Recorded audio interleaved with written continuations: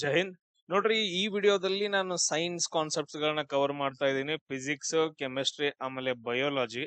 ಆಮೇಲೆ day to day life ಅಲ್ಲಿ ಏನೇನ್ ಕೇಳ್ತಾರ ಕ್ವಶನ್ಸ್ ಗಳನ್ನ ಎಕ್ಸಾಮ್ ಒಳಗಡೆ ಅನ್ನೋದನ್ನ ನಾನು ಕವರ್ ಮಾಡ್ತೀನಿ. ಕಂಪ್ಲೀಟ್ ಆಗಿ ವಿಡಿಯೋ ಮ್ಯಾರಥಾನ್ ವಿಡಿಯೋ ಆಗಿರುತ್ತೆ. ಸೊ ಎಕ್ಸಾಮ್ಗೋಸ್ಕರ ಬಹಳ ಅಂದ್ರೆ ಬಹಳ ಇಂಪಾರ್ಟೆಂಟ್. ಇದರಲ್ಲಿರೋ ಕ್ವಶನ್ಸ್ ಗಳು ಆಲ್ಮೋಸ್ಟ್ ಏನಂತಂದ್ರೆ 15 ಕ್ವಶನ್ಸ್ ಗಳು ಬರಬಹುದು ಈ ವಿಡಿಯೋದಿಂದ. ಕಂಪ್ಲೀಟ್ ಆಗಿ ವಿಡಿಯೋವನ್ನ ಏನ್ ಮಾಡ್ಬೇಕಂತ ಹೇಳಿದ್ರೆ ನೀವು ನೋಡ್ಬೇಕು. ನೋಡ್ರಿ, ಫಸ್ಟ್ ಏನಂತಂದ್ ಹೇಳಿದ್ರೆ ಯೂನಿಟ್ಸ್ ಅಂಡ್ ಮೆಜರ್ಮೆಂಟ್ಸ್ ಗಳ ಮೇಲೆ ನಾವು ಡಿಸ್ಕಷನ್ ಮಾಡೋಣ. ಇದು ತುಂಬಾ ಇಂಪಾರ್ಟೆಂಟ್ ಆಗಿರೋ ಒಂದು ಟಾಪಿಕ್. ನಾವು ಫಸ್ಟ್ ಏನಂತಂದ್ ಹೇಳ್ತೀವಿ ಅಂದ್ರೆ ಎರಡ್ ಟೈಪ್ಸ್ ಗಳು ಯೂನಿಟ್ ಅಂತ. ಯೂನಿಟ್ಸ್ ಗಳನ್ನ ಎರಡ್ ಟೈಪ್ ಹೇಳ್ತೀವಿ. ಒಂದು ಸ್ಟ್ಯಾಂಡರ್ಡ್ ಯೂನಿಟ್ಸ್ ಅಂತಂದ್ ಹೇಳಿ. ಸ್ಟ್ಯಾಂಡರ್ಡ್ ಯೂನಿಟ್ಸ್ ಗಳಲ್ಲಿ ಟೋಟಲ್ ಆಗಿ ಎಷ್ಟು ಬರ್ತಾವ ಅಂತಂದ್ ಹೇಳಿದ್ರೆ 7 ಬರ್ತಾವ. ಆಮೇಲೆ ನೆಕ್ಸ್ಟ್ ಈ ಸ್ಟ್ಯಾಂಡರ್ಡ್ ಯೂನಿಟ್ಸ್ ಗಳಿಂದ ನಾವು ಮತ್ತೆ ಏನಂದ್ರೆ ಹೊಸ SI ಯೂನಿಟ್ಸ್ ಗಳನ್ನ ಕಂಡುಹಿಡಿತೀವಿ. ಅವುಗಳನ್ನ ನಾವು ಡಿರೈವ್ಡ್ ಯೂನಿಟ್ಸ್ ಅಂತಂದ್ ಹೇಳ್ತೀವಿ. ಡಿರೈವ್ಡ್ ಕ್ವಾಂಟಿಟಿ, ಅದರಿಂದ ಡಿರೈವ್ಡ್ ಅಂದ್ರೆ ಸ್ಟ್ಯಾಂಡರ್ಡ್ ಕ್ವಾಂಟಿಟಿಯಿಂದ ನಾವು ಮತ್ತೆ ಏನ್ ಮಾಡ್ತೀವಿ ಅಂದ್ರೆ ಡಿರೈವ್ಡ್ ಕ್ವಾಂಟಿಟಿ ಆಗಿ ಮತ್ತೆ ಚೇಂಜಸ್ ಮಾಡ್ಕೊಂತ ಹೋಗ್ತೀವಿ. ಈಗ ಹೇಳ್ತೀನಿ ನೋಡಿ. ಈಗ ಉದ್ದ ಐತೆ. ಸೊ ಉದ್ದನ ಏನಂತಂದ್ ಹೇಳಿದ್ರೆ ನಾವು SI ಯೂನಿಟ್ ಅಂದ್ರೆ ಸ್ಟ್ಯಾಂಡರ್ಡ್ ಯೂನಿಟ್ ಅಂತಂದ್ ಹೇಳ್ತೀವಿ. ಉದ್ದವನ್ನ ನಾವು ಮೀಟರ್ ಅಲ್ಲಿ ಅಳಿತೀವಿ. ನೆಕ್ಸ್ಟ್ ನೋಡ್ರಿ, ಮಾಸ್ ದ್ರವ್ಯ ರಾಶಿ, ಇದನ್ನ ಕೆಜಿ ಒಳಗಡೆ ಅಳಿತೀವಿ. ಇಷ್ಟೇ ಡೈರೆಕ್ಟ್ ಆಗಿ ನೆನ್ಪಿಟ್ಕೊಡ್ರಿ. ಟೆಂಪರೇಚರ್ ಅನ್ನ ನಾವು ಕೆಲ್ವಿನ್ ಅಲ್ಲಿ ಅಳಿತೀವಿ. ಬಟ್ ಅದ್ರ ಡೇ ಟು ಡೇ ಲೈಫ್ ಅಲ್ಲಿ ಈಗ ನಿಮ್ಮೂರ್ ಕಡೆ ಎಷ್ಟು ಟೆಂಪರೇಚರ್ ಐತೋ ಅಂತ ಕೇಳಿದ್ರೆ ಎಷ್ಟ 22 ಡಿಗ್ರಿ ಸೆಲ್ಸಿಯಸ್ ಐತ್ರಿ. ಅದಾದ ನಂತರ ಸರ್ 15 ಡಿಗ್ರಿ ಸೆಲ್ಸಿಯಸ್ ಐತ್ರಿ. ಸರ್ ಚಳಿಗಾಲದೊಳಗಡೆ ರೀ ಡೆಲ್ಲಿ ಒಳಗಡೆ 0 ಡಿಗ್ರಿ ಸೆಲ್ಸಿಯಸ್ ಇರುತ್ತ್ರಿ. ಈ ತರ ಎಲ್ಲ ಹೇಳ್ತೀವಲ್ಲ. ಸರ್ ಈಗ ನೀರ್ ಕುದಿಬೇಕಂತಂದ್ ಹೇಳಿದ್ರೆ 100 ಡಿಗ್ರಿ ಸೆಲ್ಸಿಯಸ್ ಬೇಕ್ರಿ. ಸೊ ನೀರಿನ ಕುದಿಯುವ ಬಿಂದು ಅಂತಂದ್ ಹೇಳ್ತೀವಿ. ಇದನ್ನ ನೆನ್ಪಿಡ್ಕೊಡ್ರಿ, ನೀರಿನ ಕುದಿಯುವ ಬಿಂದು 100 ಡಿಗ್ರಿ ಸೆಲ್ಸಿಯಸ್ ಅಂತಂದ್ ಹೇಳಿ. ಬಟ್ ಅದೇ ಏನಂತಂದ್ ಹೇಳಿದ್ರೆ ಇವಾಗ ಅದು ಡೇ ಟು ಡೇ ಲೈಫ್ ಅಲ್ಲಿ ಬಳಸ್ತೀವಿ. ಬಟ್ ಅದ್ರ SI ಯೂನಿಟ್ ಅಲ್ಲಿ ನಾವು ಟೆಂಪರೇಚರ್ ನ ಏನಂತ ಬಳಸ್ತೀವಿ ಅಂದ್ರೆ ಕೆಲ್ವಿನ್ ಅಂತಂದ್ ಬಳಸ್ತೀವಿ. ಇದನ್ನ ತುಂಬಾ ಇಂಪಾರ್ಟೆಂಟ್ ಈ ಪಾಯಿಂಟ್. ಅಂದ್ರೆ ಸ್ವಲ್ಪ ಇಲ್ಲ ಏನಂತಂದ್ ಹೇಳಿದ್ರೆ ಕನ್ಫ್ಯೂಸ್ ಆಗ್ಬೋದು. ಅದಕ್ಕೋಸ್ಕರ ಇದನ್ನ ಹೇಳಿದೆ. ಡೇ ಟು ಡೇ ಲೈಫ್ ಅಲ್ಲಿ ನಾವು ಡಿಗ್ರಿ ಸೆಲ್ಸಿಯಸ್ ಬಳಸ್ತೀವಿ. SI ಯೂನಿಟ್ ಅಲ್ಲಿ ಕೆಲ್ವಿನ್ ಬಳಸ್ತೀವಿ. ಸರ್ ಡಿಗ್ರಿ ಫ್ಯಾರನೀಟ್ ಅಂತಂದ್ ಬಳಸ್ತೀವಿ. ಈಗ ನಿಂಗ ಫೀವರ್ ಬಂದಿರ್ತಾವ. ಎಷ್ಟ್ ಫೀವರ್ ಬಂದಾವ ಅಂತಂದ್ ಹೇಳಿದ್ರೆ ಅವ್ರು ಹೇಳ್ತಾರ 103 ಫ್ಯಾರನೀಟ್ ಬಂದೈತಿ ನಿಂಗ ಅಂತಂದ್ ಹೇಳ್ತಾರ. ಅದೇನಂತಂದ್ ಹೇಳಿದ್ರೆ ಅಂದ್ರೆ ವೈದ್ಯಕೀಯ ಇದ್ರೊಳಗಡೆ ಫ್ಯಾರನೀಟ್ ಬಳಸ್ತಾರ ಮೆಡಿಕಲ್ ಫೀಲ್ಡ್ ಅಲ್ಲಿ. ನೆಕ್ಸ್ಟ್ ಇಲೆಕ್ಟ್ರಿಕ್ ಕರೆಂಟ್ ಅನ್ನ ಯಾವ್ದ್ರಲ್ಲಿ ಅಳಿತೀವಿ? ಆಂಪಿಯರ್ ಅಲ್ಲಿ ಅಳಿತೀವಿ. ಆಮೇಲೆ ನೆಕ್ಸ್ಟ್ ಲೂಮಿನಸ್ ಇಂಟೆನ್ಸಿಟಿ, ದೀಪ್ತಿ ತೀವ್ರತೆ ಅಥವಾ ಬೆಳಕಿನ ತೀವ್ರತೆಯನ್ನ ನಾವು ಕ್ಯಾಂಡೆಲ್ ಅದರೊಳಗಡೆ ಅಳಿತೀವಿ, CD ಅಂತಂದ್ ಹೇಳ್ತೀವಿ. ಆಮೇಲೆ ಅಮೌಂಟ್ ಆಫ್ ಸಬ್ಸ್ಟೆನ್ಸ್, ಈಗ ಸಬ್ಸ್ಟೆನ್ಸ್ ಐತಂತಂದ್ ಹೇಳಿದ್ರೆ ಈ ಸಬ್ಸ್ಟೆನ್ಸ್ ಅನ್ನ ನಾವು ಮೋಲ್ ಅಲ್ಲಿ ಅಳಿತೀವಿ. ಆಮೇಲೆ ನೆಕ್ಸ್ಟ್ ನೋಡ್ರಿ, ಏರಿಯಾವನ್ನ ಯಾವ್ದ್ರಲ್ಲಿ ಅಳಿತೀವಿ? ಮೀಟರ್ ಸ್ಕ್ವೇರ್ ಅಲ್ಲಿ ಅಳಿತೀವಿ. ಏರಿಯಾವನ್ನ ನಾವು ಯಾವ್ದ್ರಲ್ಲಿ ಅಳಿತೀವಿ? ಮೀಟರ್ ಸ್ಕ್ವೇರ್ ಅಲ್ಲಿ ಅಳಿತೀವಿ. ವಾಲ್ಯೂಮ್ ಅನ್ನ ನಾವು ಮೀಟರ್ ಕ್ಯೂಬ್ ಅಲ್ಲಿ ಅಳಿತೀವಿ. ಸೊ ವಾಲ್ಯೂಮ್ ಅನ್ನ ನಾವ್ ಏನಂತ ಹೆಂಗ್ ಅಳಿತೀವಿ ಅಂತಂದ್ರೆ ಮೀಟರ್ ಕ್ಯೂಬ್ ಒಳಗಡೆ. ಅದಾದ ನಂತರ ನೆಕ್ಸ್ಟ್ ವೇಗ ಬರುತ್ತೆ ನೋಡ್ರಿ. ವೇಗವನ್ನ ನಾವು ಏನಂತ ಕರಿತೀವಿ ಅಂತಂದ್ರೆ ಇಲ್ಲಿ ನೋಡ್ರಿ, velocity equal to distance divided by time ಅಂತಂದ್ ಹೇಳ್ತೀವಿ. ವೆಲಾಸಿಟಿ ಈಕ್ವಲ್ ಟು ಏನಂತಂದ್ರೆ ಡಿಸ್ಟೆನ್ಸ್ ಡಿವೈಡೆಡ್ ಬೈ ಟೈಮ್, ಅಥವಾ ಎಸ್ ಅಂತಾನು ಕರಿತೀವಿ. Speed equal to V or S ಅಂತಂದ್ ಹೇಳಿ, ಡಿಸ್ಟೆನ್ಸ್ ಡಿವೈಡೆಡ್ ಬೈ ಟೈಮ್. ಇದನ್ನ ನಾವು ಮೀಟರ್ ಪರ್ ಸೆಕೆಂಡ್ ಅಲ್ಲಿ ಹೇಳ್ತೀವಿ. ಫಾರ್ಮುಲಾನು ಕೂಡ ಹೇಳ್ಕೊಂತ ಹೋಗ್ಬಿಡ್ತೀನಿ ನೋಡ್ರಿ. ಅದಾದ ನಂತರ ನೆಕ್ಸ್ಟ್ ವೇಗೋತ್ಕರ್ಷವನ್ನ ನಾವ್ ಏನೇ ಹೇಳ್ತೀವಿ ಅಂತಂದ್ ಹೇಳಿದ್ರೆ acceleration equal to change of velocity, DV ಅಂತಂದ್ ಹೇಳ್ತೀವಿ, ಅಥವಾ ವೆಲಾಸಿಟಿ ಅಂತಂದ್ ಹೇಳ್ತೀವಿ. ವೆಲಾಸಿಟಿ ಡಿವೈಡೆಡ್ ಬೈ ಟೈಮ್, ಇದನ್ನ ನಾವು ಚೇಂಜ್ ಆಫ್ ವೆಲಾಸಿಟಿ ಅಂತಂದ್ ಹೇಳ್ತೀವಿ. ಅಂದ್ರೆ ನಮ್ಗ ಇಲ್ಲಿ ಮೀಟರ್ ಪರ್ ಸೆಕೆಂಡ್ ಸ್ಕ್ವೇರ್ ಅಲ್ಲಿ ಅಳಿತೀವಿ ಇದನ್ನ. ನೆಕ್ಸ್ಟ್ ಬಲವನ್ನ ನಾವು ಯಾವ್ದ್ರಲ್ಲಿ ಅಂದ್ರೆ SI ಯೂನಿಟ್ ಏನಂತಂದ್ ಹೇಳಿದ್ರೆ ನ್ಯೂಟನ್ ಅಂತಂದ್ ಹೇಳ್ತೀವಿ. ಈಗ ಬಲದ ಫಾರ್ಮುಲಾ ಏನಂತಂದ್ ಹೇಳಿದ್ರೆ F ಈಕ್ವಲ್ ಟು MA ಅಂತಂದ್ ಹೇಳ್ತೀವಿ. F ಈಕ್ವಲ್ ಟು MA, ಇದನ್ನ ನಾವು ನ್ಯೂಟನ್ ನ ಎರಡನೇ ನಿಯಮ ಅಂತ ಕೂಡ ಕರಿತೀವಿ. ಅದಾದ ನಂತರ ವರ್ಕ್ ಅನ್ನ ಮತ್ತು ಎನರ್ಜಿಯನ್ನ ಎರಡೂನು ಕೂಡ ನಾವು ಜೂಲ್ ಅಲ್ಲಿ ಅಳಿತೀವಿ. ಯಾವ್ದ್ರಲ್ಲಿ ಅಳಿತೀವಿ? ಜೂಲ್ ಒಳಗಡೆ ಅಳಿತೀವಿ. ಆಮೇಲೆ ಪವರ್ ಅನ್ನ ನಾವು ಯಾವ್ದ್ರಲ್ಲಿ ಅಳಿತೀವಿ ಅಂತಂದ್ ಹೇಳಿದ್ರೆ ವ್ಯಾಟ್ ಅಲ್ಲಿ ಅಳಿತೀವಿ. ಈಗ ನೋಡ್ರಿ, ಪವರ್ ಈಕ್ವಲ್ ಟು ಇಲ್ಲಿ ನಾವು ಏನ್ ಹೇಳ್ತೀವಿ ಅಂತಂದ್ ಹೇಳಿದ್ರ ವರ್ಕ್ ಡಿವೈಡೆಡ್ ಅಥವಾ ಫೋರ್ಸ್ ಡಿವೈಡೆಡ್ ಬೈ ಏರಿಯಾ ಅಂತಂದ್ ಹೇಳ್ತೀವಿ. ಎಸ್ ಸಾರಿ, ಅದು ಪವರ್ ಅಲ್ಲ, ಪ್ರೆಷರ್. ಅದು ಪ್ರೆಷರ್ ಅನ್ನ ಅಳತೆ ಮಾಡಕ್ಕೆ force divided by area. So pressure ಅನ್ನ ನಾವು ಪ್ಯಾಸ್ಕಲ್ ಅಲ್ಲಿ ಅಳಿತೀವಿ. ಆಮೇಲೆ ಎಲೆಕ್ಟ್ರಿಕ್ ಪೊಟೆನ್ಶಿಯಲ್ ಅನ್ನ ನಾವು ವೋಲ್ಟ್ ಅಲ್ಲಿ ಅಳಿತೀವಿ. ಅದಾದ ನಂತರ ರೆಸಿಸ್ಟೆನ್ಸ್ ಅನ್ನ ನಾವು ಒಮೆಗಾದಲ್ಲಿ ಅಳಿತೀವಿ. ಒಮೆಗಾವನ್ನ ನಾವು ಈ ರೀತಿ ಕೂಡ ಬರಿಬಹುದು ಸಿಂಬಾಲಿಟಿಕ್ ಆಗಿ, ಒಮೆಗಾ. ನೆಕ್ಸ್ಟ್ ಫ್ರೀಕ್ವೆನ್ಸಿಯನ್ನ ನಾವು ಹರ್ಡ್ಜ್ ಅಲ್ಲಿ ಹೇಳ್ತೀವಿ. ಈ ಕ್ವಶನ್ಸ್ ಗಳು ತುಂಬಾ ಬಂದಿದಾವೆ, ಇದನ್ನ ನೋಡ್ರಿ. ಆಮೇಲೆ ಕೆಪಾಸಿಟನ್ಸ್ ಅಂತಂದ್ ಹೇಳ್ತೀವಿ, ಫ್ಯಾರಡೆ ಒಳಗಡೆ ಕೆಪಾಸಿಟನ್ಸ್. ಲಾಸ್ಟ್ ಒನ್ ಅಂತಂದ್ ಹೇಳಿದ್ರೆ ಡೆನ್ಸಿಟಿಯನ್ನ ನಾವು KG per ಮೀಟರ್ ಕ್ಯೂಬ್ ಅಲ್ಲಿ ಅಳಿತೀವಿ. ಎಸ್ ಇವೇನಂತಂದ್ ಹೇಳಿದ್ರೆ ನಿಮ್ಗ ಇಂಪಾರ್ಟೆಂಟ್ SI ಯೂನಿಟ್ಗಳು. ಇದ್ರ ಮೇಲೆ ಏನಂತಂದ್ ಹೇಳಿದ್ರೆ ಒಂದ್ ಕ್ವಶನ್ ಇದ್ದೇ ಇರ್ತೈತೆ. ಆಮೇಲೆ ನೆಕ್ಸ್ಟ್ ಕ್ವಶನ್ ಸ್ಕೇಲಾರ್ ಮತ್ತು ವೆಕ್ಟರ್ ಕ್ವಾಂಟಿಟಿಗಳು ಯಾವ್ಯಾವು ಅಂತಂದ್ ಹೇಳಿ ಕೇಳ್ತಾರ. ಸ್ಕೇಲಾರ್ ಕ್ವಾಂಟಿಟಿ ಅಂತಂದ್ ಹೇಳಿದ್ರ ಇದಕ್ಕೆ ಜಸ್ಟ್ ಮ್ಯಾಗ್ನಿಟ್ಯೂಡ್ ಅಷ್ಟೇ ಇರುತ್ತೆ. ಸ್ಕೇಲಾರ್ ಕ್ವಾಂಟಿಟಿಗೆ ಏನಂತಂದ್ ಹೇಳಿದ್ರೆ ಮ್ಯಾಗ್ನಿಟ್ಯೂಡ್ ಅಷ್ಟೇ ಇರುತ್ತೆ. ಮ್ಯಾಗ್ನಿಟ್ಯೂಡ್ ಅಂತಂದ್ ಹೇಳಿದ್ರೆ ಈ ಫಾರ್ ಎಕ್ಸಾಂಪಲ್ ಇವಾಗ 5 ಅಥವಾ 10 ಅಥವಾ 15 ಮ್ಯಾಗ್ನಿಟ್ಯೂಡ್ ಅಂತಂದ್ ಹೇಳ್ತೀವಿ. ಓನ್ಲಿ ವ್ಯಾಲ್ಯೂ ಮಾತ್ರ ಇರುತ್ತ. ಸೊ ಅದಕ್ಕೆ ಏನಂತಂದ್ ಹೇಳಿದ್ರೆ ವ್ಯಾಲ್ಯೂ ಮಾತ್ರ ಇರುತ್ತ. ಸೊ ಈಗ ಏನಂತಂದ್ ಹೇಳಿದ್ರೆ 5, 10, 15 ಅಂತಂದ್ ಹೇಳಿ ಈ ರೀತಿಯಾಗಿ ವ್ಯಾಲ್ಯೂ ಅಷ್ಟೇ ಇರುತ್ತೆ. ಅದನ್ನ ನಾವು ಅಂತ ಕ್ವಾಂಟಿಟಿಗಳನ್ನ ಸ್ಕೇಲಾರ್ ಕ್ವಾಂಟಿಟಿ ಅಂತಂದ್ ಹೇಳ್ತೀವಿ. ಇವಾಗ ವೆಕ್ಟರ್ ಕ್ವಾಂಟಿಟಿ ಅಂತಂದ್ ಹೇಳಿದ್ರೆ ಅದಕ್ಕ ವ್ಯಾಲ್ಯೂ ಇರುತ್ತ, ಅದ್ರ ಜೊತೆಗೆ ಡೈರೆಕ್ಷನ್ ಕೂಡ ಇರುತ್ತ. ಸೊ ವ್ಯಾಲ್ಯೂ ಕೂಡ ಇರುತ್ತ, ಅದನ್ನ ನಾವು ಡೈರೆಕ್ಷನ್ ಕೂಡ ಹೇಳ್ತೀವಿ. ಅಂದ್ರ ಸ್ಕೇಲಾರ್ ಕ್ವಾಂಟಿಟಿಯನ್ನ ಓನ್ಲಿ ವ್ಯಾಲ್ಯೂ ಅಲ್ಲಿ ಹೇಳ್ತೀವಿ, ಬಟ್ ಅದ್ರ ವೆಕ್ಟರ್ ಕ್ವಾಂಟಿಟಿಯನ್ನ ವ್ಯಾಲ್ಯೂ ಜೊತೆಗೆ ಅದ್ರ ಡೈರೆಕ್ಷನ್ ಕೂಡ ಹೇಳ್ತೀವಿ. ಅಂತವುಗಳನ್ನ ನಾವು ವೆಕ್ಟರ್ ಕ್ವಾಂಟಿಟಿ ಅಂತಂತ ಹೇಳ್ತೀವಿ. ಈಗ ನೋಡ್ರಿ ಉತ್ತರಕ್ಕೆ 5 ಮೀಟರ್ ಪರ್ ಸೆಕೆಂಡ್ ಅಂತಂತ ಹೇಳಿ ವೇಗವನ್ನ ಈಗ ನಾವು ಒಂದೊಂದಾಗಿ ಡಿಸ್ಕಷನ್ ಮಾಡೋಣ. ಈಗ ನೋಡ್ರಿ ಡಿಸ್ಟೆನ್ಸ್ ಸ್ಕೇಲಾರ್ ಕ್ವಾಂಟಿಟಿ ಅಂತಂತ ಹೇಳ್ತೀವಿ. ಡಿಸ್ಟೆನ್ಸ್ ಅನ್ನ ನಾವು ಸ್ಕೇಲಾರ್ ಕ್ವಾಂಟಿಟಿ ಯಾಕಂತಂದ್ರೆ 10 ಕಿಲೋಮೀಟರ್ ಅಂತಂದ್ ಹೇಳ್ತೀವಿ. ಯಾವ ಡೈರೆಕ್ಷನ್ ದಾಗ ಅಂತಂದ್ ಹೇಳ್ತೀರನ 10 ಕಿಲೋಮೀಟರ್ 10 ಕಿಲೋಮೀಟರ್ ಐತದ ಅಂತ ಹೇಳ್ತೀವಿ. 15 ಕಿಲೋಮೀಟರ್ ಐತ್ ಜಸ್ಟ್ ಇರ್ಬೋದು, ಒಂದ್ 100 ಕಿಲೋಮೀಟರ್ ಇರ್ಬೋದು ಅಂತಂದು ಈ ತರ ಡಿಸ್ಟೆನ್ಸ್ ಅನ್ನ ನಾವು ನಾರ್ಮಲ್ ಆಗಿ ಡೈರೆಕ್ಷನ್ ಇಲ್ದ ಹೇಳ್ತೀವಿ. ನೆಕ್ಸ್ಟ್ ಡಿಸ್ಪ್ಲೇಸ್ಮೆಂಟ್ ನೋಡ್ರಿ, ವೆಕ್ಟರ್ ಕ್ವಾಂಟಿಟಿಯಲ್ಲಿ ಡಿಸ್ಪ್ಲೇಸ್ಮೆಂಟ್ ಅಂತಂದ್ ಹೇಳಿದ್ರ ಇದನ್ನ ನಾವು ಯಾವ ದಿಕ್ಕಿಗೆ ಹೋಗ್ತೀವಿ ಅನ್ನೋದು ಕೂಡ ಇಂಪಾರ್ಟೆಂಟ್ ಆಗತ್ತ. ಇದು ಡಿಸ್ಪ್ಲೇಸ್ಮೆಂಟ್. ನಾವು ಈ ಕಡೆ ದಿಕ್ಕಿಗೆ ಹೋದ್ವಿ ಅಂತಂದ್ ಹೇಳಿದ್ರೆ ಇದು ಕೂಡ ಡಿಸ್ಪ್ಲೇಸ್ಮೆಂಟ್. ನಾವು ಡೈರೆಕ್ಟ್ ಆಗಿ ಇಲ್ಲಿಂದ ಇಲ್ಲಿ ಎಷ್ಟು ಡಿಸ್ಟೆನ್ಸ್ ಐತೆ ಅಂತಂದ್ ಹೇಳ್ಬೋದು. ಡಿಸ್ಟೆನ್ಸ್ ಏನಂತಂದ್ ಹೇಳಿದ್ರೆ 10 ಕಿಲೋಮೀಟರ್ ಅಂತಂದ್ ಹೇಳ್ಬೋದು, ಬಟ್ ಅದ್ರ ಡಿಸ್ಪ್ಲೇಸ್ಮೆಂಟ್ ಚೇಂಜ್ ಆಗತ್ತೆ. ನಾವು ಈ ಕಡೆ ಡೈರೆಕ್ಷನ್ ಅಲ್ಲಿ ಹೋಗ್ಬೇಕು, ಅದು ಡಿಸ್ಪ್ಲೇಸ್ಮೆಂಟ್. ಈ ಕಡೆ ಡೈರೆಕ್ಷನ್ ಅಲ್ಲಿ ಹೋಗ್ಬೇಕು, ಯಾಕಂದ್ರೆ ಬೆಟ್ಟ ಗುಡ್ಡಗಳಿರ್ತಾವ ಇಲ್ಲಿ, ಇದನ್ನ ನಾವು ಡಿಸ್ಪ್ಲೇಸ್ಮೆಂಟ್ ಅಂತ ಕರಿತೀವಿ. ಸೊ ಆರಂಭಿಕ ಮತ್ತು ಅಂತಿಮ ಬಿಂದುವಿನ ನಡುವಿನ ಅಂತರವನ್ನ ಇಲ್ಲಿಂದ ಇಲ್ಲಿವರೆಗೂ ಎಷ್ಟು ನಾವು ಟ್ರಾವೆಲ್ ಮಾಡಿದ್ವಿ ಅಂತಂದೇಳಿ ಅದು ಡಿಸ್ಪ್ಲೇಸ್ಮೆಂಟ್. ಅದಕ್ಕ ಎರಡಕ್ಕೂ ಏನಂತಂದ್ರೆ ದಿಕ್ಕು ಐತಿ, ಅದಾದ ನಂತರ ನೆಕ್ಸ್ಟ್ ವ್ಯಾಲ್ಯೂ ಕೂಡ ಐತಿ. ನೆಕ್ಸ್ಟ್ ನೋಡ್ರಿ ಸ್ಪೀಡ್ ಸ್ಕೇಲಾರ್ ಕ್ವಾಂಟಿಟಿ, ಅದಾದ ನಂತರ ವೆಲಾಸಿಟಿ ವೆಕ್ಟರ್ ಕ್ವಾಂಟಿಟಿ. ನಿರ್ದಿಷ್ಟ ದಿಕ್ಕಿನಲ್ಲಿ ಏನಂತಂದ್ ಹೇಳಿದ್ರೆ ವೇಗ ಇರುತ್ತ. ವೇಗೋತ್ಕರ್ಷ ನೋಡ್ರಿ ಅದು ವೆಕ್ಟರ್ ಕ್ವಾಂಟಿಟಿ. ಮಾಸ್ ಅನ್ನೋದೇನಂತಂದ್ ಹೇಳಿದ್ರೆ ಸ್ಕೇಲಾರ್ ಕ್ವಾಂಟಿಟಿ. ಈಗ ನಮ್ಮ ಒಂದ್ ಚೀಲದೊಳಗಡೆ ಏನಂತಂದ್ ಹೇಳಿದ್ರೆ ಸಬ್ಸ್ಟೆನ್ಸ್ ಅನ್ನ ಹಾಕ್ರಿ ಅದಕ್ಕ ಮಾಸ್ ಎಷ್ಟೈತೆ ಅಂತ ಹೇಳ್ಬೋದು. ಯಾವ ಡೈರೆಕ್ಷನ್ ದಾಗ ಐತೆ ಅಂತ ಹೇಳ್ಬೋದೇನ್ ಮಾಸ್ ಹೇಳಕ್ಕಾಗಿಲ್ಲ, ಅದಕ್ಕೋಸ್ಕರ ಸ್ಕೇಲಾರ್ ಕ್ವಾಂಟಿಟಿ ಅದು. ಆಮೇಲೆ ವೇಟ್ ನೋಡ್ರಿ, ವೇಟ್ ಏನಂತಂದ್ ಹೇಳಿದ್ರೆ ವೆಕ್ಟರ್ ಕ್ವಾಂಟಿಟಿ. ಗುರುತ್ವಾಕರ್ಷಣೆ ಬಲದ ಕೆಳಗಡೆ ಅಂದ್ರೆ ಯಾವಾಗ್ಲೂ ಏನಂತಂದ್ ಹೇಳಿದ್ರೆ ಗುರುತ್ವಾಕರ್ಷಣೆ ಏನಂದ್ರ ಇದಕ್ಕ ಮಲ್ಟಿಪ್ಲಿಕೇಶನ್ ಮಾಡ್ತಾರ. ಗುರುತ್ವಾಕರ್ಷಣೆ ಯಾವ ಡೈರೆಕ್ಷನ್ ಅಲ್ಲಿ ಇರುತ್ತೆ, ಕೆಳಗಡೆ ಭೂಮಿಯ ಕಡೆಗೆ ಅಂತಂದ್ ಹೇಳಿ ಅದಕ್ಕೊಂದು ಡೈರೆಕ್ಷನ್ ಐತೆ, ಭೂಮಿಯ ಕಡೆಗೆ ಅಂತಂದ್ ಹೇಳಿ. ನೆಕ್ಸ್ಟ್ ಟೈಮ್ ಅನ್ನೋದು ಸ್ಕೇಲಾರ್ ಕ್ವಾಂಟಿಟಿ. ಫೋರ್ಸ್ ಅನ್ನೋದು ಏನಂತಂದ್ ಹೇಳಿದ್ರೆ ವೆಕ್ಟರ್ ಕ್ವಾಂಟಿಟಿ. ನೀವು ನೋಡ್ರಿ ಫೋರ್ಸ್ ಅನ್ನ ಈಗೊಂದು ಈ ತರ ಏನಂತಂದ್ ಹೇಳಿದ್ರೆ ಒಂದು ಟೇಬಲ್ ಐತೆ ಅನ್ಕೊಡ್ರಿ, ಅಥವಾ ಒಂದು ಬಾಕ್ಸ್ ಐತೆ. ನೀವು ಈ ಕಡೆ ಡೈರೆಕ್ಷನ್ ಅಲ್ಲಿ ಎಲ್ಲಾದ್ರೂ ಫೋರ್ಸ್ ಅನ್ನ ಹಾಕ್ತಿರಿ, ಅದಕ್ಕೊಂದು ಡೈರೆಕ್ಷನ್ ಐತೆ. ಅಥವಾ ಈ ಕಡೆ ದಿಕ್ಕಿನಲ್ಲಿ ನೀವು ಫೋರ್ಸ್ ಅನ್ನ ಹಾಕ್ಬಹುದು, ಅಥವಾ ಅದನ್ನ ಮೇಲಕ್ಕೆ ಎತ್ತಕ್ಕೆ ಈ ಕಡೆ ದಿಕ್ಕಿನಲ್ಲಿ ಫೋರ್ಸ್ ಅನ್ನ ಹಾಕ್ಬಹುದು. ಅಂದ್ರೆ ಅದಕ್ಕೊಂದು ಏನಂದ್ರೆ ಡೈರೆಕ್ಷನ್ ಐತೆ. ಸೊ ಅದಕ್ಕೋಸ್ಕರ ಫೋರ್ಸ್ ಅನ್ನೋದು ಏನಂತಂದ್ರೆ vector quantity, value and direction. ಆಮೇಲೆ ನೋಡ್ರಿ ವರ್ಕ್ ಮತ್ತು ಎನರ್ಜಿ ಇವೆರಡು, ಕೆಲಸ ಮತ್ತು ಶಕ್ತಿ ಇವೆರಡು ಏನಂತಂದ್ರೆ ಸ್ಕೇಲಾರ್ ಕ್ವಾಂಟಿಟಿಗಳು. ಪವರ್ ಅನ್ನೋದು ಏನಂತಂದ್ರೆ ಸ್ಕೇಲಾರ್ ಕ್ವಾಂಟಿಟಿ. ಪ್ರೆಷರ್ ಅನ್ನೋದು ಕೂಡ ಏನಂತಂದ್ರೆ ಸ್ಕೇಲಾರ್ ಕ್ವಾಂಟಿಟಿ. ಯಾಕಂತಂದ್ ಹೇಳಿದ್ರೆ ಈಗ ನೋಡ್ರಿ ಒಂದು ಬಾಕ್ಸ್ ಒಳಗಡೆ ಅಥವಾ ಒಂದು ಬಲೂನ್ ಒಳಗಡೆ ತಗೊಳ್ರಿ, ಈಗ ನೀವು ಎಲ್ಲಾದ್ರೂ ಅದ್ರ ಗಾಳಿ ಹಾಕಿರ ಅಂತಂದ್ ಹೇಳಿದ್ರೆ ಪ್ರೆಷರ್ ಎಲ್ಲಾ ಕಡೆಗಿರುತ್ತೆ, ಒಂದ ಕಡೆ ಡೈರೆಕ್ಷನ್ ಅಲ್ಲಿ ಇರಂಗಿಲ್ಲ. ಸೊ ಅದಕ್ಕೋಸ್ಕರ ಪ್ರೆಷರ್ ಅನ್ನೋದು ಸ್ಕೇಲಾರ್ ಕ್ವಾಂಟಿಟಿ. ಆಮೇಲೆ ನೆಕ್ಸ್ಟ್ ಮೊಮೆಂಟಮ್ ವೆಕ್ಟರ್ ಕ್ವಾಂಟಿಟಿ. ಸಾಂದ್ರತೆ ಡೆನ್ಸಿಟಿ ಇದೊಂದೇನಂತಂದ್ರೆ ಸ್ಕೇಲಾರ್ ಕ್ವಾಂಟಿಟಿ. ಆಮೇಲೆ ನೆಕ್ಸ್ಟ್ ನೋಡ್ರಿ ಇನ್ನೋದಾವ ಕರೆಂಟ್ ಅನ್ನೋದು ಏನಂತಂದ್ರೆ ಸ್ಕೇಲಾರ್ ಕ್ವಾಂಟಿಟಿ. ಅದು ಹೆಂಗ್ ಬೇಕಾದಂಗ್ ಹೋಗ್ಬೋದು. ಈಗ ನೋಡ್ರಿ ನೀರ್ ಇರುತ್ತೆ, ನೀರೊಳಗಡೆ ಒಂದು ವೈರ್ ಇಂದ ಕರೆಂಟ್ ಹಾಕ್ಬಿಟ್ರೆ ಅದು ಎಲ್ಲಿ ಬೇಕಾಗಿ ಹೋಗ್ಬಿಡ್ತೈತೆ, ಒಂದೇ ಡೈರೆಕ್ಷನ್ ದಾಗ ಹೋಗಂಗಿಲ್ಲ.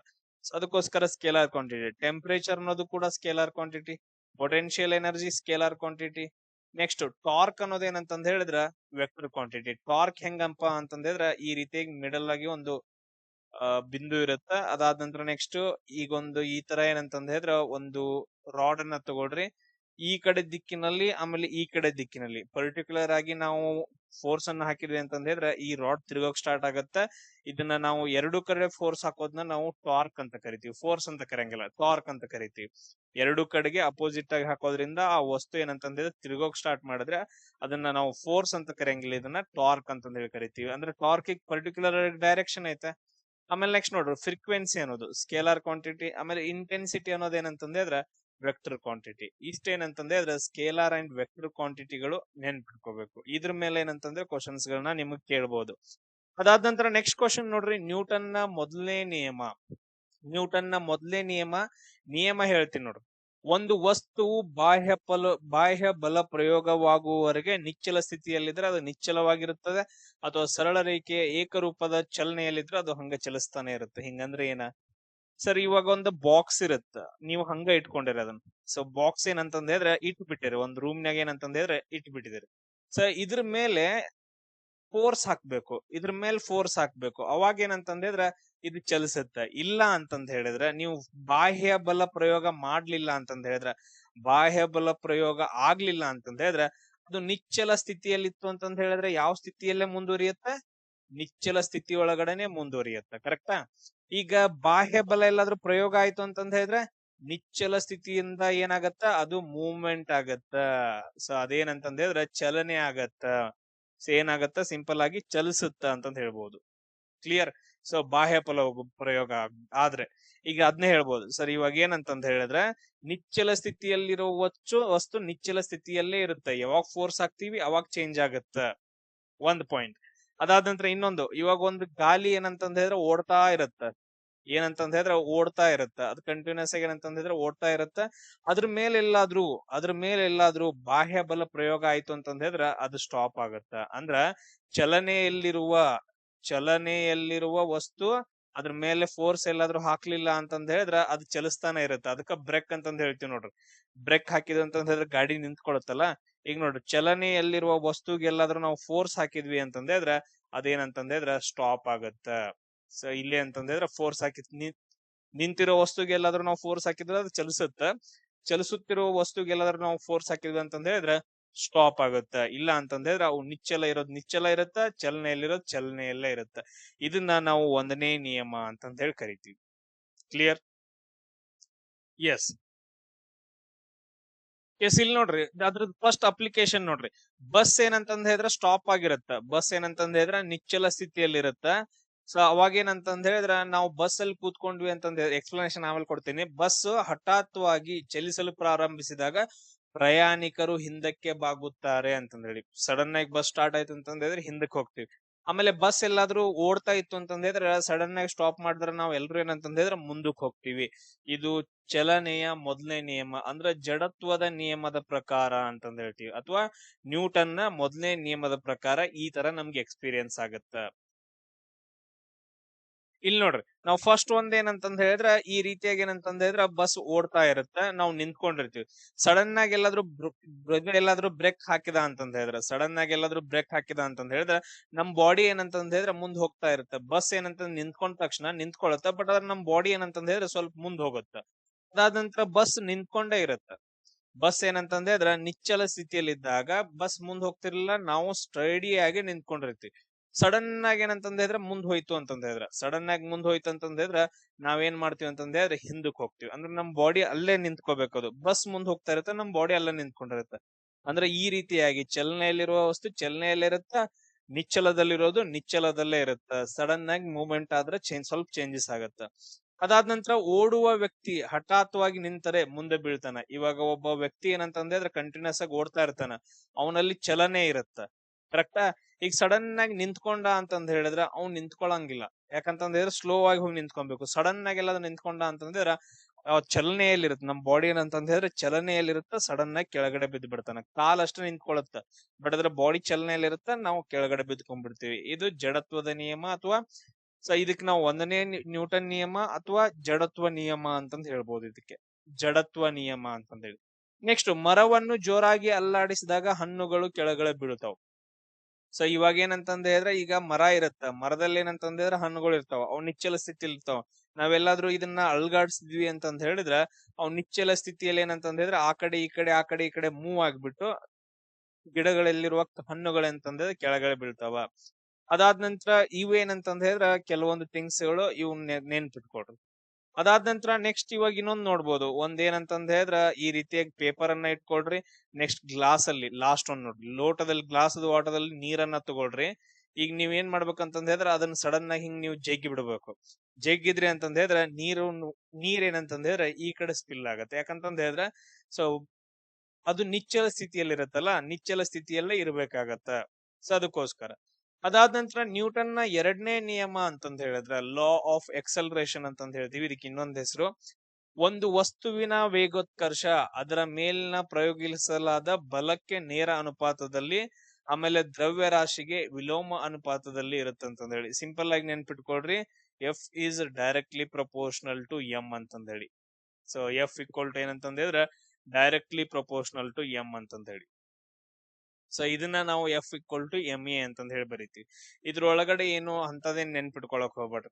ಇಲ್ಲಿ ಏನಂತಂದ್ ಹೇಳಿದ್ರ ಫೋರ್ಸ್ ಹೆಂಗ್ ಜಾಸ್ತಿ ಆಗತ್ತ ಅಂದ್ರೆ ಈಗ ನೋಡ್ರಿ, ಮಾಸ್ ಎಷ್ಟು ಜಾಸ್ತಿ ಇರತ್ತ ಅಷ್ಟು ನಿಮ್ಗೆ ಏನಂತಂದ್ ಹೇಳಿದ್ರೆ ಜಾಸ್ತಿ ಫೋರ್ಸ್ ಬೇಕಾಗತ್ತ ಅದನ್ನ ಮೂವ್ಮೆಂಟ್ ಮಾಡಕ್. ಇಷ್ಟೇ ನೆನ್ಪಿಟ್ಕೊಡ್ರಿ, ಎಷ್ಟು ಮಾಸ್ ಜಾಸ್ತಿ, ಸಾರಿ ಮಾಸ್ ಅಲ್ಲ ಇದು ಮೊಮೆಂಟಮ್, ಎಷ್ಟು ಮೊಮೆಂಟಮ್ ಜಾಸ್ತಿ ಇರುತ್ತ. ಎಸ್ ಅದೇ ಸಿಂಪಲ್ ಆಗಿ ನಾನು ಏನ್ ಹೇಳಿದ್ನಲ್ಲ ಇಲ್ಲಿವರೆಗೂ ಅದನ್ನೇ ಕರೆಕ್ಟ್ ಆಗಿ ನೆನ್ಪಿಟ್ಕೊಡ್ರಿ. ಫಸ್ಟ್ ಅಪ್ಲಿಕೇಶನ್ ನೋಡ್ರಿ, ಖಾಲಿ ಬಂಡಿಯನ್ನ ತಳ್ಳುವುದಕ್ಕಿಂತ ಖಾಲಿ ಬಂಡಿಯನ್ನ ತಳ್ಳೋಕೆ ಸ್ವಲ್ಪ ಫೋರ್ಸ್ ಬೇಕು. ಅದೇ ತುಂಬಿದ ಬಂಡೆಯನ್ನ ತಳ್ಳೋಕೆ ಏನಂತಂದ್ರೆ ಹೆಚ್ಚು ಬಲ ಬೇಕಾಗತ್ತೆ. ಯಾಕಂತಂದ್ರೆ ಅದ್ರದ್ದು ಮಾಸ್ ಜಾಸ್ತಿ ಆಗತ್ತ. ನೆಕ್ಸ್ಟ್, ಕ್ರಿಕೆಟ್ ಆಟಗಾರನು ಚೆಂಡನ್ನು ಹಿಡಿಯುವಾಗ ತನ್ನ ಕೈಗಳನ್ನ ಸ್ವಲ್ಪ ಹಿಂದಕ್ಕೆ ಎಳೆದುಕೊಳ್ತಾನ. ಯಾಕಂತಂದ್ರೆ ಬಲದ ಆಘಾತ ಕಡಿಮೆ ಮಾಡಕ್. ಈಗ ನೋಡ್ರಿ, ಡೈರೆಕ್ಟ್ ಆಗಿ ಚೆಂಡು ಬರ್ತಿತ್ತು ಅಂತಂದ್ರೆ ಅವ್ನು ಇಲ್ಲೇ ಹಿಡಿಯಂಗಿಲ್ಲ. ಯಾಕಂತಂದ್ರೆ ಇಲ್ಲಿ ನೋಡಿರ್ಬೋದು ಸಡನ್ ಆಗಿ ಹಿಡಿಯಂಗಿಲ್ಲ, ಯಾಕಂದ್ರೆ ಕೈಗೆ ಪೆಟ್ಟತ್ತ. ಅದನ್ನ ಅದ್ ಹೆಂಗ್ ಬರ್ತಾ ಇರತ್ತಲ್ಲ ಬಾಲ್, ಅದ್ರದ್ದು ಫೋರ್ಸ್ ಹೆಂಗ್ ಬರ್ತಾ ಇರತ್ತಲ್ಲ, ಸೊ ಅದ್ರದ್ದು ವೇ ಒಳಗಡೆ ಏನಂತಂದ್ರೆ ಕೈಯನ್ನ ಹಿಂದಕ್ ತಗೊಂತಾನ, ಅವಾಗ ಪೆಟ್ ಕಡಿಮೆ ಹತ್ತತ್ತ. ಸೊ ಅದು ಒಂದು ಅಪ್ಲಿಕೇಶನ್ ಆಗತ್ತ. ನೆಕ್ಸ್ಟ್ ನೋಡ್ರಿ, ಹೆಚ್ಚು ತೂಕದ ವಾಹನವನ್ನ ಚಲಿಸಲು ಹೆಚ್ಚು ಇಂಧನ ಬೇಕು. ನಾನು ಆಗ್ಲೇ ಹೇಳಿದೆ ಫೋರ್ಸ್ ಜಾಸ್ತಿ ಬೇಕು. ಫುಟ್ಬಾಲ್ ಅನ್ನು ಜೋರಾಗಿ ಒಯ್ಯೋದಕ್ಕೆ ಹೆಚ್ಚು ಬಲ ಬೇಕು, ಮೆಲ್ಲಗೆ ಒಯ್ಯೋದಕ್ಕೆ ಕಮ್ಮಿ ಬೇಕು. ಸೈಕಲ್ ತುಳಿಯುವಾಗ ಹೆಚ್ಚು ಜೋರಾಗಿ ತುಳಿಬೇಕು, ಸೈಕಲ್ ವೇಗವಾಗಿ ಹೋಗುತ್ತೆ. ನೀನ್ ಎಷ್ಟು ಫೋರ್ಸ್ ಅನ್ನ ಹಾಕ್ತಿ ಅಷ್ಟು ವೇಗೋತ್ಕರ್ಷ ಜಾಸ್ತಿ ಆಗತ್ತ. ಸಿಂಪಲ್ ಆಗಿ ಹೇಳ್ಬೇಕಂತಂದ್ರೆ ನೀನ್ ಎಷ್ಟು ಜೋರಾಗಿ ತುಳಿತಿ ಅಷ್ಟು ವೇಗೋತ್ಕರ್ಷ ಜಾಸ್ತಿ ಆಗತ್ತ, ವೇಗ ಜಾಸ್ತಿ ಆಗತ್ತ ಅಂತಂದೇಳಿ. ನೆಕ್ಸ್ಟ್ ನೋಡ್ರಿ, ನ್ಯೂಟನ್ನ ಮೂರನೇ ನಿಯಮ, ಪ್ರತಿಯೊಂದು ಕ್ರಿಯೆಗೆ ಅದಕ್ಕೆ ಸಮನಾದ ಮತ್ತು ವಿರುದ್ಧವಾದ ಪ್ರತಿಕ್ರಿಯೆ ಇರುತ್ತೆ ಅಂತಂದ ಹೇಳಿ. ನಿಮ್ಗೆಲ್ರು ಗೊತ್ತೈತಿ ಇದನ್ನ law of action and reaction ಅಂತಂದ ಹೇಳ್ತೀವಿ.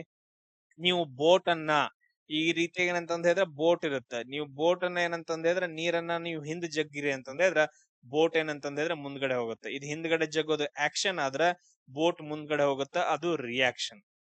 ನೆಕ್ಸ್ಟ್, ಬಲೂನ್ ಇಂದ ಗಾಳಿಯನ್ನ ಬಿಟ್ಟಾಗ, ಈಗ ಈ ರೀತಿಯಾಗಿ ಬಲೂನ್ ಇಟ್ಕೊಳ್ರಿ, ಇದರಲ್ಲಿ ಗಾಳಿ ತುಂಬಿರ್ತೀರಿ, ಇದನ್ನ ಬಿಟ್ರಿ ಅಂತಂದ ಹೇಳಿದ್ರ ಇದು ಗಾಳಿ ಏನಂತಂದ ಹೇಳಿದ್ರ ಕೆಳಗಡೆ ಹೋಗುತ್ತಾ, ಬಲೂನ್ ಮೇಲ್ಗಡೆ ಹೋಗುತ್ತೆ. ಇದು ಆಕ್ಷನ್ ರಿಯಾಕ್ಷನ್ ಅಂದ್ರೆ ವಿರುದ್ಧ ದಿಕ್ಕಿಗೆ ರಿಯಾಕ್ಷನ್ ಇರುತ್ತೆ. ರಾಕೆಟ್ ಉಡಾವಣೆ ಮಾಡುವಾಗ ಸೊ ಇಂಧನ ಏನಂತಂದ ಹೇಳಿದ್ರ ಉರಿದು ಬಿಟ್ಟು ಕೆಳಗಡೆ ಹೋಗುತ್ತಾ, ರಾಕೆಟ್ ಮೇಲ್ಗಡೆ ಹೋಗುತ್ತೆ. ರಾಕೆಟ್ ಅನ್ನ ಹಾರಿಸುವಾಗ ನೋಡ್ಬೇಕು, ಕೆಳಗಡೆ ಇದೇನಂತಂದ ಹೇಳಿದ್ರೆ ಅನಿಲ ಸುಡ್ತಾ ಇರುತ್ತ, ಆಮೇಲೆ ನೆಕ್ಸ್ಟ್ ರಾಕೆಟ್ ಮೇಲ್ಗಡೆ ಹೋಗ್ತಿರುತ್ತ. ಅದಾದ ನಂತರ ನೆಕ್ಸ್ಟ್ ನೋಡ್ರಿ, ನೀರಿನಲ್ಲಿ ಈಜುವಾಗ ನಾವು ಕೈಗಳಿಂದ ನೀರನ್ನ ಹಿಂದಕ್ಕೆ ಹಾಕ್ತಿವಿ, ಆಮೇಲೆ ನಾವು ಮುಂದಕ್ಕೆ ಹೋಗ್ತಿವಿ ಅಂತಂದೇಳಿ. ಸೊ ಇದೇನಂತಂದ ಹೇಳಿದ್ರ ನ್ಯೂಟನ್ನ ನಿಯಮಗಳು ಮತ್ತು ಅದರದ ಅಪ್ಲಿಕೇಶನ್ಸ್ ಗಳ ಮೇಲೆ ನಿಮಗೆ ಕ್ವಶನ್ಸ್ ಗಳು ಬರ್ತಾವ. ಎಸ್, ನೆಕ್ಸ್ಟ್ ಕಾನ್ಸೆಪ್ಟ್ ನೋಡ್ರಿ, ಬಲದ ವಿಧಗಳು ಅಂತಂದ ಹೇಳ್ತೀವಿ, ಟೈಪ್ಸ್ ಆಫ್ ಫೋರ್ಸಸ್. ಇದರಲ್ಲಿ ಯಾವ್ಯಾವ ಬರ್ತಾವ ಅನ್ನೋದನ್ನ ನಾವು ಡಿಸ್ಕಷನ್ ಮಾಡೋಣ. ದ ಫಸ್ಟ್ ಒನ್ ನೋಡ್ರಿ, ಬಲವನ್ನ ಮುಖ್ಯವಾಗಿ ಎರಡು ವಿಧಗಳಾಗಿ ನಾವು ವಿಂಗಡಿಸಬಹುದು. ಈಗ ಒಂದನ್ನ ನಾವು ಸಂಪರ್ಕ ಬಲ ಅಂತಂದ ಹೇಳ್ತೀವಿ, ಅಂದ್ರೆ ವಸ್ತುಗಳ ಸ್ಪರ್ಶದಿಂದ ಉಂಟಾಗುವ ಬಲ. ಈಗ ನಾವು ಒಂದು ಬಾಕ್ಸ್ ಅನ್ನ ಎಲ್ಲಾದ್ರೂ ನಾವು ತಳ್ತಾ ಇದ್ವಿ ಅಂತಂದ್ರೆ ಅದು ಸ್ಪರ್ಶ ಬಲ ಅಂತ, ಸಂಪರ್ಕ ಬಲ ಅಂತಂದೇಳಿ. ಆಮೇಲೆ ಇನ್ನೊಂದು ಸಂಪರ್ಕ ರಹಿತ ಅಂತಂದ್ರೆ ಸ್ಪರ್ಶವಿಲ್ಲದೆ ದೂರದಿಂದ ವಸ್ತುಗಳ ಮೇಲೆ ವರ್ತಿಸುವ ಬಲವನ್ನ ನಾವು ಸಂಪರ್ಕ ರಹಿತ ಬಲ ಅಂತ ಕರಿತೀವಿ. ನಾವು ಅದ್ರಲ್ಲಿ ಇವಾಗ ಒಂದೊಂದಾಗಿ ಡಿಸ್ಕಷನ್ ಮಾಡ್ಕೊಂಡ್ ತಗೋನು. ಫಸ್ಟ್ ಏನಂತಂದ್ರೆ ಸಂಪರ್ಕ ಬಲದೊಳಗಡೆ ಈಗ ನೋಡ್ರಿ, ಅದ್ರಲ್ಲಿ ಯಾವ್ದಂತಂದ ಹೇಳಿದ್ರೆ ಫಸ್ಟ್ ಒನ್ ಫ್ರಿಕ್ಷನ್ ಅಂತಂದ ಹೇಳ್ತೀವಿ. ಫಸ್ಟ್ ಒನ್ ಯಾವ್ದಂತಂದ ಹೇಳಿದ್ರೆ ಫ್ರಿಕ್ಷನ್. ಹಿಂಗಂದ್ರೆ ಏನ, ಫ್ರಿಕ್ಷನ್ ಅಂತಂದ ಹೇಳಿದ್ರೆ ಇವಾಗ ಚಲಿಸುವ ವಸ್ತುವಿನ ವಿರುದ್ಧ ದಿಕ್ಕಿನಲ್ಲಿ ವರ್ತಿಸುವ ಬಲ ಅಂತಂದ ಹೇಳ್ಬೋದು. ಅಥವಾ ಈಗ ಫಾರ್ ಎಕ್ಸಾಂಪಲ್, ಈಗ ಎರಡು ಕೈಗಳನ್ನ ತಗೊಂಡು ತಿಕ್ಕ್ರಿ, ಅವಾಗ ಏನೋ ಒಂದು ಸ್ಟಾಪ್ ಮಾಡ್ದಂಗ ಆಗ್ತಿರತ್ತಲ್ಲ ಘರ್ಷಣೆ. ಅದಾದ ನಂತರ ಒಂದು ವಸ್ತು ಇನ್ನೊಂದು ವಸ್ತುವಿನ ನಡುವೆ ಏನಂತಂದ್ರೆ ತಿಕ್ಕಾಟ ಆದಾಗ ಅಲ್ಲಿ ಉಂಟಾಗುವ ಬಲವನ್ನ ನಾವು ಏನಂತ ಕರಿತೀವಿ ಅಂದ್ರೆ ಫ್ರಿಕ್ಷನ್ ಅಂತ ಕರಿತೀವಿ. ಈಗ ಫಾರ್ ಎಕ್ಸಾಂಪಲ್ ಎರಡ್ ಕಲ್ಲನ್ನ ತಗೊಳ್ರಿ, ಎರಡ್ ಕಲ್ಲನ್ನ ತಗೊಂಡ್ ನೀವು ಎಲ್ಲಾದ್ರೂ ಅದನ್ನ ತಿಕ್ಕಿದ್ರಿ ಅಂತಂದ ಹೇಳಿದ್ರೆ ಆ ತಿಕ್ಕಾಟವನ್ನ ನಾವು ಫ್ರಿಕ್ಷನ್ ಅಂತಂದ ಹೇಳ್ತೀವಿ. ಈಗ ಫಾರ್ ಎಕ್ಸಾಂಪಲ್ ವಾಹನ ಚಲಿಸ್ತಾ ಇರತ್ತ, ವಾಹನ ಏನಂತಂದ ಹೇಳಿದ್ರೆ ಇವಾಗ ಚಲಿಸ್ತಾ ಇರತ್ತ, ಈ ಗಾಳಿ ಈಗ ಏನಿರತ್ತಲ್ಲ ಇದು ಟೈರ್ ಮತ್ತು ನೆಲದ ನಡುವೆ ಏನಂತಂದ ಹೇಳಿದ್ರೆ ಘರ್ಷಣೆ ಇರುತ್ತೆ. ಬೆಸ್ಟ್ ಎಕ್ಸಾಂಪಲ್ ಬ್ರೇಕ್ ಹಾಕಿದಾಗ ನೋಡ್ರಿ ಅದು ಎಳ್ಕೊಂತ ಹೋಗಿರುತ್ತಲ್ಲ, ಅದನ್ನ ನಾವು ಫ್ರಿಕ್ಷನ್ ಅಂತಂದ್ ಹೇಳಿ ಕರಿತೀವಿ. ಇದನ್ನ ಒಂದ್ ಏನಂತಂದ್ ಹೇಳಿದ್ರ ಅಂದ್ರೆ ಎರಡು ವಸ್ತುಗಳ ನಡುವೆ ಕಾಂಟ್ಯಾಕ್ಟ್ ಇಂದ ಆಗತ್ತಲ್ಲ, ಅದಕ್ಕೋಸ್ಕರ ಫ್ರಿಕ್ಷನ್ ಅನ್ನೋದೊಂದ್ ಏನಂದ್ರ ಸಂಪರ್ಕ ಬಲ ಅಂತಂದ್ ಹೇಳ್ತೀವಿ. ಅದ್ರ ಅಪ್ಲಿಕೇಶನ್ ನಾನು ಆಮೇಲೆ ಹೇಳ್ತೀನಿ ನಿಮ್ಗ. ನೆಕ್ಸ್ಟ್ ಇನ್ನೊಂದ್ ಏನಂತಂದ್ ಹೇಳಿದ್ರ ಸ್ನಾಯು ಬಲ ಅಂತಂದ್ ಹೇಳಿ, ಮಸ್ಕ್ಯುಲರ್, ನಮ್ಮ ದೇಹದ ಸ್ನಾಯುಗಳಿಂದ ಪ್ರಯೋಗಿಸುವ ಬಲ. ಈಗ ನೋಡ್ರಿ ತಾಕತ್ ಎಷ್ಟಿರುತ್ತೋ ಅಷ್ಟು ಮಸ್ಕ್ಯುಲರ್ ಮಸಲ್ ಎಷ್ಟು ಸ್ಟ್ರಾಂಗ್ ಇರ್ತಾವ, ಅಷ್ಟು ಬಲ ಏನಂತಂದ್ರೆ ಸ್ಟ್ರಾಂಗ್ ಇರುತ್ತೆ ನಮ್ ಬಾಡಿ ಒಳಗಡೆ ಇರುವಂತದ್ದು. ಸಿಂಪಲ್. ನೆಕ್ಸ್ಟ್ ಏನಂತಂದ್ ಹೇಳಿದ್ರೆ ಯಾಂತ್ರಿಕ ಬಲ, ಮೆಕ್ಯಾನಿಕಲ್, ಯಂತ್ರಗಳಿಂದ ಉತ್ಪತ್ತಿಯಾಗುವ ಬಲ. ಯಾಕಂದ್ರೆ ಅಲ್ಲಿ ಕೂಡ ಪರಸ್ಪರ ಏನಂತಂದ್ ಹೇಳಿದ್ರೆ ಸಂಪರ್ಕದಿಂದಾನೇ ಉಂಟಾಗತ್ತೆ ಯಾಂತ್ರಿಕ ಬಲ ಅಂತಂದ್ ಹೇಳ್ತೀವಿ. ಇನ್ನು ನೆಕ್ಸ್ಟ್ ಏನಂತಂದ್ ಹೇಳಿದ್ರೆ ಸಂಪರ್ಕ ರಹಿತ ಅಂತಂದ್ ಹೇಳಿ, ಅಂದ್ರೆ ಗುರುತ್ವಾಕರ್ಷಣೆ ಬಲ. ಇದೇನಂತಂದ್ ಹೇಳಿದ್ರೆ ಎರಡು ವಸ್ತುಗಳ ನಡುವಿನ ಆಕರ್ಷಣೆ ಅಂತಂದ್ ಹೇಳ್ತೀವಿ. ಎರಡು ವಸ್ತುಗಳ ನಡುವಿನ ಆಕರ್ಷಣೆಯನ್ನ ನಾವೇನಂತ ಕರಿತೀವಿ, ಗುರುತ್ವಾಕರ್ಷಣ ಬಲ ಅಂತ ಕರಿತೀವಿ. ಈಗ ನೋಡ್ರಿ ಭೂಮಿ ಇರುತ್ತ, ಭೂಮಿಯಿಂದ ನೀವು ಏನ್ ಬೇಕಾದ ವಸ್ತುಗಳನ್ನ ಒಗಿರಿ, ಯಾಕಂತಂದ್ ಹೇಳಿದ್ರೆ ಅದ್ರ ನಡುವೆ ಏನಂತಂದ್ ಹೇಳಿದ್ರೆ ಆಕರ್ಷಣೆ ಇರುತ್ತ, ಆ ವಸ್ತುಗಳೇನಂದ್ರ ಭೂಮಿಗೆ ಬಂದ್ ಬೀಳ್ತಾವ. ಭೂಮಿ ವಸ್ತುಗಳನ್ನ ತನ್ನತ್ತ ಸೆಳೆಯುವ ಬಲ ಏನಂತಂದ್ ಹೇಳಿದ್ರೆ ಗ್ರಾವಿಟೇಷನಲ್ ಅಂತಂದ್ ಹೇಳ್ತೀವಿ. ಅದಾದ ನಂತರ ಸೂರ್ಯ ಏನಂತಂದ್ ಹೇಳಿದ್ರೆ ಈಗ ನೋಡ್ರಿ ಸೂರ್ಯ ಇದಾನ, ಈಗ ಸೂರ್ಯನ ಸುತ್ತ ಎಲ್ಲಾ ಗ್ರಹಗಳು ಏನಂತಂದ್ ಹೇಳಿದ್ರೆ ತಿರುಗ್ತಾ ಇದಾವ. ಯಾಕಂತಂದ್ ಹೇಳಿದ್ರೆ ಸೂರ್ಯ ಅದನ್ನ ಜಗ್ ಹಿಡ್ಕೊಂಡಿದಾನ. ರೀಸನ್ ಏನಂತಂದ್ ಹೇಳಿದ್ರೆ ಗ್ರಾವಿಟೇಷನಲ್ ಫೋರ್ಸ್ ಅಂತಂದ್ ಹೇಳ್ತೀವಿ. ಗ್ರಾವಿಟೇಷನಲ್ ಫೋರ್ಸ್ ಇಂದ ಎಲ್ಲಾ ಗ್ರಹಗಳನ್ನ ಜಗ್ ಹಿಡ್ಕೊಂಡಿದಾನ. ಈಗ ನೋಡ್ರಿ ಒಂದ್ ಹುಡುಗ ಒಂದ್ ಹುಡುಗಿ ನಡುವೆ ಒಂದ್ ಹುಡುಗಿಯ ನಡುವೆ ಎಲ್ಲಾದ್ರೂ ಒಂದು ಆಕರ್ಷಣೆ ಇತ್ತು ಅಂತಂದ್ ಹೇಳಿದ್ರೆ ಅದನ್ನ ನಾವು ಲವ್ ಅಂತ ಕರಿತೀವಿ. ಅದೇ ಎರಡು ವಸ್ತುಗಳ ನಡುವೆ ಇತ್ತು ಅಂತಂದ್ ಹೇಳಿದ್ರೆ ಅದನ್ನ ನಾವು ಗ್ರಾವಿಟೇಷನಲ್ ಅಂತಂದ್ ಹೇಳಿ ಕರಿತೀವಿ. ಸಿಂಪಲ್. ಸೊ ಅದೇ ಏನಂತಂದ್ ಹೇಳಿದ್ರೆ ಸೂರ್ಯ ಮತ್ತು ಗ್ರಹಗಳ ನಡುವೆ ಲವ್ ಐತೆ, ಗ್ರಾವಿಟೇಷನಲ್ ಐತೆ, ಅದಕ್ಕ ಜಗ್ ಹಿಡ್ಕೊಂಡೈತೆ, ಅವು ಕೆಲವೊಂದು ಅಕ್ಷಗಳಲ್ಲಿ ತಿರುಗ್ತಾ ಇದಾವ ಅಂತಂದ್ ಹೇಳಿ ಬಿಟ್ಕೊಡ್ತಿಲ್ಲ. ನೆಕ್ಸ್ಟ್ ಮ್ಯಾಗ್ನೆಟಿಕ್ ಬಲ ಅಥವಾ ಕಾಂತೀಯ ಬಲ ಅಂತ ಕರಿತೀವಿ. ಅಂದ್ರ ಕಾಂತವು ಕಬ್ಬಿಣದ ವಸ್ತುಗಳನ್ನ ಸೆಳೆಯುತ್ತಲ್ಲ, ಈಗ ಒಂದು ಕಾಂತ ಇರುತ್ತೆ, ಈ ಕಾಂತದ ಏನಂತಂದ್ ಹೇಳಿದ್ರೆ ಉತ್ತರದಿಂದ ದಕ್ಷಿಣಕ್ಕೆ ಈ ರೀತಿಯಾಗಿ ಏನಂತಂದ್ ಹೇಳಿದ್ರೆ ಕಾಂತೀಯ ರೇಖೆಗಳಿರ್ತಾವ. ಸೊ ಇದರಿಂದ ಬಲ ಉಂಟಾಗಿರುತ್ತೆ, ಕಾಂತ ಬಲ ಅಂತ ಹೇಳ್ತೀವಿ, ಅಥವಾ ಮ್ಯಾಗ್ನೆಟಿಕ್ ಫೀಲ್ಡ್ ಅಂತಂದ್ ಹೇಳ್ತೀವಿ, ಅಥವಾ ಮ್ಯಾಗ್ನೆಟಿಕ್ ಫೋರ್ಸ್ ಅಂತಂದ್ ಹೇಳ್ತೀವಿ. ಸೊ ಇದರಿಂದ ಏನ್ ಮಾಡ್ತಾವ ಅಂತಂದ್ ಹೇಳಿದ್ರೆ ಕಬ್ಬಿಣದ ವಸ್ತುಗಳನ್ನ ಏನ್ ಮಾಡ್ತಾವ ಅಂದ್ರೆ ಆಕರ್ಷಣೆ ಮಾಡ್ತಾವ, ಅದನ್ನ ನಾವು ಮ್ಯಾಗ್ನೆಟಿಕ್ ಫೋರ್ಸ್ ಅಂತಂದ್ ಹೇಳ್ತೀವಿ. ಅದಾದ ನಂತರ ಇನ್ನೊಂದ್ ಏನಂತಂದ್ ಹೇಳಿದ್ರೆ ಇಲೆಕ್ಟ್ರೋಸ್ಟಾಟಿಕ್ ಫೋರ್ಸ್, ಅಂದ್ರೆ ವಿದ್ಯುತ್ ಆವೇಶಗಳ ನಡುವಿನ ಬಲ.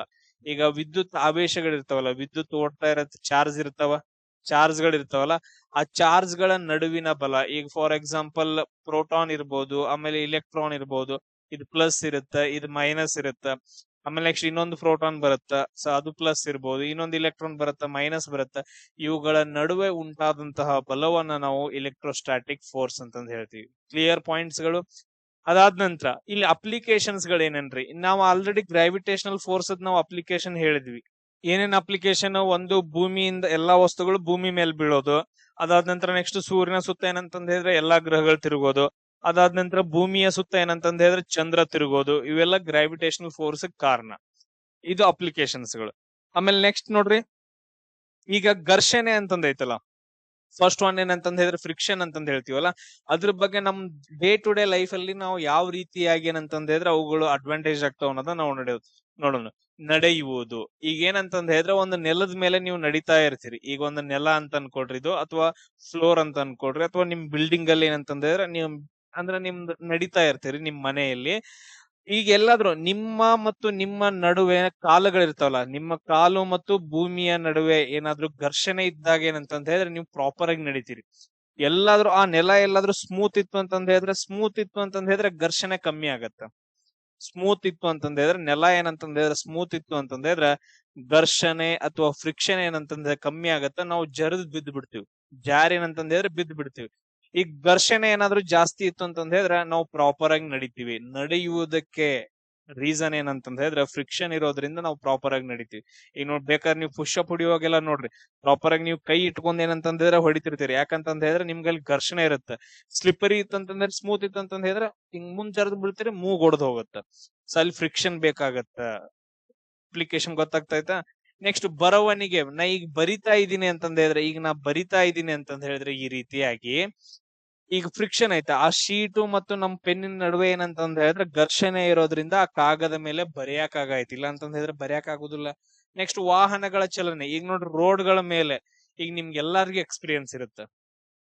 ಈಗ ಪ್ರಾಪರ್ ಆಗಿ ರೋಡ್ ಇತ್ತು ಅಂತಂದ್ ಹೇಳಿದ್ರೆ ನೀವು ಹೋಗ್ತೀರಿ, ಎಲ್ಲಾದ್ರೂ ರೋಡ್ ಎಲ್ಲಾದ್ರೂ ಸ್ಮೂತ್ ಆಗಿತ್ತು ಅಂತಂದ್ ಹೇಳಿದ್ರೆ ಅದ್ರ ಮೇಲೆ ನೀರ್ ಬಿದ್ದಿತ್ತು, ಆಯಿಲ್ ಬಿದ್ದಿತ್ತು ಅಂತಂದ್ ಹೇಳಿದ್ರೆ ಅವಾಗ ಏನಾಗತ್ತೆ, ಕೆಳಗಡೆ ಬಿದ್ದು ಬಿಡ್ತಿರಲ್ಲ. ವಾಹನಗಳ ಟೈರ್ ಮತ್ತು ರಸ್ತೆಯ ನಡುವೆ, ಈಗ ವಾಹನಗಳ ಟೈರ್ ಮತ್ತು ರಸ್ತೆಯ ನಡುವೆ ಏನಂತಂದ್ ಹೇಳಿದ್ರೆ ಫ್ರಿಕ್ಷನ್ ಇರೋದ್ರಿಂದ ವಾಹನಗಳು ಪ್ರಾಪರ್ ಆಗಿ ಏನಂತಂದ್ ಹೇಳಿದ್ರೆ ಎಲ್ ಬೇಕಾದಲ್ಲಿ ನಿಲ್ತಾವ, ಎಲ್ ಬೇಕಾದಲ್ಲಿ ತಿರುಗಿಸ್ಬೋದು, ಹೆಂಗ್ ಬೇಕಾದಂಗ್ ಯಾವ ಬೇಕಾದ ಸ್ಪೀಡ್ ಅಲ್ಲಿ ಹೋಗ್ಬೋದು. ಇಲ್ಲ ಅಂತಂದ್ ಹೇಳಿದ್ರೆ ಏನಾಗತ್ತ, ಹೆಂಗ್ ಬೇಕಾದಂಗ್ ಸ್ಲಿಪ್ ಹಾಕೋತ್ ಹೋಗುತ್ತ.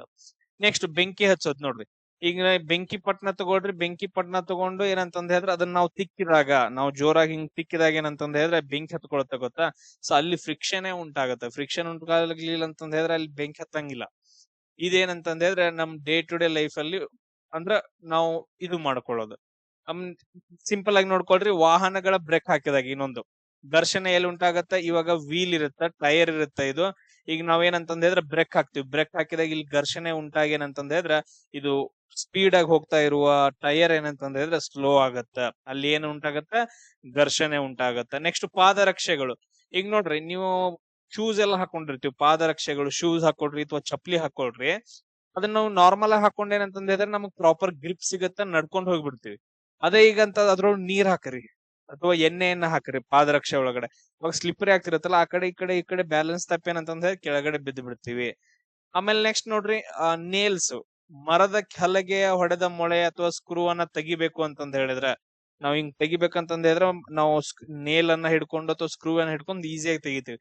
ಇಲ್ಲ ಅಂತಂದ್ ಹೇಳಿದ್ರೆ ಅದು ಜರಿತಾ ಇರುತ್ತೆ. ಕಬಡ್ಡಿ ಆಟ ಆಡುವಾಗ ಎಲ್ರು ಏನ್ ಮಾಡ್ತಾರ, ಕುಸ್ತಿ ಆಡುವಾಗ ಮೈಗೆಲ್ಲ ಏನಂತಂದ್ ಹೇಳಿದ್ರೆ ಮಣ್ ಹಾಕೊಂತಾರ, ಕೈಗೆಲ್ಲ ಮಣ್ ಹಾಕೊಂಡ್ ಏನಂತಂದ್ ಹೇಳಿದ್ರೆ ಕರೆಕ್ಟ್ ಆಗಿ ಗ್ರಿಪ್ ಸಿಗ್ಲಿ ಅಂತಂದ್ ಹೇಳಿ. ಇಲ್ಲ ಅಂತಂದ್ ಹೇಳಿದ್ರೆ ಏನಾಗತ್ತ, ಸ್ಲಿಪ್ ಆಗತ್ತ, ಕರೆಕ್ಟ್ ಜಾರ್ತಾರ. ಅದಾದ ನಂತರ ನೆಕ್ಸ್ಟ್ ಗಡಿಯಾರದ ಚಕ್ರಗಳು ಕೂಡ ಸೇಮ್ ಅದೇ ತರ ಲೂಪ್ರಿಕಂಟ್ ಬೇಕಾಗತ್ತ ಅಲ್ಲಿ. ಆಮೇಲೆ ನೆಕ್ಸ್ಟ್ ಏನಂತಂದ್ ಹೇಳಿದ್ರೆ ಗಾಳಿಯಲ್ಲಿ ಚಲಿಸುವ ವಿಮಾನ ಮತ್ತು ಪಕ್ಷಿಗಳು, ಗಾಳಿಯ ಘರ್ಷಣೆಯನ್ನ ಕಡಿಮೆ ಮಾಡಕವ್ ಏನಂತಂದ್ ಹೇಳಿದ್ರೆ ಸ್ಟ್ರೀಮ್ ಲೈನ್ಡ್ ಆಕಾರದಲ್ಲಿ, ಈ ರೀತಿಯ ಆಕಾರದಲ್ಲಿ ಏನಂತಂದ್ ಹೇಳಿದ್ರೆ ಅವು ಹೋಗ್ತಾ ಇರ್ತಾವ. ಎಲ್ಲಾದ್ರೂ ಈ ರೀತಿಯ ಆಕಾರದಲ್ಲಿ ಹೊಂಟು ಅಂತಂದ್ ಹೇಳಿದ್ರೆ ಘರ್ಷಣೆ ಜಾಸ್ತಿ ಇರುತ್ತೆ, ಗಾಳಿ ಜಾಸ್ತಿ ಬಂದ್ಬಿಡಿಯುತ್ತೆ. ಈ ತರ ಇತ್ತು ಅಂತಂದ್ ಹೇಳಿದ್ರೆ ಸ್ಟ್ರೀಮ್ ಲೈನ್ಡ್ ಅಂತಂದ್ ಹೇಳ್ತೀವಿ. ಅದು ಗಾಳಿ ಏನಂತಂದ್ ಹೇಳಿದ್ರೆ ಈ ಕಡೆ ಬಡ್ದ್ಬಿಟ್ಟು ಹೋಗ್ಬಿಡತ್ತ, ಅದು ಕೂಡ ಘರ್ಷಣೆ, ವಾಯು ಘರ್ಷಣೆ ಅಂತಂದ್ ಹೇಳ್ತೀವಿ. ಅದಾದ ನಂತರ ನೆಕ್ಸ್ಟ್ ನೋಡ್ರಿ, ಬೆಲ್ಟ್ ಗಳು ಅಂದ್ರೆ ಕೈಗಾರಿಕೆಗಳಲ್ಲಿ ವಸ್ತುಗಳನ್ನ ಸಾಗಿಸುವ ಬೆಲ್ಟ್ ಗಳು ಇರ್ತಾವ. ಮೇಲ್ಗಡೆಯಿಂದ ಕೆಳಗಡೆ ಬರೋಕೇನಂತಂದ್ ಹೇಳಿದ್ರೆ ಈ ರೀತಿ ಬೆಲ್ಟ್ ಇರ್ತಾವ, ಅದ್ರ ಮೇಲೆ ಏನಂತಂದ್ರೆ ವಸ್ತುಗಳನ್ನ ಇಟ್ಟಿರ್ತಾವ. ಅಲ್ಲಿ ಫ್ರಿಕ್ಷನ್ ಇರೋದ್ರಿಂದ ಆ ವಸ್ತುಗಳು ಕೆಳಗಡೆ ಬೀಳಂಗಿಲ್ಲ, ಇಲ್ಲ ಅಂತಂದ್ ಹೇಳಿದ್ರೆ ಜಾರಿ ಬಿದ್ದು ಬಿಡ್ತಾವ.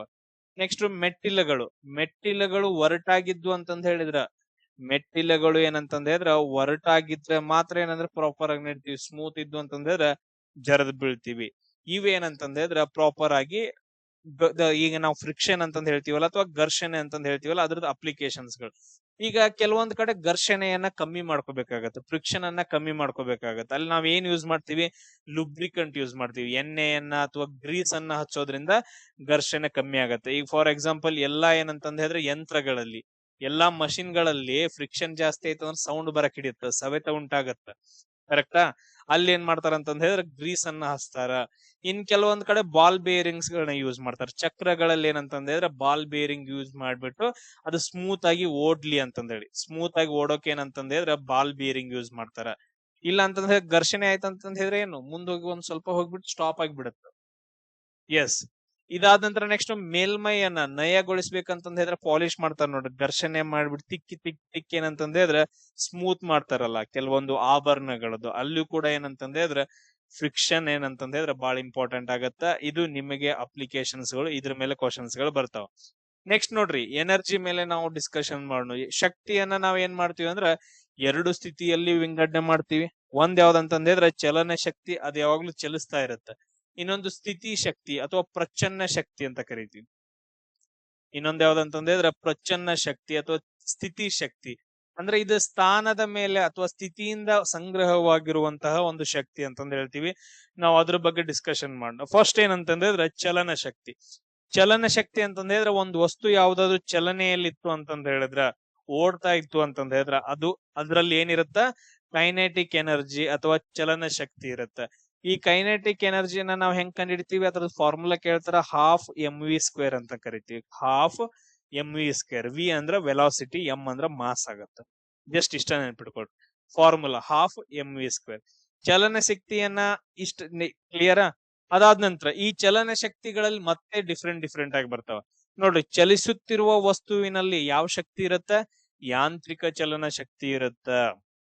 ಈಗ ಹರಿಯುವ ನೀರಾಗಿರ್ಬೋದು, ಅಥವಾ ಬಸ್ ಆಗಿರ್ಬೋದು, ಕಾರ್ ಆಗಿರ್ಬೋದು, ಬಸ್ ಇದಾದ ನಂತರ ನೆಕ್ಸ್ಟ್ ಏನಂತಂದ್ ಹೇಳಿದ್ರ ಈ ಎಲ್ಲದರಲ್ಲಿ ಏನಂತ ಚಲಿಸುತ್ತಿರುವ ವಸ್ತುವಿನಲ್ಲಿ ಯಾವ ಶಕ್ತಿ ಇರುತ್ತ?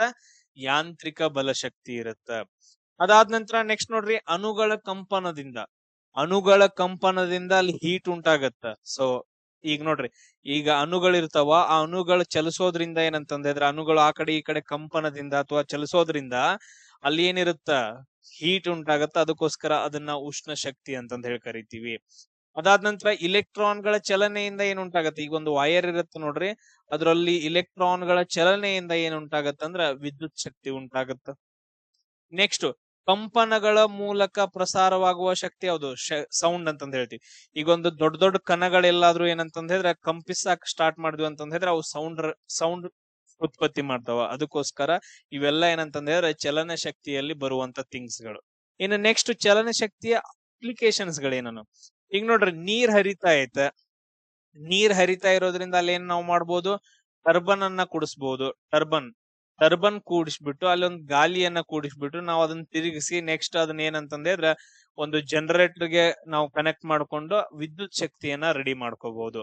ಹರಿಯುವ ನೀರಿನ ಚಲನ ಶಕ್ತಿಯನ್ನ ಬಳಸ್ಕೊಂಡು ಟರ್ಬೈನ್ಸ್ ಗಳನ್ನ ಯೂಸ್ ಮಾಡ್ಕೊಂಡು ವಿದ್ಯುತ್ ಶಕ್ತಿಯನ್ನ ನಾವು ಉತ್ಪಾದನೆ ಮಾಡಬಹುದು. ಇದು ಚಲನ ಶಕ್ತಿ ಅಥವಾ ಕೈನೆಟಿಕ್ ಎನರ್ಜಿಯಿಂದ ಒಂದು ಇಂಪಾರ್ಟೆಂಟ್ ಅಪ್ಲಿಕೇಶನ್. ನೆಕ್ಸ್ಟ್ ನೋಡ್ರಿ, ಗಾಳಿ ಚಲಿಸ್ತಾ ಇರತ್ತ, ವಿಂಡ್ ಎನರ್ಜಿ ಅಂತಂದ್ ಹೇಳ್ತೀವಿ. ಗಾಳಿ ಚಲಿಸ್ತಾ ಇರತ್ತ, ನಾವು ಅದಕ್ಕೆ ಏನ್ ಮಾಡ್ಬೇಕಂತಂದ್ರೆ ಗಾಳಿಯನ್ನ ಯೂಸ್ ಮಾಡ್ಕೊಂಡು ವಿಂಡ್ ಮಿಲ್ಸ್ ಗಳನ್ನ ನಿರ್ಮಾಣ ಮಾಡ್ತಾರ, ಗಾಳಿ ಯಂತ್ರಗಳನ್ನ. ಸೊ ಅವುಗಳ ರೆಕ್ಕೆಗಳಿಂದ ಏನ್ ಮಾಡ್ತಾರ ಅಂತಂದ್ ಹೇಳಿದ್ರ ಗಾಳಿಯ ಚಲನ ಶಕ್ತಿಯಿಂದ ನಾವು ಏನ್ ಮಾಡ್ತೀವಿ? ವಿದ್ಯುತ್ ಶಕ್ತಿಯನ್ನಾಗಿ ಕನ್ವರ್ಟ್ ಮಾಡ್ತೀವಿ. ಇದು ಕರೆಕ್ಟಾ? ಇದೊಂದು ಅಪ್ಲಿಕೇಶನ್. ನೆಕ್ಸ್ಟ್, ವಾಹನಗಳು. ಚಲಿಸುತ್ತಿರುವ ವಾಹನಗಳಾಗಿರೋ ಎಲ್ಲದರಲ್ಲೂ ಏನಂತಂದ್ರೆ ಒಂದು ಸ್ಥಳದಿಂದ ಇನ್ನೊಂದು ಸ್ಥಳಕ್ಕೆ ಹೋಗಲು ಸಹಾಯ ಮಾಡ್ತಾವ. ಅದಾದ ನಂತರ ಕ್ರಿಕೆಟ್ ಮತ್ತು ಫುಟ್ಬಾಲ್ ಅಲ್ಲಿ ನೋಡ್ರಿ, ಚೆಂಡನ್ನು ಒದಿಯುವಾಗ ಅಥವಾ ಬೌಲಿಂಗ್ ಮಾಡುವಾಗ ಅದಕ್ಕೆ ಸಿಗುವ ಚಲನ ಶಕ್ತಿಯಿಂದ ಏನಂತಂದ್ರೆ ಬಾಲ್ ಸ್ಪೀಡ್ ಆಗಿ ಹೋಗುತ್ತಾ, ಆಮೇಲೆ ತುಂಬಾ ದೂರ ಹೋಗುತ್ತ. ನಾವು ಓಡ್ತಾ ಬಂದ್ಬಿಟ್ಟು ಹೋಗಿತೀವಲ್ಲ, ಅದಾದ ನಂತರ ಓಡ್ ಬಂದ್ಬಿಟ್ಟು ಏನಂತಂದ್ ಹೇಳಿದ್ರೆ ಫುಟ್ಬಾಲ್ ಅನ್ನ ಒದಿತೀವಿ. ಅವಾಗ ಏನಂತಂದ್ರೆ ತುಂಬಾ ಸ್ಪೀಡ್ ಆಗಿ ಆಮೇಲೆ ತುಂಬಾ ದೂರದಲ್ಲಿ ಹೋಗಿ ಬಾಲ್ ಬೀಳುತ್ತೆ. ಆಮೇಲೆ ನೆಕ್ಸ್ಟ್ ಇದು ಅಪ್ಲಿಕೇಶನ್ಸ್ ಗಳು. ಇನ್ ನೆಕ್ಸ್ಟ್ ಏನಂತಂದ್ರೆ ಪೊಟೆನ್ಶಿಯಲ್ ಎನರ್ಜಿ ಅಥವಾ ಪ್ರಚನ್ನ ಶಕ್ತಿ ಅಂತ ಬರ್ಕೊಡಿ. ಸ್ಥಿತಿ ಶಕ್ತಿನ ಅಂದ್ರೂ ಕೂಡ ಒಂದ ಬುಕ್ಸ್ ಅಲ್ಲಿ ಪ್ರಚನ್ನ ಶಕ್ತಿ ಅಂತ ಹೇಳ್ಕೊಟ್ಟಿದ್ದಾರೆ. ಎಸ್, ಇಲ್ಲಿ ಪ್ರಚನ್ನ ಶಕ್ತಿ ನೋಡ್ರಿ ಏನಂತಂದ ಹೇಳಿದ್ರೆ ಎತ್ತರದಲ್ಲಿರುವ ವಸ್ತುವಿನಲ್ಲಿ ಸಂಗ್ರಹವಾಗುವ ಶಕ್ತಿ ಏನಂತಂದ್ರೆ ಗುರುತ್ವಾಕರ್ಷಣೆಯ ಶಕ್ತಿ ಅಂತಂದ್ ಹೇಳ್ತೀವಿ, ಅಥವಾ ಪೊಟೆನ್ಶಿಯಲ್ ಎನರ್ಜಿ ಅಂತಂದ್ ಹೇಳ್ತೀವಿ. ಸೊ ಈಗ ಫಾರ್ ಎಕ್ಸಾಂಪಲ್ ಏನಂತಂದ್ರೆ ಈ ರೀತಿ ಒಂದು ಗುಡ್ಡ ಐತ್ ಅನ್ಕೊಡ್ರಿ, ಈ ಗುಡ್ಡದ ಮೇಲೆ ಒಂದ್ ದೊಡ್ಡ ಕಲ್ಲು ಐತ್ ಅಂತ ಅನ್ಕೊಡ್ರಿ. ಈ ಗುಡ್ಡದ ಮೇಲಿರೋ ಕಲ್ಲಿನಲ್ಲಿ ಏನ್ ಸ್ಟೋರ್ ಆಗಿರುತ್ತ? ಪೊಟೆನ್ಶಿಯಲ್ ಎನರ್ಜಿ ಸ್ಟೋರ್ ಆಗಿರುತ್ತ. ರೀಸನ್ ಏನಂತಂದ್ರೆ ಗ್ರಾವಿಟಿಯಿಂದ.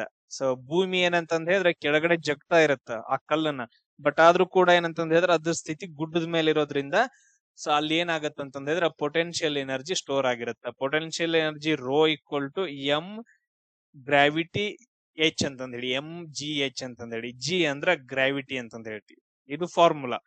ಗ್ರಾವಿಟಿ ಹೆಂಗಿರುತ್ತ, ಎಷ್ಟಿರುತ್ತ, ಆಮೇಲೆ ಹೈಟ್ ಎಷ್ಟಿರುತ್ತ. ಹೈಟ್ ಜಾಸ್ತಿ ಆದಂಗ, ಹೈಟ್ ಎಷ್ಟು ಜಾಸ್ತಿ ಆಗತ್ತ ಅಷ್ಟು ಪೊಟೆನ್ಶಿಯಲ್ ಎನರ್ಜಿ ಜಾಸ್ತಿ ಆಗತ್ತ. ಅಥವಾ ಇದನ್ನ ನಾವು ನಾರ್ಮಲ್ ಆಗಿ ಪೊಟೆನ್ಶಿಯಲ್ ಎನರ್ಜಿ ಅಥವಾ ಅಂತ ಹೇಳ್ತೀವಿ, ಅಥವಾ ಗುರುತ್ವಾಕರ್ಷಣೆಯ ಪ್ರಚನ್ನ ಶಕ್ತಿ ಅಂತಂದ್ ಹೇಳ್ತೀವಿ. ಗ್ರಾವಿಟೇಷನಲ್ ಪೊಟೆನ್ಶಿಯಲ್ ಎನರ್ಜಿ ಅಂತಂದ್ ಹೇಳ್ಬೋದು.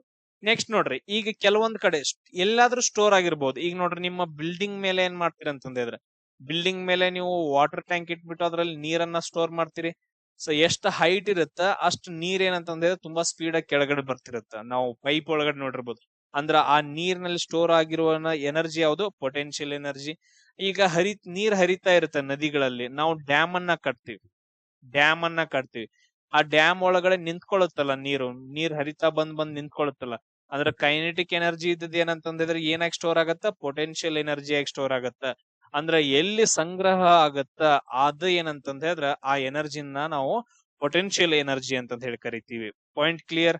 ಈಗ ಸೇಮ್ ಅದೇ ತರ ಈಗ ಇಂಧನಗಳಲ್ಲಿ ಅಥವಾ ಆಹಾರದಲ್ಲಿ ಶಕ್ತಿ ಸ್ಟೋರ್ ಆಗಿರುತ್ತಲ್ಲ, ಆ ಶಕ್ತಿ ನಾವು ಕೆಮಿಕಲ್ ಪೊಟೆನ್ಶಿಯಲ್ ಎನರ್ಜಿ ಅಂತ ಕರಿತೀವಿ. ಇಂಧನಗಳಲ್ಲಿ, ಆಹಾರದಲ್ಲಿ ಈಗ ನಾರ್ಮಲ್ ಆಗಿ ಭೂಮಿ ಮೇಲೆ ಯಾವ್ದಾದ್ರು ವಸ್ತುವನ್ನ ತಗೊಳ್ರಿ, ಆ ವಸ್ತುವಿನಲ್ಲಿ ಏನಂತಂದ ಹೇಳಿದ್ರೆ ಈಗ ನಾನು ಬಿಲ್ಡಿಂಗ್ ಮೇಲೆ ಹೋಗಿ ನಿಂತ್ಕೊಂತೀನಿ. ಈಗ ನಾನವ ಏನ್ ಮಾಡ್ತೀನಿ ಅಂತಂದ್ರೆ ಸ್ಟೇರ್ ಗಳನ್ನ ಏರ್ಬಿಟ್ಟು ನಾನು ಬಿಲ್ಡಿಂಗ್ ಮೇಲೆ ಹೋಗಿ ನಿಂತ್ಕೊಂತೀನಿ. ನನಗ ಅಲ್ಲಿ ಗ್ರಾವಿಟೇಷನಲ್ ಪೊಟೆನ್ಶಿಯಲ್ ಎನರ್ಜಿ ಸ್ಟೋರ್ ಆಗಿರುತ್ತೆ ನನ್ನ ಬಾಡಿ ಒಳಗಡೆ ಅಷ್ಟೇ. ಈಗ ಆಹಾರದೊಳಗಡೆ, ಇಂಧನದೊಳಗಡೆ ಕೆಮಿಕಲ್ ಪೊಟೆನ್ಶಿಯಲ್ ಎನರ್ಜಿ ಸ್ಟೋರ್ ಆಗಿರುತ್ತೆ. ಅದಾದ ನಂತರ ನೆಕ್ಸ್ಟ್ ಈಗ ಒಂದ್ ರಬ್ಬರ್ ತಗೊಳ್ರಿ. ಈ ತರ ಏನಂತಂದ್ರೆ ರಬ್ಬರ್ ಇರುತ್ತೆ, ಆ ರಬ್ಬರ್ ಅನ್ನ ಎಳಿರಿ, ಜೋರ ಹಿಂಗ್ ಎಳಿರಿ, ಎರಡು ಕೈಗಳಿಂದ ಈ ಕಡೆ ಹಿಂಗ್ ಜೋರಾಗಿ ಎಳೆದಾಗ ಅದ್ರಲ್ಲಿ ಏನಿರುತ್ತೆ, ಇದ್ರಲ್ಲಿ ಏನ್ ಸ್ಟೋರ್ ಆಗಿರುತ್ತ, ಇಲಾಸ್ಟಿಕ್ ಪೊಟೆನ್ಶಿಯಲ್ ಎನರ್ಜಿ ಸ್ಟೋರ್ ಆಗಿರುತ್ತ, ಇಲಾಸ್ಟಿಕ್ ಪೊಟೆನ್ಶಿಯಲ್ ಎನರ್ಜಿ. ನೆಕ್ಸ್ಟ್ ಪರಮಾಣು ವಸ್ತುಗಳಲ್ಲಿ ನ್ಯೂಕ್ಲಿಯರ್ ಪೊಟೆನ್ಶಿಯಲ್ ಎನರ್ಜಿ ಸ್ಟೋರ್ ಆಗಿರುತ್ತೆ, ಸಿಂಪಲ್. ನೆಕ್ಸ್ಟ್ ನೋಡ್ರಿ, ಪರಮಾಣು ವಸ್ತುಗಳು ಯಾವ್ಯಾವ ಅಂತಂದ ಹೇಳಿದ್ರೆ ಯುರೇನಿಯಮ್ಮು, ಥೋರಿಯಮ್ಮು ಎರಡ್ ಬೆಸ್ಟ್ ಎಕ್ಸಾಂಪಲ್ಸ್. ನಮ್ಮಲ್ಲಿ ಇಂಡಿಯಾದೊಳಗಡೆ ಏನಂತಂದ್ರೆ ಥೋರಿಯಂ ಜಾಸ್ತಿ ಸಿಗುತ್ತೆ. ನಮ್ ಇಂಡಿಯಾದಲ್ಲಿ ಏನಂತಂದ್ರೆ ಥೋರಿಯಂ ನಿಕ್ಷೇಪ ಜಾಸ್ತಿ ಇದಾವ, ಥೋರಿಯಂ ಜಾಸ್ತಿ ಸಿಗತ್ತ. ಅದಾದ ನಂತರ ಪೊಟೆನ್ಶಿಯಲ್ ಎನರ್ಜಿಯ ಅಪ್ಲಿಕೇಶನ್ಸ್ ಗಳಾವು. ಈಗ ನೋಡ್ರಿ, ಆನೆಕಟ್ಟುಗಳು, ಡ್ಯಾಮ್ಸ್ ಗಳಂತಂದ್ ಹೇಳಿದ್ನಲ್ಲ. ಈಗ ಆನೆಕಟ್ಟುಗಳು ಏನಂತಂದ್ ಹೇಳಿದ್ರೆ ಈ ತರ ನೀರ್ ಹರಿತಾ ಇರತ್ತ, ಇದಕ್ಕ ಆನೆಕಟ್ಟುಗಳನ್ನ ಕಟ್ಟಿರ್ತಾರ, ಅದ್ರಲ್ಲಿ ನೀರ್ ಬಂದು ಸ್ಟೋರ್ ಆಗತ್ತ, ಅಪಾರ ಪ್ರಮಾಣವಾದ ನೀರು. ಅದನ್ನ ನಾವು ಗ್ರಾವಿಟೇಷನಲ್ ಪೊಟೆನ್ಶಿಯಲ್ ಎನರ್ಜಿ ಅಂತಂದ್ ಹೇಳ್ತೀವಿ. ಆ ನೀರ್ ಅಷ್ಟು ಪ್ರೆಷರ್ ಅಲ್ಲಿ ನೀರ್, ಈಗ ನಾವು ನೋಡ್ರಿ ನೀರಿನ ಪ್ರೆಷರ್ ಜಾಸ್ತಿ ಆಗತ್ತ ಅಂತಂದ್ ಹೇಳ್ತಿರ್ತಾರಲ್ಲ, ಅಂದ್ರೆ ಗ್ರಾವಿಟೇಷನಲ್ ಪೊಟೆನ್ಶಿಯಲ್ ಎನರ್ಜಿ ಜಾಸ್ತಿ ಆಗ್ತಿರತ್ತ ಅಂತಂದ್ ಹೇಳಿ. ಅದನ್ನೆಲ್ಲಾದ್ರೂ ನಾವು ಬಿಟ್ಬಿಟ್ವಿ ನೀರ್ ಅಂತಂದ್ ಹೇಳಿದ್ರೆ ನೆಕ್ಸ್ಟ್ ಪೊಟೆನ್ಶಿಯಲ್ ಎನರ್ಜಿ ಇದ್ದದ್ ಏನಾಗತ್ತ, ನೀರ್ ಹರಿತಾ ಹೋಗತ್ತ. ಹರಿಯುವ ನೀರಿನಲ್ಲಿ ಯಾವ್ದಿರತ್ತ, ಕೈನೆಟಿಕ್ ಎನರ್ಜಿ ಇರತ್ತ, ಚಲನ ಶಕ್ತಿಯ ಕನ್ವರ್ಟ್ ಆಗತ್ತ. ನೆಕ್ಸ್ಟ್ ನೋಡ್ರಿ, ಬಿಲ್ಲು ಬಾಣ. ಈಗ ಏನಂತಂದ ಹೇಳಿದ್ರೆ ಈ ರೀತಿಯಾಗಿ ಬಿಲ್ಲುಗಳಿರ್ತಾವ. ಸೊ ಅದನ್ನ ನಾವ್ ಏನಂತಂದ ಹೇಳಿದ್ರ ಬಾಣವನ್ನ ನಾವು ಹಾಕ್ಬಿಟ್ಟು ಹಿಂಗ್ ಎಳದ್ವಿ ಅಂತಂದ ಹೇಳಿದ್ರ ಅದ್ರಲ್ಲಿ ಏನ್ ಸ್ಟೋರ್ ಆಗತ್ತ, ಇಲಾಸ್ಟಿಕ್ ಪೊಟೆನ್ಶಿಯಲ್ ಎನರ್ಜಿ ಸ್ಟೋರ್ ಆಗತ್ತ. ನಾವು ಬಾಣವನ್ನ ಬಿಟ್ವಿ ಅಂತಂದ ಹೇಳಿದ್ರ ಅದು ಮೂವ್ ಆಗತ್ತ. ಸೊ ಅದು ಬಾಣ ಏನಂತಂದ್ರೆ ಚಲನ ಶಕ್ತಿಯಾಗಿ ಕನ್ವರ್ಟ್ ಆಗತ್ತ. ನೆಕ್ಸ್ಟ್ ಸ್ಪ್ರಿಂಗ್ ಒಳಗಡೆ ಶಾಕ್ ಅಬ್ಸಾರ್ಬರ್ಸ್, ಸಕಾಫ್ಸರ್ ಅಂತ ಕರಿತೀವಿ, ಸಕಾಫ್ಸರ್ ಅಂತ ಕರೀತಾರಲ್ಲ, ಅದು ಹಂಗ್ ಕರೆಯಂಗಿಲ್ಲ. ಅದನ್ನ ನಾವು ಶಾಕ್ ಅಬ್ಸಾರ್ಬರ್ ಅಂತಂದ್ ಕರಿಬೇಕು ಅದನ್ನ. ಈಗ ನೋಡ್ರಿ, ವಾಹನಗಳ ಒಳಗಡೆ ಏನಂತಂದ್ರೆ ಈ ರೀತಿಯಾಗಿ ಸ್ಪ್ರಿಂಗ್ ಗಳಿರ್ತಾವ, ಶಾಕ್ ಅಬ್ಸಾರ್ಬರ್ ಅಂತಂದ್ ಹೇಳ್ತೀವಿ. ಸೊ ಅದೇನಂತಂದ್ರೆ ನಾವು ಕುತ್ಕೊಂಡಾಗ, ಎಲ್ಲಾದ್ರೂ ಹೈ ಜಂಪ್ ಹೊಡೆದಾಗ ಅವೆಲ್ಲ ಏನಂತಂದ್ ಹೇಳಿದ್ರೆ ಈ ತರ ಒತ್ತಿ ಅದ್ರಲ್ಲಿ ಏನಂದ್ರ ಒಂದು ಎನರ್ಜಿ ಸ್ಟೋರ್ ಆಗತ್ತೆ. ಅದು ಕೂಡ ಏನಂತಂದ್ರೆ ಸ್ಪ್ರಿಂಗ್ ಒಳಗಡೆ ಅಂತಂದ್ ಹೇಳ್ತೀವಿ, ಶಾಕ್ ಅಬ್ಸಾರ್ಬರ್ಸ್ ಒಳಗಡೆ. ನೆಕ್ಸ್ಟ್ ಬ್ಯಾಟ್ರಿ ಒಳಗಡೆ ಏನಿರ್ತಾವ, ಎಲ್ಲಾ ಬ್ಯಾಟ್ರಿ ಒಳಗಡೆ ಲಿಥಿಯಂ ಬ್ಯಾಟ್ರಿ ತಗೊಳ್ರಿ, ಯಾವ ಬೇಕಾದ ಬ್ಯಾಟ್ರಿ ತಗೊಳ್ರಿ. ಮೊದಲು ಏನಂತಂದ್ರೆ ಸೆಲ್ಗಳು ಬರ್ತಿದ್ವು, ಸಣ್ಣ ಸೆಲ್ಗಳು. ಅವುಗಳಲ್ಲಿ ಎಲ್ಲಾನು ಏನಂತಂದ್ರೆ ಕೆಮಿಕಲ್ ಪೊಟೆನ್ಶಿಯಲ್ ಎನರ್ಜಿ ಇರುತ್ತ. ಕ್ಲಿಯರ್? ಸೊ ಇದೇನಂತಂದ್ರೆ ಅಪ್ಲಿಕೇಶನ್. ನೆಕ್ಸ್ಟ್ ಎನರ್ಜಿ ಬಗ್ಗೆ ಇನ್ನು ಒಂದು ನಿಯಮ ಬರುತ್ತ. ಏನ್ ನಿಯಮ ರೀ? Law of conservation of energy ಅಂತಂದೇಳಿ, ಶಕ್ತಿಯ ಸಂರಕ್ಷಣಾ ನಿಯಮ. ಹಿಂಗಂದ್ರ ನೀವು ಶಕ್ತಿಯನ್ನ ಸೃಷ್ಟಿ ಮಾಡಕ್ ಸಾಧ್ಯ ಇಲ್ಲ. ನೀವು ಸೃಷ್ಟಿ ಮಾಡಕ್ ಸಾಧ್ಯನೇ ಇಲ್ಲ. ಶಕ್ತಿಯನ್ನ ಅದನ್ನ ನಾಶ ಮಾಡಕ್ಕೂ ಸಾಧ್ಯ ಇಲ್ಲ. ಶಕ್ತಿಯನ್ನ ನಾಶ ಮಾಡಕ್ಕೂ ಸಾಧ್ಯ ಇಲ್ಲ. ಬಟ್ ಆದ್ರ ಅದನ್ನ ಕೇವಲ ಒಂದು ರೂಪದಿಂದ ಇನ್ನೊಂದು ರೂಪಕ್ಕೆ ಬದಲಾಯಿಸಬಹುದು. ಹಂಗಾದ್ರ ಇಲ್ಲೇನಂತಂದ್ರೆ ಈಗ 10 ಇದಂದ್ರೆ ಈಗ ಹೆಂಗಪ್ಪಾ ಅಂತಂದ್ರೆ ಈಗ ಫಾರ್ ಎಕ್ಸಾಂಪಲ್ ಅಮೌಂಟ್ ಆಫ್ 10 ಅಷ್ಟೇ ಏನಂತಂದ್ರೆ ಕೈನೆಟಿಕ್ ಎನರ್ಜಿ ಇರುತ್ತ. ಅದನ್ನ ನಾವು ಅಮೌಂಟ್ ಆಫ್ 10 ಅಷ್ಟೇ ಏನಂತಂದ್ರೆ ಪೊಟೆನ್ಶಿಯಲ್ ಎನರ್ಜಿಯಾಗಿ ಕನ್ವರ್ಟ್ ಮಾಡಬಹುದು. ಬಟ್ ಆದ್ರೆ ಇಲ್ಲಿ ಏನಂತಂದ್ರೆ ಇದನ್ನು ನಾಶ ಮಾಡಕ್ ಆಗಂಗಿಲ್ಲ, ಇದನ್ನು ನಾಶ ಮಾಡಕ್ ಆಗಂಗಿಲ್ಲ. ಈಗ ಇದನ್ನ ನಾವು ಪೊಟೆನ್ಶಿಯಲ್ ಎನರ್ಜಿಯನ್ನ ನಾವು ಸೃಷ್ಟಿ ಮಾಡೋಣ ಅಂತಂದ್ರೆ ಸೃಷ್ಟಿ ಮಾಡಕ್ ಆಗಂಗಿಲ್ಲ. ಯಾಕಂತಂದ ಹೇಳಿದ್ರೆ ಅದು ಕನ್ವರ್ಟ್ ಮಾಡ್ಬೋದು ಅಷ್ಟೇ. ಸೊ ಆ ರೀತಿಯಾಗಿ ವಿಶ್ವದ ಒಟ್ಟು ಶಕ್ತಿ ಏನಂತಂದ್ರೆ ಕಾನ್ಸ್ಟಂಟ್ ಆಗಿರುತ್ತ, ಎಲ್ಲೂ ಚೇಂಜ್ ಆಗಂಗಿಲ್ಲ. ಅದನ್ನ ಸೃಷ್ಟಿ ಮಾಡಕ್ ಆಗಂಗಿಲ್ಲ, ನಾಶ ಮಾಡಕ್ ಆಗಂಗಿಲ್ಲ, ಯಾವಾಗ್ಲೂ ಕಾನ್ಸ್ಟಂಟ್ ಆಗಿರುತ್ತೆ ಎನರ್ಜಿ. ಬಟ್ ಆದ್ರೆ ಅದನ್ನ ನಾವು ಒಂದು ರೂಪದಿಂದ ಇನ್ನೊಂದು ರೂಪಕ್ಕೆ ಕನ್ವರ್ಟ್ ಮಾಡ್ಬೋದು. ಇವಾಗ ನಾವು ಕನ್ವರ್ಟ್ ಮಾಡೋದು ಏನನ್ನ ನೋಡ್ರಿ, ಈಗ ವಿದ್ಯುತ್ ಬಲ್ಬ್ ಅನ್ನ ತಗೊಳ್ರಿ, ಅದು ವಿದ್ಯುತ್ ಶಕ್ತಿಯನ್ನ ಬೆಳಕನ್ನಾಗಿ ಕನ್ವರ್ಟ್ ಮಾಡುತ್ತೆ, ಆಮೇಲೆ ಹೀಟ್ ಶಕ್ತಿಯಾಗಿ ಕನ್ವರ್ಟ್ ಮಾಡುತ್ತೆ. ಈಗ ನೀವು ಬಲ್ಬ್ ಅನ್ನ ತಗೊಂಡ್ರಿ ಅಂತಂದ ಹೇಳಿದ್ರೆ ಅದು ಬೆಳಕನ್ನು ಕೊಡುತ್ತೆ, ಅದಾದ ನಂತರ ಸ್ವಲ್ಪ ಹೀಟ್ ಅನ್ನು ಕೂಡ ಕೊಡುತ್ತೆ. ಹೀಟ್ ಆಗಿ ಅನ್ಸುತ್ತಲ್ಲ, ಒಂದ್ ಸ್ವಲ್ಪ ಟೆಂಪರೇಚರ್ ಜಾಸ್ತಿ ಆದ ರೂಮ್ ಅಲ್ಲಿ. ಎಸ್. ನೆಕ್ಸ್ಟ್ ವಿದ್ಯುತ್ ಮೋಟಾರ್ ಅನ್ನ ತಗೊಳ್ರಿ. ಮೋಟಾರ್ ಇದು ವಿದ್ಯುತ್ ಶಕ್ತಿಯನ್ನ ಯಾಂತ್ರಿಕ ಶಕ್ತಿಯನ್ನ ಕನ್ವರ್ಟ್ ಮಾಡುತ್ತ. ಈಗ ನೀವು ಫ್ಯಾನ್ಗಳಲ್ಲೆಲ್ಲ ವಿದ್ಯುತ್ ಮೋಟಾರ್ನ ಯೂಸ್ ಮಾಡಿರ್ತೀವಿ, ಯಾಕಂತಂದ ಹೇಳಿದ್ರೆ ಅದು ತಿರುಗ್ಬೇಕಲ್ಲ. ಅಂದ್ರೆ ವಿದ್ಯುತ್ ಶಕ್ತಿ ಇದ್ದು ಯಾಂತ್ರಿಕ ಶಕ್ತಿಯಾಗಿ ಕನ್ವರ್ಟ್ ಆಗತ್ತ ಫ್ಯಾನ್ಸ್ ಗಳಲ್ಲಿ. ನೆಕ್ಸ್ಟ್ ಬ್ಯಾಟ್ರಿ ತಗೊಳ್ರಿ. ಈಗ ಬ್ಯಾಟ್ರಿ ತಗೊಂಡ್ರಿ ಅಂತಂದ ಹೇಳಿದ್ರೆ ಅದರಲ್ಲಿರುವ ರಾಸಾಯನಿಕ ಶಕ್ತಿ ಏನಂತಂದ್ರೆ ವಿದ್ಯುತ್ ಶಕ್ತಿಯಾಗಿ ಕನ್ವರ್ಟ್ ಆಗತ್ತ. ಅದನ್ನ ನಾವು ಎಲ್ಲಾ ಕಡೆಗೆ ಯೂಸ್ ಮಾಡ್ತೀವಿ, ಎಲೆಕ್ಟ್ರಿಕ್ ವೆಹಿಕಲ್ಸ್ ಗಳಲ್ಲಿ, ಅಥವಾ ನೆಕ್ಸ್ಟ್ ರೇಡಿಯೋಗಳಲ್ಲಿ ಅಥವಾ ಟಿವಿಗೆ ಇಲ್ಲೆಲ್ಲ ಕಡೆ. ನೆಕ್ಸ್ಟ್ ಸೌರ ಫಲಕ, ಸೌರ ಫಲಕ ಸೌರ ಫಲಕ ಸೋಲಾರ್ ಪ್ಯಾನಲ್ ತಗೊಳ್ರಿ. ಅಲ್ಲಿ ಸೂರ್ಯನಿಂದ ಬರುವಂತಹ ಸೌರ ಶಕ್ತಿಯನ್ನ ಏನಾಗಿ ಕನ್ವರ್ಟ್ ಮಾಡ್ತೀವಿ ನಾವು? ವಿದ್ಯುತ್ ಶಕ್ತಿಯಾಗಿ ಕನ್ವರ್ಟ್ ಮಾಡ್ತೀವಿ. ಬಟ್ ಅದ್ರಲ್ಲಿ ನಾಶ ಮಾಡಕ್ ಆಗಂಗಿಲ್ಲ. ನೆಕ್ಸ್ಟ್ ಸ್ಪೀಕರ್ ಗಳಲ್ಲಿ ವಿದ್ಯುತ್ ಶಕ್ತಿಯನ್ನ ಶಬ್ದ ಶಕ್ತಿಯನ್ನಾಗಿ ನೋಡ್ರಿ. ರೇಡಿಯೋದಿಂದ ಏನಂತಂದ ಹೇಳಿದ್ರೆ ವಿದ್ಯುತ್ ಶಕ್ತಿಯಾಗಿ ಬಂದಿರತ್ತ. ಸ್ಪೀಕರ್ ಬಂದ ತಕ್ಷಣ ಆ ಸ್ಪೀಕರ್ ಏನ್ ಮಾಡತ್ತಂತಂದ ಹೇಳಿದ್ರ ತುಂಬಾ ಸೌಂಡ್ ಅನ್ನ ಧ್ವನಿವರ್ಧಕಗಳು ಜಾಸ್ತಿ ಮಾಡ್ತಾವಲ್ಲ, ಶಬ್ದ ಶಕ್ತಿಯಾಗಿ ಕನ್ವರ್ಟ್ ಮಾಡ್ತಾವ. ನೆಕ್ಸ್ಟ್ ಸಸ್ಯಗಳಲ್ಲಿ ದ್ಯುತಿ ಸಂಶ್ಲೇಷಣಾ ಕ್ರಿಯೆ ಅಂತಂದ್ ಹೇಳ್ತೀವಿ. ಸೌರ ಶಕ್ತಿ ಇದ್ದೇನಾಗಿ ಕನ್ವರ್ಟ್ ಆಗತ್ತ? ಆಹಾರವಾಗಿ ಕನ್ವರ್ಟ್ ಆಗತ್ತ. ಆ ಆಹಾರದಲ್ಲಿ ಏನಿರುತ್ತ? ಕೆಮಿಕಲ್ ಪೊಟೆನ್ಶಿಯಲ್ ಎನರ್ಜಿ ಇರುತ್ತ. ಕೆಮಿಕಲ್ ರಾಸಾಯನಿಕ ಶಕ್ತಿ ಅಂತಂದ್ ಹೇಳ್ತೀವಿ. ಅದಾದ ನಂತರ ಫ್ಯಾನ್ ಆಲ್ರೆಡಿ ಡಿಸ್ಕಷನ್ ಮಾಡಿದ್ವಿ. ವಿದ್ಯುತ್ ಶಕ್ತಿ ಇದ್ದದ್ದು ಏನಂದ್ರೆ ಚಲನ ಶಕ್ತಿಯಾಗಿ ಕನ್ವರ್ಟ್ ಆಗತ್ತೆ. ಈ ರೀತಿಯಾಗಿ ತಿರುಗ್ತಾ ಇರತ್ತಲ್ಲ, ಚಲನ ಶಕ್ತಿ ಅಂತಂದ್ ಹೇಳ್ತೀವಿ. ನೆಕ್ಸ್ಟ್ ಮೈಕ್ರೋಫೋನ್ ಶಬ್ದ ಶಕ್ತಿಯನ್ನ ವಿದ್ಯುತ್ ಶಕ್ತಿಯನ್ನ ಕನ್ವರ್ಟ್ ಮಾಡಿ ಏನಂತಂದ್ ಹೇಳಿದ್ರೆ ನಾವು ಅದನ್ನ ರೆಕಾರ್ಡ್ ಮಾಡ್ತೀವಿ. ಕರೆಕ್ಟಾ? ಸೊ ಈ ರೀತಿಯಾಗಿ ಏನಂತಂದ್ ಹೇಳಿದ್ರೆ ಡಿಫ್ರೆಂಟ್ ಆಗಿ ನಮಗೆ ಶಕ್ತಿಯ ಕಾನ್ವರ್ಜೇಷನ್ ಅಂತಂದ್ ಹೇಳ್ತೀವಿ. ಶಕ್ತಿಯನ್ನ ಒಂದು ರೂಪದಿಂದ ಇನ್ನೊಂದು ರೂಪಕ್ಕೆ ಕನ್ವರ್ಟ್ ಮಾಡಬಹುದೇ ಹೊರತು ಅದನ್ನ ನಾವು ನಾಶ ಮಾಡಕ್ ಆಗಂಗಿಲ್ಲ. ಅದಾದ ನಂತರ ಅದನ್ನ ನಾವು ಸೃಷ್ಟಿ ಮಾಡಕ್ ಆಗಂಗಿಲ್ಲ. ಸೊ ಅದು ಕಾನ್ಸ್ಟಂಟ್ ಆಗಿರುತ್ತೆ ಯಾವಾಗ್ಲೂ. ಇದು law of conservation of energy ಅಂತಂದ್ ಹೇಳ್ತೀವಿ. ನೆಕ್ಸ್ಟ್ ನೋಡ್ರಿ, ಗುರುತ್ವಾಕರ್ಷಣೆ ಬಗ್ಗೆ ನಾವು ಡಿಸ್ಕಷನ್ ಮಾಡ್ಬೇಕು. ತುಂಬಾ ಇಂಪಾರ್ಟೆಂಟ್ ಕ್ವಶನ್ ಗುರುತ್ವಾಕರ್ಷಣೆ ಮೇಲೆ. ಇಲ್ಲಿ ಯೂನಿವರ್ಸಲ್ ಲಾ ಆಫ್ ಗ್ರಾವಿಟೇಷನ್ ಅಂತ ಹೇಳಿ ಬರುತ್ತೆ. ಹಿಂಗಂದ್ರೆ ಏನು? ಗುರುತ್ವಾಕರ್ಷಣೆಯ ನಿಯಮ ಏನು? ಹಿಂಗಂದ್ರ ವಿಶ್ವದಲ್ಲಿರುವ ಯಾವುದೇ ಎರಡು ವಸ್ತುಗಳ ನಡುವೆ ಒಂದು ಆಕರ್ಷಣೆ ಇರುತ್ತ. ಆ ಆಕರ್ಷಣಾ ಬಲವನ್ನ ಏನಂತ ಕರಿತೀವಿ ಅಂದ್ರೆ ಗುರುತ್ವಾಕರ್ಷಣಾ ಬಲ ಅಂತ ಕರಿತೀವಿ. ಅದು ಯಾವುದಕ್ಕ ನೇರ ಅನುಪಾತದಲ್ಲಿರುತ್ತ? ದ್ರವ್ಯರಾಶಿಗೆ. ಅದಾದ ನಂತರ ಯಾವುದಕ್ಕ ವಿಲೋಮ ಅನುಪಾತದಲ್ಲಿರುತ್ತ? ಅದು ದೂರಕ್ಕೆ ಅಂತಂದ್ ಹೇಳಿ ಹಿಂಗ್ ಹೇಳ್ತೀವಿ. ಅಂದ್ರ ಇಲ್ಲಿ ನೋಡ್ರಿ, ಈಗ ಒಂದು ವಸ್ತುವಿನ ರಾಶಿ ಎಷ್ಟಿರತ್ತಂದ್ರೆ M1 ಇರುತ್ತ. ಇದ್ರದ ತೂಕ ಎಷ್ಟಿರತ್ತಂದ್ರೆ ಮಾಸ್ ಎಷ್ಟಿರತ್ತಂದ್ರೆ M2 ಇರುತ್ತ. ಈಗ ಗುರುತ್ವಾಕರ್ಷಣೆ ಬಲ F = ಅವ್ರದ್ದು ವೇಟ್ ಅಂದ್ರೆ ಮಾಸ್ ಎಷ್ಟು ದೊಡ್ಡದಾಗಿರ್ತಾವ, ಅದ್ರ ಸೈಜ್ ಎಷ್ಟು ದೊಡ್ಡ ಇರ್ತಾವ, ಮಾಸ್ ಎಷ್ಟು ಜಾಸ್ತಿ ಇರುತ್ತ, ಅಷ್ಟೇನಂತಂದ್ರೆ ಗುರುತ್ವಾಕರ್ಷಣೆ ಬಲ ಜಾಸ್ತಿ ಇರುತ್ತ. Point clear? ಮಾಸು ಎಷ್ಟು ಜಾಸ್ತಿ ಇರುತ್ತ, ರಾಶಿ ಎಷ್ಟು ಜಾಸ್ತಿ ಇರುತ್ತ, ಅಷ್ಟೇನಂತಂದ್ರೆ ಗುರುತ್ವಾಕರ್ಷಣೆ ಬಲ ಜಾಸ್ತಿ ಇರುತ್ತ. ಅದಕ್ಕ ನೋಡ್ರಿ, ಈಗ ನೋಡ್ರಿ ಬುಧ ಗ್ರಹಕ್ಕಿಂತ ಏನಂತಂದ್ರ ಶುಕ್ರ ಗ್ರಹದಲ್ಲಿ ಏನಂತಂದ್ರ ಗ್ರಾವಿಟಿ ಜಾಸ್ತಿ. ಶುಕ್ರ ಗ್ರಹಗಿಂತ ಭೂಮಿಯಲ್ಲಿ ಜಾಸ್ತಿ. ಭೂಮಿಗಿಂತ ಗುರು ಗ್ರಹ, ಯಾಕಂದ್ರೆ ದೊಡ್ಡದದು, ಅದ್ರಲ್ಲಿ ಗ್ರಾವಿಟಿ ಜಾಸ್ತಿ. ಗುರು ಗ್ರಹಕ್ಕಿಂತ ಸೂರ್ಯನಲ್ಲಿ ಜಾಸ್ತಿ, ಯಾಕಂದ್ರೆ ಸೂರ್ಯ ಬಹಳ ದೊಡ್ಡವ, ಅದಕ್ಕೋಸ್ಕರ ಸೂರ್ಯನಲ್ಲಿ ಗ್ರಾವಿಟಿ ಜಾಸ್ತಿ ಇರುತ್ತ. ಸಿಂಪಲ್. ಮಾಸ ಜಾಸ್ತಿ ಆದಂಗ ಗ್ರಾವಿಟೇಷನಲ್ ಫೋರ್ಸ್ ಜಾಸ್ತಿ ಆಗತ್ತ. ನೆಕ್ಸ್ಟ್, ಈಗ ಎರಡು ವಸ್ತುಗಳು ಸಮೀಪ ಇದ್ದು ಅಂತಂದ್ ಹೇಳಿದ್ರ, ಈಗ ನೋಡ್ರಿ ಒಂದ್ ಹುಡುಗ ಒಂದ್ ಹುಡುಗಿ ಸಮೀಪ ಇದ್ರು ಅಂತಂದ್ ಹೇಳಿದ್ರೆ ಯಾವಾಗ್ಲೂ ಜೊತೆಗೆ ಇದ್ರು ಅಂತಂದ್ ಹೇಳಿದ್ರೆ ಅಲ್ಲಿ ಲವ್ ಜಾಸ್ತಿ ಇರುತ್ತೆ. ಸೇಮ್ ಹಂಗ ಎರಡು ವಸ್ತುಗಳಿದ್ದು ಅಂತಂದ್ ಹೇಳಿದ್ರೆ ಅವುಗಳ ನಡುವಿನ ದೂರ ಡಿಸ್ಟೆನ್ಸ್ ಕಮ್ಮಿ ಇತ್ತಂತಂದ್ ಹೇಳಿದ್ರೆ ಅಲ್ಲಿ ಗ್ರಾವಿಟೇಷನಲ್ ಫೋರ್ಸ್ ಜಾಸ್ತಿ ಇರುತ್ತೆ. ಈಗ ನೋಡ್ರಿ, ಇಬ್ರು ಹುಡುಗ ಹುಡುಗಿ ದೂರ ಆದ್ರಂದ್ರೆ ಜಗಳಗಳು ಜಾಸ್ತಿ ಆಗ್ತಾವ, ಲವ್ ಕಮ್ಮಿ ಆಗ್ಬಿಡತ್ತ. ಸೇಮ್ ಹಂಗ ಎರಡು ವಸ್ತುಗಳ ನಡುವೆ ದೂರ ಜಾಸ್ತಿ ಆಯ್ತು ಅಂತಂದ್ರೆ ಗ್ರಾವಿಟೇಷನಲ್ ಫೋರ್ಸ್ ಏನಂತಂದ್ರೆ ಕಮ್ಮಿ ಆಗತ್ತ. ಡಿಸ್ಟೆನ್ಸ್ ಜಾಸ್ತಿ ಆದಂಗ ಫೋರ್ಸ್ ಏನಂತಂದ್ರೆ ಕಮ್ಮಿ ಆಗತ್ತ. ಇದನ್ನ ನೆನ್ಪಿಡ್ಕೋ.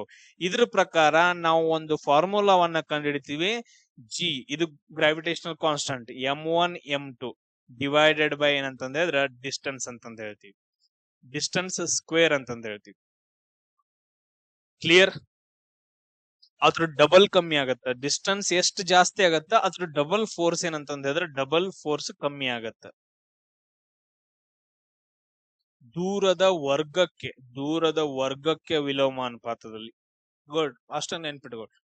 ನೆಕ್ಸ್ಟ್, ಗುರುತ್ವಾಕರ್ಷಣೆಯಿಂದ ಉಂಟಾಗುವ ವೇಗೋತ್ಕರ್ಷ ಅಂತಂದ್ ಹೇಳಿ. ಈಗ ಎಕ್ಸೆಲರೇಷನ್ ಡ್ಯೂ ಟು ಗ್ರಾವಿಟಿ ಅಂತಂದ್ ಹೇಳ್ತೀವಿ. ಈಗ ಭೂಮಿಯ ಗುರುತ್ವಾಕರ್ಷಣೆ ಬಲದಿಂದ ಸ್ವತಂತ್ರವಾಗಿ ಬೀಳುವ ವಸ್ತುವಿನಲ್ಲಿ ಉಂಟಾಗುವ ಒಂದು ವೇಗೋತ್ಕರ್ಷವನ್ನ ನಾವು G ಅಂತಂದ್ ಹೇಳ್ತೀವಿ. ಅದ್ರದ್ದು ವ್ಯಾಲ್ಯೂ ಎಷ್ಟಿರುತ್ತೆ ಅಂತಂದ್ರೆ 9.8 ಅಂತಂದಿರುತ್ತ. ಇದು ಪ್ರತಿಯೊಂದು ವಸ್ತುವಿನ ಮೇಲೆ ಇಂಪ್ಯಾಕ್ಟ್ ಆಗತ್ತ. ಇಷ್ಟ ನೆನ್ಪಿಟ್ಕೊಳ್ರಿ. ಇವಾಗ ಅದನ್ನ ನಾವು ಭೂಮಿಯನ್ನ ತಗೊಂಡಾಗ ಸಮಭಾಜಕ ವೃತ್ತದಲ್ಲಿ ಇದ್ರದ್ದು ವ್ಯಾಲ್ಯೂ ಎಷ್ಟಿರುತ್ತೆ ಅಂದ್ರೆ 9.8 ಇರುತ್ತೆ. ಅದ ಧ್ರುವಗಳಲ್ಲಿ ಬಡಿ ಬಂದು ಅಂತಂದ್ರೆ 9.81 ಇರುತ್ತೆ. ಅಂದ್ರೆ ಧ್ರುವಗಳಲ್ಲಿ ಗ್ರಾವಿಟಿ ಏನಂದ್ರೆ ಜಾಸ್ತಿ ಇರುತ್ತ ಅಂತಂದ್ ಹೇಳಿ. ಧ್ರುವಗಳ ಬಳಿ ಗ್ರಾವಿಟಿ ಜಾಸ್ತಿ ಇರುತ್ತ, ಸಮಭಾಜಕ ವೃತ್ತದಲ್ಲಿ ಗ್ರಾವಿಟಿ ಏನಂತಂದ್ ಹೇಳಿದ್ರ ಕಮ್ಮಿ ಇರುತ್ತ. ಅದಕ್ಕೋಸ್ಕರ ಗ್ರಾವಿಟಿ ಜಾಸ್ತಿ ಆಯ್ತು ಅಂತಂದ್ ಹೇಳಿದ್ರ ಫೋರ್ಸ್ ಜಾಸ್ತಿ ಬೇಕಾಗತ್ತ ಅದನ್ನ ಮೇಲ್ಗಡೆ ಒಗಿಯಾಕ. ಯಾಕಂದ್ರ ಗ್ರಾವಿಟಿ ಜಾಸ್ತಿ ಆದ್ರೆ ಕೆಳಗಡೆ ಲಗುಟ್ ಬಿದ್ದ್ ಬಿಡ್ತಾವಲ್ಲ ವಸ್ತುಗಳು. ಅದಕ್ಕೋಸ್ಕರ ಎಲ್ಲಾ ಉಡಾವಣಾ ಕೇಂದ್ರಗಳು, ರಾಕೆಟ್ ಉಡಾವಣಾ ಕೇಂದ್ರಗಳು ಏನಂತಂದ್ ಹೇಳಿದ್ರ ಸಮಭಾಜಕ ವೃತ್ತದಲ್ಲಿದಾವ. ಯಾಕಂತಂದ್ ಹೇಳಿದ್ರ ಅಲ್ಲಿ ಗ್ರಾವಿಟಿ ಕಮ್ಮಿ ಇರುತ್ತ, ಅದಕ್ಕೋಸ್ಕರ ಅದಕ್ಕೆ ಶಕ್ತಿ ಕಮ್ಮಿ ಬೇಕಾಗತ್ತ. ಎಸ್. ಅದಾದ ನಂತರ ಸರ್ ಮಾಸು ಮತ್ತು ವೇಟ್ ಇದು ಏನ್ರಿ ಅಂತಂದ ಹೇಳಿ ಅದ್ರ ಬಗ್ಗೆ ನಾವು ಡಿಸ್ಕಷನ್ ಮಾಡೋಣ. ಈಗ ಮಾಸು ಮತ್ತು ವೇಟ್ ಬಗ್ಗೆ. ಮಾಸ್ ಅದಾದ ನಂತರ ವೇಟ್ ಇವೆರಡು ಡಿಫ್ರೆಂಟ್. ಮಾಸ್ ಅಂತಂದ ಹೇಳಿದ್ರೆ ವಸ್ತುವಿನಲ್ಲಿರುವ ಒಟ್ಟು ದ್ರವ್ಯದ ಪ್ರಮಾಣ. ಈಗ ಒಂದು ವಸ್ತು ಐತಂತ ಕೊಡ್ರೆ ಅದ್ರಲ್ಲಿ ಒಟ್ಟು ದ್ರವ್ಯ ಏನಿರುತ್ತಲ್ಲ ಅದನ್ನ ನಾವು ಮಾಸ್ ಅಂತ ಕರಿತೀವಿ. ಬಟ್ ಅದ್ರ ವೇಟ್ ಅಂತಂದ ಹೇಳಿದ್ರೆ ಹಂಗಲ್ಲ. ಆ ವಸ್ತುವಿನಲ್ಲಿರುವ ದ್ರವ್ಯದ ಪ್ರಮಾಣ ಇಂಟು ಗ್ರಾವಿಟಿ ಇಂಟು ಗುರುತ್ವಾಕರ್ಷಣ ಬಲವನ್ನ ನಾವು ಇಂಟು ಮಾಡ್ಬೇಕು. ಅಂದ್ರ ಡಬ್ಲ್ಯೂ ಈಕ್ವಲ್ ಟು ಏನಂತಂದ ಹೇಳಿದ್ರೆ mg ಅಂತಂದ ಹೇಳಿ. ಸೊ ಮಾಸ್ ಅಂತಂದ ಹೇಳಿದ್ರೆ ಒಟ್ಟು ದ್ರವ್ಯ, ವೇಟ್ ಅಂತಂದ ಹೇಳಿದ್ರೆ ಒಟ್ಟು ದ್ರವ್ಯ ಇಂಟು 9.8 ಅವಾಗ ಮಾಡಿದಾಗ ನಮ್ಗ ವೇಟ್ ಬರುತ್ತ. ಇದು ವೇಟ್ ಏನಂತಂದ ಹೇಳಿದ್ರ ಎಲ್ಲಾ ಕಡೆ ಚೇಂಜ್ ಆಗತ್ತ. ಈಗ ಭೂಮಿ ಮೇಲೆ ಏನಂತಂದ ಹೇಳಿದ್ರೆ ನಾವು ಇಂಟು 9.8 ಮಾಡ್ತೀವಿ. ಸೊ ಅದೇ ಏನಂತಂದ ಹೇಳಿದ್ರ ಈಗ ನಾವು ಚಂದ್ರನ ಮೇಲೆ ಹೋದ್ವಿ ಅಂತಂದ ಹೇಳಿದ್ರ ಇದು ವೇಟ್ ಏನಾಗತ್ತಂತ ಹೇಳಿದ್ರ ನಾವು ಮಾಸ್ ಮಾಡ್ಬೇಕು ಇಂಟು 9.8 ಡಿವೈಡೆಡ್ ಬೈ 6 ಮಾಡ್ಬೇಕು. ಅಂದ್ರೆ 1/6 ರಷ್ಟು ಏನಂತಂದ್ರೆ ನಮ್ದು ವೇಟ್ ಕಮ್ಮಿ ಆಗತ್ತೆ. ಅಂದ್ರೆ ಇಲ್ಲಿ ನಾವು ಭೂಮಿ ಮೇಲೆ ನಾನು 60 kg ಇದಾನಂತಂದ್ರೆ ಚಂದ್ರನ ಮೇಲೆ ನಾನು ಎಷ್ಟಿರ್ತೇನೆ ಡಿವೈಡೆಡ್ ಬೈ 6 ಮಾಡ್ರಲ್ಲ ನಾನು 10 kg ಇರ್ತೇನೆ. 60 ಡಿವೈಡೆಡ್ ಬೈ 10 ಆರ್ ಮಾಡಿನ ಅಂತಂದ್ರೆ ನಾನು ಅಲ್ಲಿ 10 kg ಅಷ್ಟೇ ಇರ್ತೀನಿ. ಅದ ಗುರುಗ್ರಹದ ಮೇಲೆ ಹೋದ್ನಿ ಅಂತ ಹೇಳಿದ್ರೆ ಅಲ್ಲಿ ಜಾಸ್ತಿ ಇರುತ್ತೆ. ನಾನ್ 100, 120, 140 ಆಗ್ಬೋದು. ಅಲ್ಲಿ ಗ್ರಾವಿಟಿ ಕಾನ್ಸ್ಟೆಂಟ್ ಎಷ್ಟು ಇರುತ್ತೆ ಅದ್ರ ಮೇಲೆ ಡಿಪೆಂಡ್. ಸೊ ಮಾಸ್ ಅನ್ನ ನಾವು ಯಾವ್ದ್ರಲ್ಲಿ ಅಳಿತೀವಿ, ಕೆಜಿ ಅಲ್ಲಿ ಅಳಿತೀವಿ. ವೇಟ್ ಅನ್ನ ನಾವು ಯಾವ್ದ್ರಲ್ಲಿ ಅಳಿತೀವಿ, ನ್ಯೂಟನ್ ಅಲ್ಲಿ ಅಳಿತೀವಿ. ಸೊ ಮಾಸ್ ಅನ್ನೋದು ಏನಂತಂದ್ರೆ ಒಂದು ಸ್ಕೇಲಾರ್ ಕ್ವಾಂಟಿಟಿ, ಇದಕ್ಕೆ ಜಸ್ಟ್ ವ್ಯಾಲ್ಯೂ ಇರುತ್ತೆ.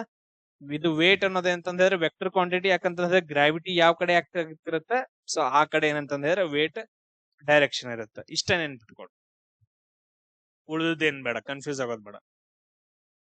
ನಾನು ಅದೇ ಹೇಳಿದ್ನಲ್ಲ, ಚಂದ್ರನ ಮೇಲೆ ಏನಂತಂದ್ರೆ ಗುರುತ್ವಾಕರ್ಷಣೆ ಭೂಮಿಗಿಂತ 1/6 ಕಮ್ಮಿ ಆಗತ್ತೆ. ಸೊ ಅದಕ್ಕೋಸ್ಕರ ಭೂಮಿ ಮೇಲೆ ನಮ್ದೆಲ್ಲಾದ್ರೂ ವೇಟ್ 60 kg ಇತ್ತು ಅಂತಂದ ಹೇಳಿದ್ರೆ ಚಂದ್ರನ ಮೇಲೆ ಎಷ್ಟಾಗತ್ತ ಅಂತ ಕೇಳಿದ್ರೆ 1/6 ರಷ್ಟು ಕಮ್ಮಿ ಆಗತ್ತ. ಅಂದ್ರ 60/6 ಮಾಡಿದ್ರೆ ನಂದು ಚಂದ್ರನ ಮೇಲೆ ನಾನು 10 kg ಅಷ್ಟೇ ಫೀಲ್ ಆಗ್ತೀನಿ. ಅದಾದ ನಂತರ ಬಾಹ್ಯಾಕಾಶದೊಳಗಡೆ ಸ್ಪೇಸ್ ಒಳಗಡೆ ಗ್ರಾವಿಟಿ ಏನಂತಂದ ಹೇಳಿದ್ರೆ 0 ಇರುತ್ತೆ. ಸೊ ಅದಕ್ಕೋಸ್ಕರ ತೇಲ್ತಾರ ಅಲ್ಲಿ ಎಲ್ಲಾರು. ಏನಂತಂದ್ರೆ ಬಾಹ್ಯಾಕಾಶದೊಳಗಡೆ ನೀವು ನೋಡಿರ್ಬೋದು ಗಗನಯಾನಿಗಳೆಲ್ಲ ಏನಂತಂದ್ರೆ ತೇಲ್ತಾ ಇರ್ತಾರ ಅವರು. ಯಾಕಂತಂದ ಹೇಳಿದ್ರೆ ಅಲ್ಲಿ ಸ್ಪೇಸ್ ಒಳಗಡೆ ಗ್ರಾವಿಟಿ 0 ಇರುತ್ತೆ. ಎಲ್ಲಾ ವಸ್ತುಗಳು ತೇಲ್ತಾ ಇರ್ತವ. ಯಾಕಂತಂದ ಹೇಳಿದ್ರೆ ಅಲ್ಲಿ ವೇಟ್ 0 ಆಗಿರುತ್ತೆ. ಯಾಕೆ ಹೇಳ್ರಿ, weight equal to m into G.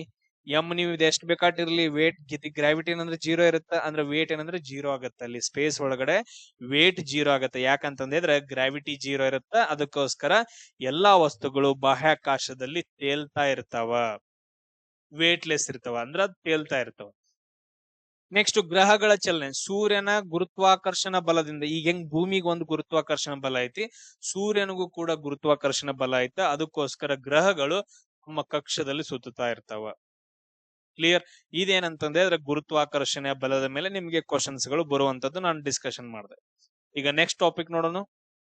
Next ನೋಡ್ರಿ, ನಾವು ಡಿಸ್ಕಷನ್ ಮಾಡೋದು ಪ್ಯಾಸ್ಕಲ್ ಲಾ ಬಗ್ಗೆ ನಾವು ಡಿಸ್ಕಷನ್ ಮಾಡೋಣ. ಪ್ಯಾಸ್ಕಲ್ ಲಾ ಅಂತಂದ ಹೇಳಿದ್ರೆ ಕರೆಕ್ಟ್ ನೆನ್ಪಿಟ್ಕೊಡ್ರಿ, ಮುಚ್ಚಿದ ಪಾತ್ರದಲ್ಲಿರುವ ದ್ರವ್ಯದ ಮೇಲೆ ಎಲ್ಲಾದ್ರೂ ನಾವು, ಈಗ ಒಂದು ಮುಚ್ಚಿದ ಪಾತ್ರೆ ಇರುತ್ತೆ ಈ ರೀತಿಯಾಗಿದೆ ಅಂತ ಅನ್ಕೊಡ್ರಿ, ಇಲ್ಲಿ ಒಂದು ಹೋಲ್ ಅಂತ ಇಟ್ಕೊಡ್ರಿ. ಇದನ್ ಮೇಲೆ ನಾವೆಲ್ಲಾದ್ರೂ ಪ್ರೆಷರ್ ಅನ್ನ ಹಾಕಿದ್ವಿ ಅಂತಂದ ಹೇಳಿದ್ರೆ, ಒಳಗಡೆ ಏನಂತಂದ್ರೆ ದ್ರವ್ಯ ಇರುತ್ತೆ, ಇದ್ರ ಮೇಲೆ ಪ್ರೆಷರ್ ಹಾಕಿದ್ವಿ ಅಂತಂದ್ರೆ ಎಲ್ಲಾ ಕಡೆಗೆ ಪ್ರೆಷರ್ ಸಮನಾಗಿ ಹರಡುತ್ತ ಅಂತಂದ ಹೇಳಿ. ಅವಾಗ ಪ್ರೆಷರ್ ಈಕ್ವಲ್ ಟು ಏನಾಗತ್ತೆ, ನಾವು ಏನ್ ಮೇಲ್ಗಡೆಯಿಂದ ಫೋರ್ಸ್ ಹಾಕಿರ್ತೀವಲ್ಲ ಆ ಫೋರ್ಸ್ ಇಲ್ಲಿ ಏನ್ ಏರಿಯಾ ಇರತ್ತಲ್ಲ ಡಿವೈಡೆಡ್ ಬೈ ಏರಿಯಾ ಆಗತ್ತೆ. ನಮ್ದು ಫಾರ್ಮುಲಾ ಏನ್ ಬರುತ್ತೆ ಅಂದ್ರೆ P equal to force divided by area ಅಂತಂದ ಹೇಳಿ. ಫೋರ್ಸ್ ಅಂತಂದ ಹೇಳಿದ್ರ ಬಲ, ಏರಿಯಾ ಅಂತಂದ ಹೇಳಿದ್ರ ವಿಸ್ತೀರ್ಣ. ಸೊ ನಾವ್ ಇಲ್ಲಿ ಏನ್ ಅಪ್ಲೈ ಮಾಡ್ತೀವಲ್ಲ ಆ ಬಲ, ಆಮೇಲೆ ಅಲ್ಲಿ ಎಷ್ಟು ವಿಸ್ತೀರ್ಣ ಇರುತ್ತೋ ಆ ವಿಸ್ತೀರ್ಣ, ಅದನ್ನ ನಾವು ಪ್ಯಾಸ್ಕಲ್ ಲಾ ಅಂತ ಹೇಳ್ತೀವಿ ಸಿಂಪಲ್ ಆಗಿ. ಈಗ ನೀವು ಫಾರ್ ಎಕ್ಸಾಂಪಲ್ ಈಗ ಇಮೇಜ್ ಒಳಗಡೆ ನೋಡ್ಬೇಕಂದ್ರೆ, ಈಗ ನೋಡ್ರಿ ಇದೆಲ್ಲ ಏನಂತಂದ ಹೇಳಿದ್ರೆ ಏರಿಯಾ. ಇಲ್ಲಿ ಮೇಲ್ಗಡೆ ಏನಂತಂದ್ರೆ ನಾವು ಮೇಲೆ ಆನೆಯನ್ನ ಇಟ್ಟಿದೀವಿ, ಆನೆ ನಡೀತಾ ಇತ್ತು, ಅದು ಫೋರ್ಸ್. ಇದು ಎಲ್ಲಾ ಕಡೆ ಏನಂತಂದ ಹೇಳಿದ್ರೆ ನೀರ್ ಒಳಗಡೆ ಎಲ್ಲಾದ್ರೂ ಪ್ರೆಸ್ ಆಯ್ತು ಅಂತಂದ್ರೆ ಫೋರ್ಸ್ ಅನ್ನ ಹಾಕಿದ್ವಿ ಅಂತಂದ್ರೆ, ಪ್ರೆಷರ್ ನ ಹಾಕಿದ್ವಿ ಅಂತಂದ ಹೇಳಿದ್ರೆ ಎಲ್ಲಾ ಕಡೆಗೆ ಪ್ರೆಷರ್ ಏನಾಗತ್ತೆ ಅಂತಂದ ಹೇಳಿದ್ರೆ ದ್ರವ್ಯದಲ್ಲಿ ಸಮಾನವಾಗಿ ಹರಡುತ್ತ. ಸೊ ಅದನ್ನ ನಾವು force divided by whole area ಅಂತಂದ ಹೇಳ್ತೀವಿ. ಸೊ ಅದನ್ನ ನಾವು ಪ್ರೆಷರ್ ಅಂತಂದ ಹೇಳ್ತೀವಿ, ಒತ್ತಡ ಅಂತಂದ ಹೇಳ್ತೀವಿ. ಈಗ ನೋಡ್ರಿ, same example hydraulic brake. Car ಮತ್ತು ಲಾರಿ ಒಳಗಡೆ ನಾವ್ ಏನಂತಂದ ಹೇಳಿದ್ರೆ ಹೈಡ್ರಾಲಿಕ್ ಬ್ರೇಕ್ ಗಳನ್ನ ಯೂಸ್ ಮಾಡಕತ್ತೀವಿ. ಯಾಕಂತಂದ ಹೇಳಿದ್ರೆ ಅದು ಈಸಿ. ಈ ತರ ಏನಂತಂದ ಹೇಳಿದ್ರೆ ಪೈಪ್ ಇರುತ್ತ, ಆಯಿಲ್ ಇರುತ್ತ, ಆಮೇಲೆ ಇಲ್ಲೊಂದು ಬ್ರೇಕ್ ಇರುತ್ತ, ಇಲ್ಲಿ ಗಾಲಿ ಇರುತ್ತ ಅಂತ ಅನ್ಕೊಡ್ರಿ. ಸೊ ಅದೇನ್ ವೀಲ್ ಇರುತ್ತ ಅನ್ಕೊಡ್ರಿ. ನಾವೆಲ್ಲಾದ್ರೂ ಇದನ್ನ ಸ್ವಲ್ಪ ಪ್ರೆಸ್ ಮಾಡಿದ್ವಿ ಅಂತಂದ ಹೇಳಿದ್ರ ಏರಿಯಾ, ಜಾಸ್ತಿ ಏರಿಯಾದೊಳಗಡೆ ಏನಂತಂದ ಹೇಳಿದ್ರೆ ಅದು ಅಪ್ಲೈ ಆಗತ್ತ. ಅಂದ್ರೆ ಕಮ್ಮಿ ಫೋರ್ಸ್ ಹಾಕಿದ್ವಿ ಅಂತಂದ ಹೇಳಿದ್ರೆ ಈಸಿಯಾಗಿ ಗಾಡಿ ನಿಂತ್ಕೊಳತ್ತೆ. ಅದಕ್ಕೋಸ್ಕರ ಹೈಡ್ರಾಲಿಕ್ ಬ್ರೇಕ್ ಗಳಲ್ಲಿ ಯಾವ ನಿಯಮದಂತೆ, ಪ್ಯಾಸ್ಕಲ್ ನಿಯಮದಂತೆ ಏನಂತಂದ ಹೇಳಿದ್ರೆ ಸ್ವಲ್ಪ ಬಲದಿಂದ ಹೆಚ್ಚಿನ ಏರಿಯಾದಲ್ಲಿ ನಾವು ಪ್ರೆಸ್ ಮಾಡ್ಬಿಟ್ಟು ಗಾಡಿಯನ್ನ ನಿಲ್ಲಿಸಬಹುದು ಅಂತಂದೇಳಿ. ಸ್ವಲ್ಪ ಪ್ರಮಾಣವಾದ ಬಲವನ್ನ ಯೂಸ್ ಮಾಡಿದ್ರೆ ಜಾಸ್ತಿ ಏನಂತಂದ ಹೇಳಿದ್ರೆ ಅಫೆಕ್ಟ್ ಆಗತ್ತೆ, ಪ್ರೆಷರ್ ಜಾಸ್ತಿ ಕ್ರಿಯೇಟ್ ಆಗತ್ತೆ. ಸೊ ಅದು ತುಂಬಾ ಇಂಪಾರ್ಟೆಂಟ್. ಅದಾದ ನಂತರ ಹೈಡ್ರಾಲಿಕ್ ಜಾಕ್. ಈಗ ಹೈಡ್ರಾಲಿಕ್ ಜಾಕ್ ಅನ್ನ ತಗೊಳ್ರಿ, ಎಲ್ಲಾ ಕಡೆ ಕಾರ್ಗಳನ್ನ ಅಥವಾ ಯಾವ್ದಾದ್ರು ಗಾಡಿಗಳನ್ನ ಮೇಲಕ್ಕೆ ಎತ್ತಬೇಕಂತಂದ ಹೇಳಿದ್ರೆ ಅಲ್ಲೂ ಕೂಡ ಪ್ಯಾಸ್ಕಲ್ ಲಾ. ಯಾಕಂತಂದ ಹೇಳಿದ್ರೆ ಕಮ್ಮಿ ಫೋರ್ಸ್ ಹಾಕ್ತಾರ. ಕಮ್ಮಿ ಫೋರ್ಸ್ ಹಾಕೇನಂತಂದ ಹೇಳಿದ್ರೆ ಜಾಸ್ತಿ ಬಲವನ್ನ ಏನಂತಂದ ಹೇಳಿದ್ರ ತಯಾರು ಮಾಡ್ತಾರ, ಈಸಿಯಾಗಿ ಎತ್ತಬಹುದು ಅಂತಂದ ಹೇಳಿ. ನೆಕ್ಸ್ಟ್ ಹೈಡ್ರಾಲಿಕ್ ಪ್ರೆಸ್ ಒಳಗಡೆ ಆಲ್ರೆಡಿ ಪ್ರೆಸ್ ಮಾಡತ್ತಿದ್ವಲ್ಲ, ಕೈಗಾರಿಕೆಗಳಲ್ಲಿ ಲೋಹದ ಹಾಳೆಗಳನ್ನ ಮಾಡಬೇಕು ಅಂತಂದ ಹೇಳಿದ್ರ ಅವ್ರು ಪ್ರೆಸ್ ಮಾಡ್ತಾರಲ್ಲ, ಅದನ್ನ ನಾವು ಹೈಡ್ರಾಲಿಕ್ ಪ್ರೆಸ್ ಅಂತ ಕರಿತೀವಿ. ಅಲ್ಲಿಯೂ ಕೂಡ ಏನಂತಂದ ಹೇಳಿದ್ರ ಆಯಿಲ್ ಇರುತ್ತ, ಅಥವಾ ಒಂದ್ ಏನಂತಂದ್ರ ಈ ರೀತಿಯಾಗಿರೋದು ಒಂದು ಹೈಡ್ರಾಲಿಕ್ ಪ್ರೆಸ್ ಅಂತ ಅನ್ಕೊಡ್ರಿ. ಇಲ್ಲಿ ಏನ್ ಮಾಡ್ತಾರ ಅಂತಂದ್ರೆ ಕಮ್ಮಿ ಏರಿಯಾದಲ್ಲಿ ಏನ್ ಮಾಡ್ತಾರ ಅಂತಂದ್ರೆ ಫೋರ್ಸ್ ಅನ್ನ ಅಪ್ಲೈ ಮಾಡ್ತಾರ. ಆಮೇಲೆ ಈ ಪ್ರೆಸ್ ಮಾಡೋದು ಏನಿರುತ್ತಂದ್ರ ಅದು ಜಾಸ್ತಿ ಏರಿಯಾ ಇರುತ್ತೆ. ಅಂದ್ರೆ ಇಲ್ಲಿ ಎಷ್ಟು ಫೋರ್ಸ್ ಅನ್ನ ಅಪ್ಲೈ ಮಾಡಿರ್ತೀರಿ, ಅಲ್ಲಿ ಹೋದ ನಂತರ ಎಲ್ಲಾ ಕಡೆಗೆ ಅಷ್ಟೇ ಫೋರ್ಸ್ ಹೋಗಿ ಅಪ್ಲೈ ಆಗತ್ತೆ, ಬಡ್ ಅಂತಂದ ಹೇಳಿ ಬಡ್ದಂಗ ಆಗತ್ತೆ. ಅದು ಏನಂತಂದ್ರೆ ಅತಿ ಹೆಚ್ಚು ಬಲದಿಂದ ಬಡ್ದಂಗ ಆಗತ್ತೆ, ಅತಿ ಹೆಚ್ಚು ಏರಿಯಾದಿಂದ ಬಡ್ದಂಗ ಆಗತ್ತೆ. ಸೊ ಅದಕ್ಕೋಸ್ಕರ ಅದು ಬೇಗ ಹಾಳೆಗಳಾಗಿ ಕನ್ವರ್ಟ್ ಆಗತ್ತೆ. ಅದನ್ನ ನಾವು ಹೈಡ್ರಾಲಿಕ್ ಪ್ರೆಸ್, ಇಲ್ಲೇನ್ ಹೋಗಿ ಜಾಸ್ತಿ ಬಡಿಯುತ್ತಲ್ಲ ಅದನ್ನ ನಾವು ಪ್ರೆಷರ್ ಅಂತ ಕರಿತೀವಿ. ಅಂದ್ರೆ ಕಮ್ಮಿ ಫೋರ್ಸ್ ಇಂದ ನಾವು ಜಾಸ್ತಿ ಪ್ರೆಷರ್ ಅನ್ನ ಉಂಟು ಮಾಡ್ತೀವಿ. ಅಲ್ಲೇ ಏನಂತಂದ್ರೆ ಹೈಡ್ರಾಲಿಕ್ ಬ್ರೇಕ್ ಒಳಗೆ ಕಮ್ಮಿ ಫೋರ್ಸ್ ಅನ್ನ ಹಾಕ್ತಿವಿ, ಸ್ವಲ್ಪ ಅಂದ್ರೆ ಕಾಲಿಂದ ತುಳಿತೀವಿ, ಜಾಸ್ತಿ ಪ್ರೆಷರ್ ಉಂಟಾಗಿ ಗಾಡಿ ನಿಂತ್ಕೊಳ್ಳುತ್ತೆ. ಹೈಡ್ರಾಲಿಕ್ ಜಾಕ್ ಒಳಗಡೆ ಕಮ್ಮಿ ಫೋರ್ಸ್ ಇಂದ ಮೇಲ್ಗಡೆ ಎತ್ತಕ್ ಟ್ರೈ ಮಾಡ್ತೀವಿ, ಅಲ್ಲಿ ಜಾಸ್ತಿ ಪ್ರೆಷರ್ ಕ್ರಿಯೇಟ್ ಆಗಿ ಈಸಿಯಾಗಿ ಮೇಲ್ಗಡೆ ಎತ್ತೀವಿ. ಹೈಡ್ರಾಲಿಕ್ ಪ್ರೆಸ್ ಒಳಗಡೆ ಕಮ್ಮಿ ಫೋರ್ಸ್ ಅನ್ನ ಅಪ್ಲೈ ಮಾಡ್ತೀವಿ, ಜಾಸ್ತಿ ಪ್ರೆಷರ್ ಅಂದ ಇದು ಆದಂಗ ಆಗತ್ತ, ಜಾಸ್ತಿ ಪ್ರೆಷರ್ ಹಾಕಿದಂಗ ಆಗತ್ತ. ಅಲ್ಲಿ ಕಬ್ಬಿನ ಇದ್ದದ್ದು ಏನಂತಂದ್ರೆ ಕಬ್ಬಿನದ ಗುಂಡಿದ್ದು ಹಾಳೆಗಳಾಗಿ ಕನ್ವರ್ಟ್ ಆಗತ್ತ. ಇದೇನಂತಂದ್ರೆ ಪ್ಯಾಸ್ಕಲ್ ಲಾ. ನೆಕ್ಸ್ಟ್ ವಾತಾವರಣದಲ್ಲಿರುವ ಪ್ರೆಷರ್, ಅಟ್ಮಾಸ್ಫಿರಿಕ್ ಪ್ರೆಷರ್ ಅಂತಂದ ಹೇಳ್ತೀವಿ. ಅಂದ್ರೆ ಭೂಮಿಯನ್ನ ಸುತ್ತುವರೆದಂತಹ ಗಾಳಿ ಏನ್ ಮಾಡತ್ತಂತಂದ ಹೇಳಿದ್ರ ಭೂಮಿಯ ಮೇಲೆ ಬೀರುವಂತಹ ಒಂದು ಒತ್ತಡವನ್ನ ನಾವು ವಾತಾವರಣದ ಒತ್ತಡ ಅಂತ ಕರಿತೀವಿ. ಇದು ಸಮುದ್ರ ಮಟ್ಟಕ್ಕಿಂತ ಹೆಚ್ಚಾಗಿರುತ್ತೆ. ಆಮೇಲೆ ಎತ್ತರಕ್ಕೆ ಹೋದಂಗ್ ಕಮ್ಮಿ ಆಗತ್ತೆ. ನೋಡ್ರಿ, ಭೂಮಿಯಿಂದ ಎತ್ತರಕ್ಕೆ ಹೋದಂಗ್ ಕ್ವಶನ್ ಕೇಳ್ತಾರ. ಭೂಮಿಯಿಂದ ಎತ್ತರಕ್ಕೆ ಹೋದಂಗ ಪ್ರೆಷರ್ ಏನಾಗತ್ತ ಅಂತ ಕೇಳ್ತಾರ. ಪ್ರೆಷರ್ ಏನಾಗತ್ತಂದ್ರ ಕಮ್ಮಿ ಆಗತ್ತ. ಭೂಮಿಯಿಂದ ಎತ್ತರಕ್ಕೆ ಹೋದಂಗ ಏನಂತಂದ ಹೇಳಿದ್ರ ಪ್ರೆಷರ್ ಕಮ್ಮಿ ಆಗ್ತಾ ಹೋಗುತ್ತ. ಇದು ಪಾಯಿಂಟ್ ನೆನ್ಪಿಟ್ಕೋಬೇಕು. ಆಮೇಲೆ ಪ್ರೆಷರ್ ಅನ್ನ ನಾವು ಯಾವ್ದ್ರಲ್ಲಿ ಅಳಿತೀವಿ ಅಂದ್ರೆ ಬ್ಯಾರೋಮೀಟರ್ ಎಂಬ ಉಪಕರಣದಿಂದ ಅಳಿತೀವಿ.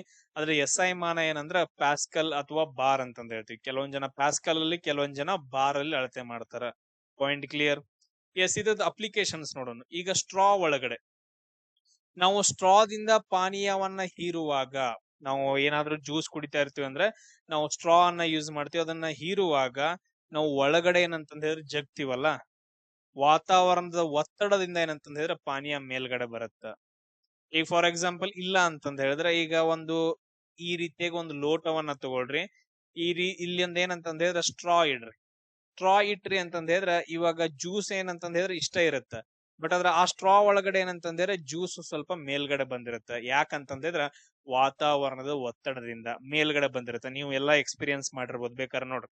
ಆಮೇಲೆ ಸಿರಿಂಜ್ ಒಳಗಡೆ, ವೈದ್ಯಿಕ ಸಿರಿಂಜ್ ಒಳಗಡೆ ಸೂಜಿ ಮೂಲಕ ಏನಂತಂದ ಹೇಳಿದ್ರೆ ದ್ರವವನ್ನ ತುಂಬಬೇಕು ಅಂತಂದ ಹೇಳಿದ್ರೆ ವಾತಾವರಣದ ಒತ್ತಡವನ್ನ ಯೂಸ್ ಮಾಡ್ತಾರ. ಆಮೇಲೆ ಪಂಪ್ ಒಳಗಡೆ, ನೀರಿನ ಪಂಪ್ ಒಳಗಡೆ ಮೊದ್ಲಿಂದ ಬರ್ತಿದ್ವಲ್ಲ, ನಾವು ನೀರನ್ನ ಹೊಡಿತಾ ಇದ್ವಿ. ಈ ರೀತಿಯಾಗಿ ನೀರಿನ ಪಂಪ್ ಬರುತ್ತೆ ನೋಡ್ರಿ. ಇಲ್ಲಿ ಏನಂತಂದ ಹೇಳಿದ್ರೆ ಹೊಡಿಯೋದು ಈ ತರ ಹಿಂಗಿರುತ್ತ. ಆಮೇಲೆ ನೆಕ್ಸ್ಟ್ ಇಲ್ಲಿ ಏನ್ ಮಾಡ್ತಾ ಅಂತಂದ್ರೆ ಇಲ್ಲಿ ಕೆಳಗಡೆ ನೀರ್ ಬೀಳ್ತಾ ಇರತ್ತ.